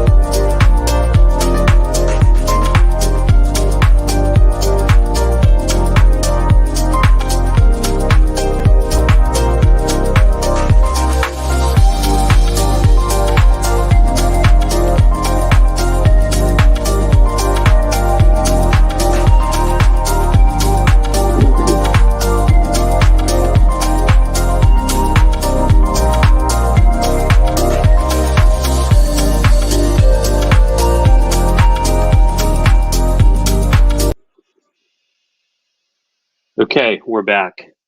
Apparently we still had a hitch in our giddy up, but things are worked out now. We're ready to go. We're going to bring Chad back on. Hello, Chad. Hello. I can hear you now. This All is right. great. Fine. Well, welcome. Let's get you kicked off with Chad and his talk on Flutter. I will step to the side. All right, appreciate it. So welcome to the talk on Flutter for startups. I'm Chad Pavliska and Senior Architect at Bright Health Group, and we are using Flutter here at Bright Health. So why is Flutter a breakthrough technology? So we'll first talk about real quickly, like what is Flutter, and then we want to talk about why Flutter for startups, and then I'll give you a preview of how we're actually using it at Bright Health. So my personal experience here, I've been the architect. I was hired on at Bright Health a little over a year ago, 13 months, which means I've been using Flutter for 14 months. We've built, I built personally an app on my own, and then we've done 2 Flutter apps plus 1 web app at Bright Health. And prior to that, I was doing native iOS development, and previously founded a company at Capital Factory. So definitely been around the startup scene for quite a bit. So what is Flutter? Flutter is Google's UI toolkit for building natively compiled apps for mobile, web, desktop, and embedded devices from a single code base. One of the reasons I call it a breakthrough technology is, up until now, when as a mobile engineer, if you were talking about cross-platform development, you were really talking about mobile or iOS and Android specifically. With Flutter, we now can cross-platform includes like web, desktop, as well as embedded devices. If you think about, Google owns companies like Nest thermostats, which have little user interfaces in them. So Flutter can even target those use cases as well. So this means as a single engineering team, you've got maximum leverage and maximum code reuse across truly any platform. Anywhere there's an application, you could use Flutter.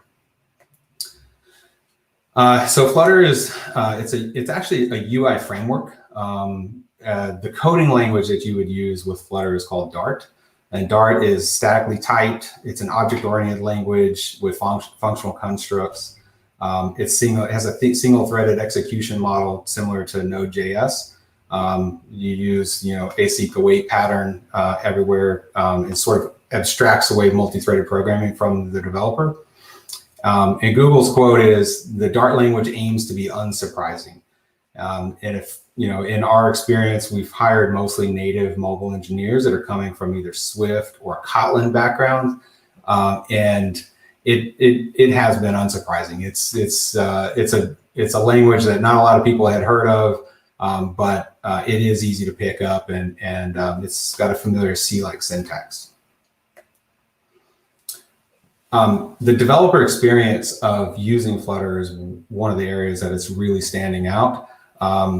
There's no UI builder. If you're coming from Xcode and you're used to like storyboards, where storyboards at developer time and at runtime, they look completely different. It's hard to get them to match. You don't know what your app is really going to look like until you run it and you navigate into the application. With Stateful Hot Reload, the app becomes your visual development environment. And so here, you could use either Visual Code or Android Studio as your IDE. I prefer Visual Studio Code. And I just run an iOS simulator and VS Code side by side. And as I'm developing with Stateful Hot Reload, no matter where I am in the app with live data, I'm seeing the interface, change every time I save the app, and it only takes a few hundred milliseconds to recompile. So it's really impressive, and it feels very fluid. Coming from Xcode with Swift and these long compile times, and if you've got to drill into the app 3 different places or authenticate, it could sometimes take 30 seconds to a minute before you'll see your changes live to see what happened. Stateful Hot Reload is like night and day difference. Additionally, Flutter is an open source framework, so everything is open. Right in my IDE, I can drill into the native widgets that are provided with Flutter. I can see the source code. I can see how Google built certain functionality.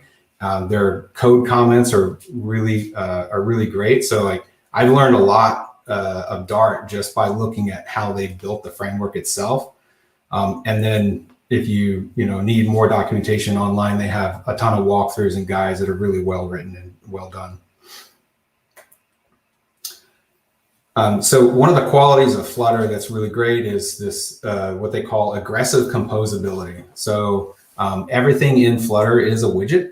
It's similar, widgets are similar to components in React, if you're familiar with that. And then the entire application is one big widget. And so starting with like small widgets like text and containers, you're building larger and larger abstractions to where you get to the full application and it's just one large widget tree.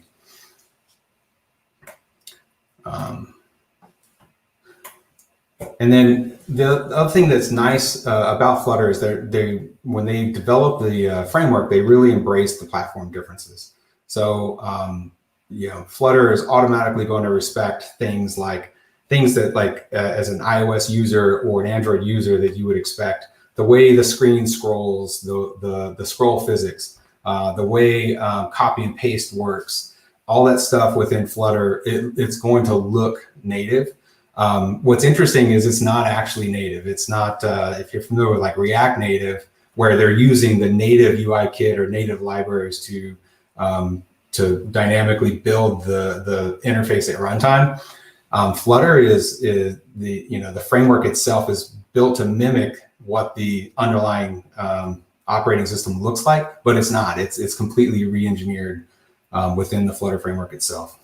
And Google did a really fantastic job on that. So as a developer, if you're writing an application, the application is just going to run and look and behave like a native app. The user could hardly tell the difference. And this kind of shows like that scroll physics behavior that I was talking about on iOS and Android. These are things that like a user probably wouldn't know exactly what to expect, but they know when it's not right. They know when it's not, it doesn't feel native. So quick note about the architecture of Flutter and why I got really excited about it when I started reading into it. If you look at the framework from the bottom up, for every platform, there's a really lightweight platform-specific embedder. And that embedder's job is to provide just enough like bootstrapping and like a blank canvas in order for Flutter to render on top of. In iOS, that would be an app container and then a UI view controller going full screen. And then Flutter is just rendering on top of that. And then the Flutter engine itself it's a portable runtime for hosting the Flutter applications that's written in C or C++. And it's implementing these core libraries like Skia for 2D animation, file network IO, etc. And then in green at the top is the Flutter framework itself. And the Flutter, it's written in Dart. And that's where they're providing all the widgets like text and container and size box, list view, things like that. And they're handling gestures and animations. And that's in the framework itself.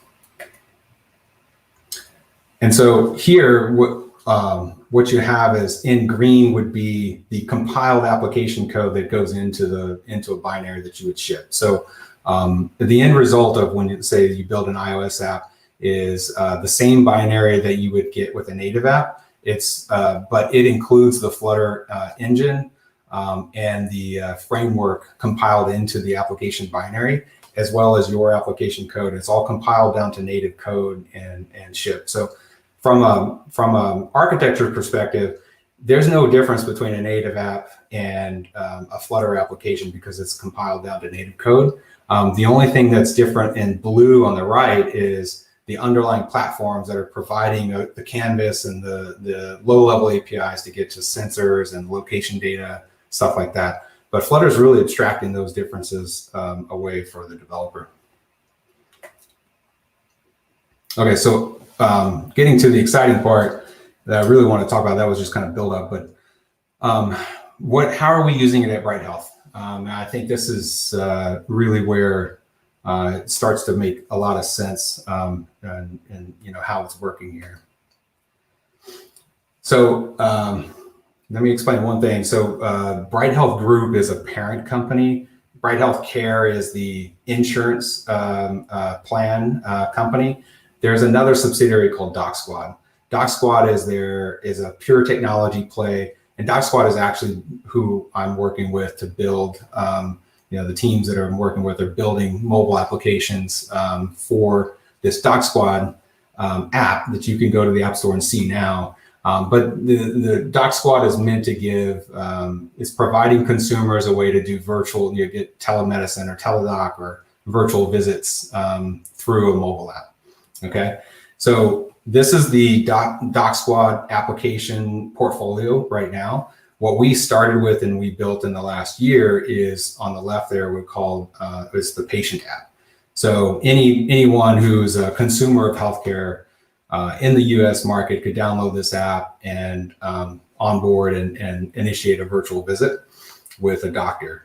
And then on the right, you have the doctor app. So they're the other side of it's really a two-sided marketplace, but if they're the other side where you have a licensed doctor who's going to, look at the virtual visit information. Let's say you have a rash on your arm or something and you wanted to get something for that. The doctor could look at that. They could step up to a chat or video call, and they could make a diagnosis and write a prescription for you. And that's with the doctor's app. And then we have this third use case where we have these personal health assistants or a call center rep who's sitting in a call center. You can imagine they're at a desk with, and a laptop, and they've got, maybe it's running Windows and they've got a web browser. So we have these three applications and we have different use cases. One, the consumer or patient app is mobile only. And then we have the doctor app, which we've got some doctors that are in healthcare systems and they've got Windows laptops that are issued to them. So they needed a web interface. But we have other doctors that, they want to treat people on the go. They want to treat people in their spare time. And so they can also access all the same tools through a mobile app that we're going to provide. And we're going to start building that this year. And then the third case was the call center rep, and the call center rep is just web only. There's no mobile component necessary for them.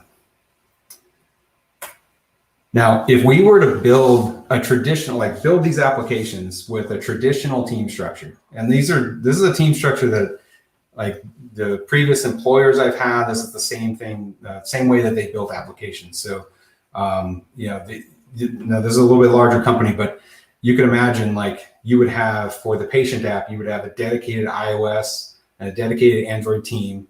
For the chat application, you'd have a dedicated web team, maybe doing React web or something.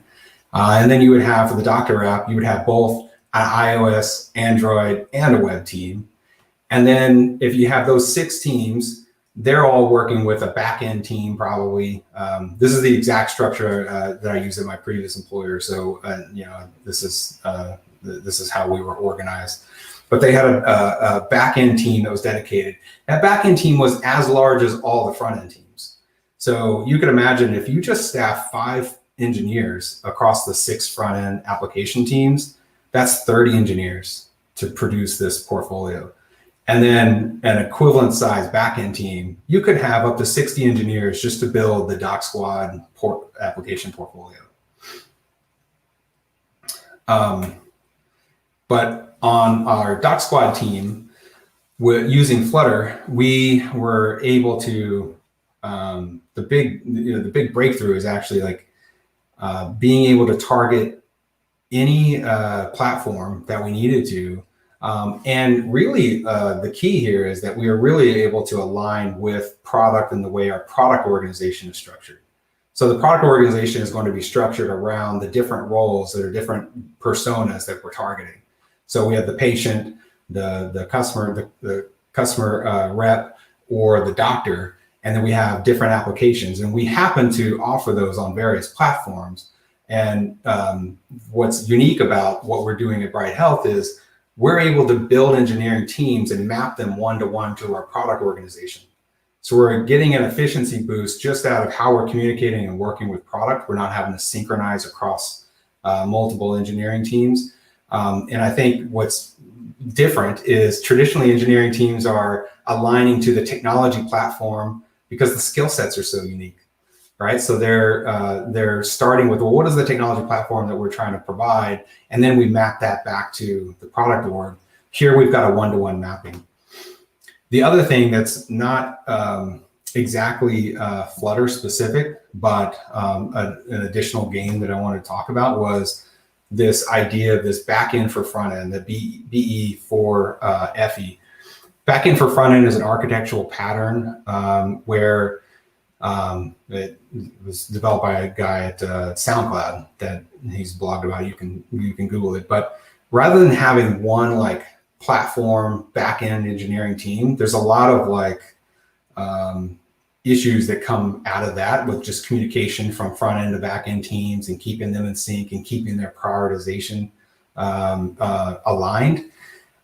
What we've done is each of our front end application teams has its own back end and then which they control. So our Flutter engineers are writing their back end code and their front end code. And when they're designing features and applications, they're putting the application logic in the right place, right? So they're if they can offload business logic out of the application and keep the application lighter, and they can put that into the back end, they're doing that. What happens when you have a separate front end and back end team is that optimization is done at the app and the API level and not at the system level. And so we're able to optimize at the system level, and we're getting better performance out of that. And then we've actually eliminated that whole platform API or platform team. And so we still have various services that we're calling. Some of them are internal services and some are external services. But that backend for front end is what's orchestrating and aggregating that data for the front end mobile app, and it's specifically geared for that one mobile use case. All right, so what if Flutter's working really well for us, but what's the future? Like what you have to think 3-5 more years out into the future. And what does it look like? So let's look at this. I pulled this data using Google Trends. I'm showing the Flutter. Google Trends basically takes search interest over time and maps it out. So you can get sort of an indicator of who's searching based on what things people are searching for. You can get a sense of like the popularity or of a technology. In blue is Flutter and red is React Native. On the left side, I have the 5-year trend chart. Flutter's only, I think it came out in like 2016, 2017, started getting some traction. But React Native had already been out. And so it shows that Flutter overtook React Native in popularity or search popularity in March of 2020. And further, if you look at that component breakdown by region, it shows that the bulk of search queries or search interest over that 5-year span is mostly in red. Most countries other than China and a few in Africa were red, which shows that cumulatively over 5 years, React Native had the mind share of search interest. On the right side, I'm showing the last 12 months trend. So Flutter is clearly ahead of React Native over a 12-month span. And now if you filter down to just the last 12 months of data, the world is completely shifted to Flutter. So Flutter's developer interest and business use case is doing really well. It's on a great trajectory. And there's another thing that I uncovered over the past year as we were working is Google is actually working on a new operating system to replace Android and Chrome OS. There's some shortcomings that they wanted to fix, and they've designed a new open source operating system from the ground up to supersede those other operating systems. It's being developed under codename Fuchsia. So you can go to fuchsia.dev. It's a public project.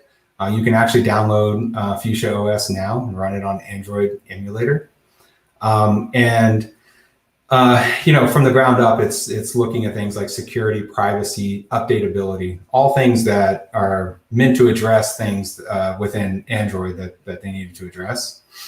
I think the most interesting thing is if you want to develop a native application in Fuchsia OS, it's Flutter. So Flutter is the native development environment on that OS. Google's fully committed to developing Flutter and investing in it over time. I think they mean for it to, along with Fuchsia, to sunset Android and focus on Flutter moving forward. Google's using Flutter internally on Google AdWords and now Google Pay worldwide, as well as a bunch of other companies that are using it. The takeaway here is once Fuchsia OS becomes like real and you can buy it on, at Walmart, and you've got a 3-platform future at that point, because you'll have Android that'll phase out over time, and then you'll have Fuchsia that'll come along, and you'll start buying Fuchsia phones. At that point, you'll have 3 major mobile platforms.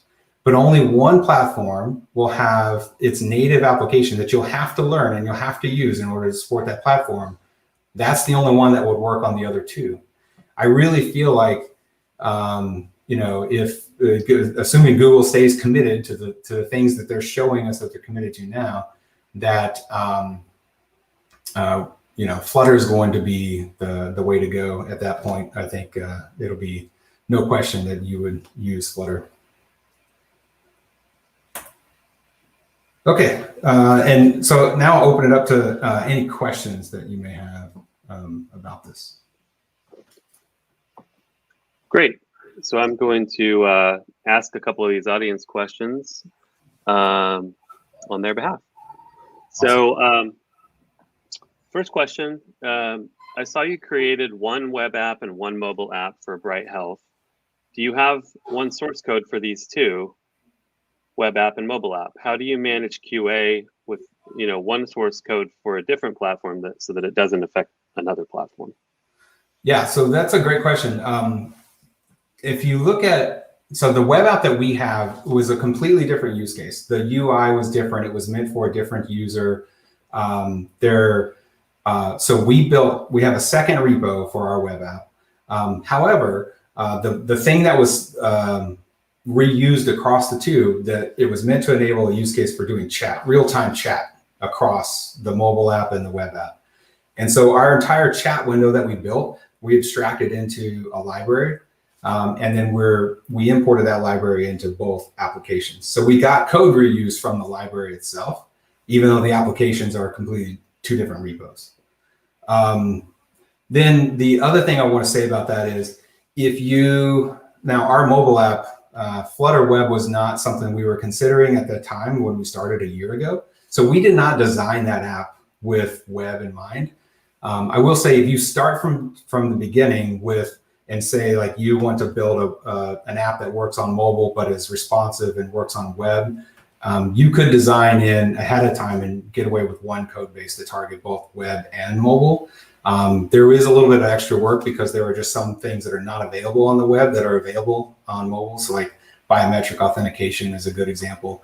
So you'll have to account for some platform differences there, but by and large, the user interface and the code, the logic itself, it all just works. So you've got 5% of your code that's going to be different, but I think the bigger headache is on the design side. Is how do you design in a way that scales across web, mobile, where you've got touch interfaces and gestures on mobile, and you've got point and click interfaces with no gesture support on the web. So those things are things that we're this year we're really digging into and getting excited about solving. But the framework itself works across really well. All right. So the next question is, what in your experience is the greatest advantage of Flutter over a framework like a React Native? Well, I went through some of those advantages. I feel like at my previous employer, we actually did a big proof of concept. We were looking at rewriting our native apps into React Native. This is prior to Flutter. So this was several years ago. And my takeaway, we ended up not doing it. And now part of that reason was because it was not a greenfield project, right? We already had this existing native app code base already in production.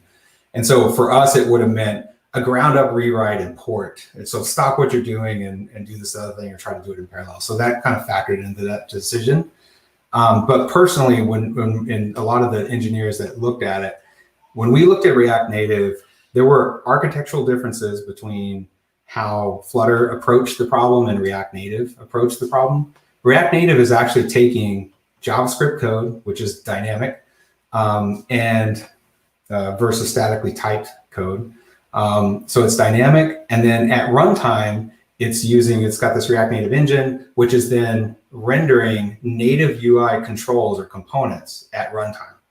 There's a performance cost of that, especially when you get into things like gesture handling or gesture control, where you need the UI to interact with components that you're moving around on the screen, as well as it's subject to things don't map 100% across the platforms, right? So sometimes you have leaky abstractions that kind of pop up and it's hard to troubleshoot.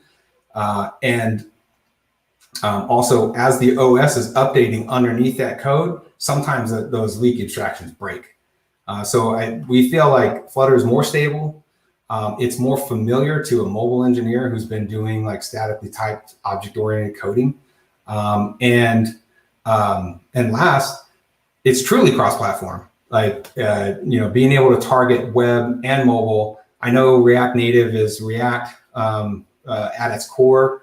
I've seen a lot of teams struggle with getting that to actually work reliably. So I think, all of those reasons are reasons of Flutter's a simple winner in that case.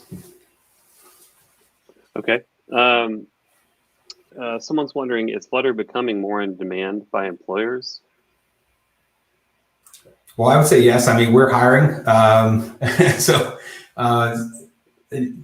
Certainly. I mean, if you look at, they have a community showcase on their website, and big employers, BMW, Google themselves, Nubank, which is the largest fintech bank app they're fully Flutter.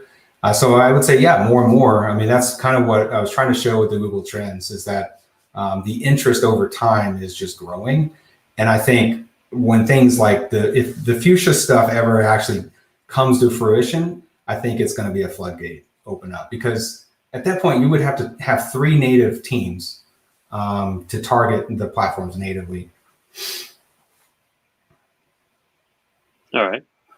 Okay, so we got a few more questions here. So how do you ensure you're meeting HIPAA compliance requirements and other data security type requirements when you're leveraging third-party Flutter packages? For example, open source is not secure or trusted necessarily. Is there any security vulnerability notification service for Flutter developers? That's a good question.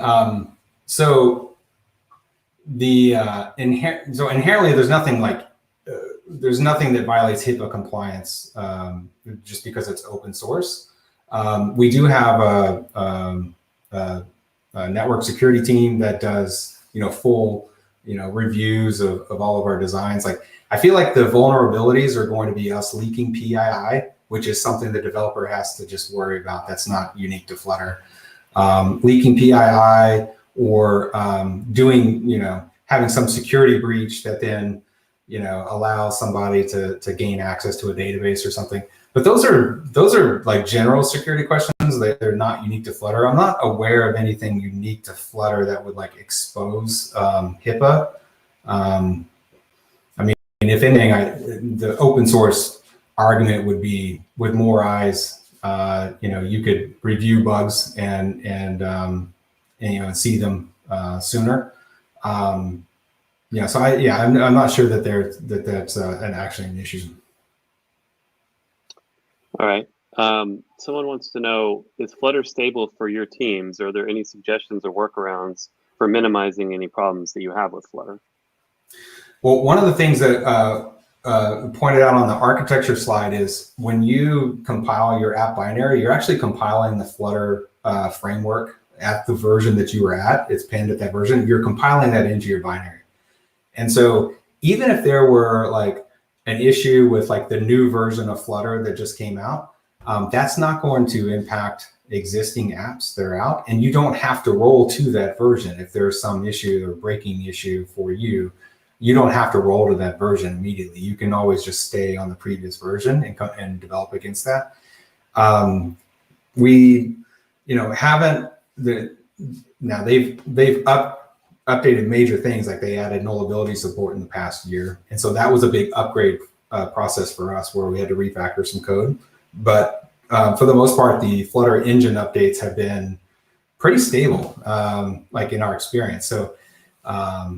I feel like the fact that things are compiled into your binary, like actually makes your app more stable, and you don't have to roll forward until it's ready. All right. Someone wants to know, how much technical expertise do you need to be able to use Flutter effectively? So we have a range of engineers on our team. So we have some very senior engineers who have been around a long time. They've done both iOS and Android development.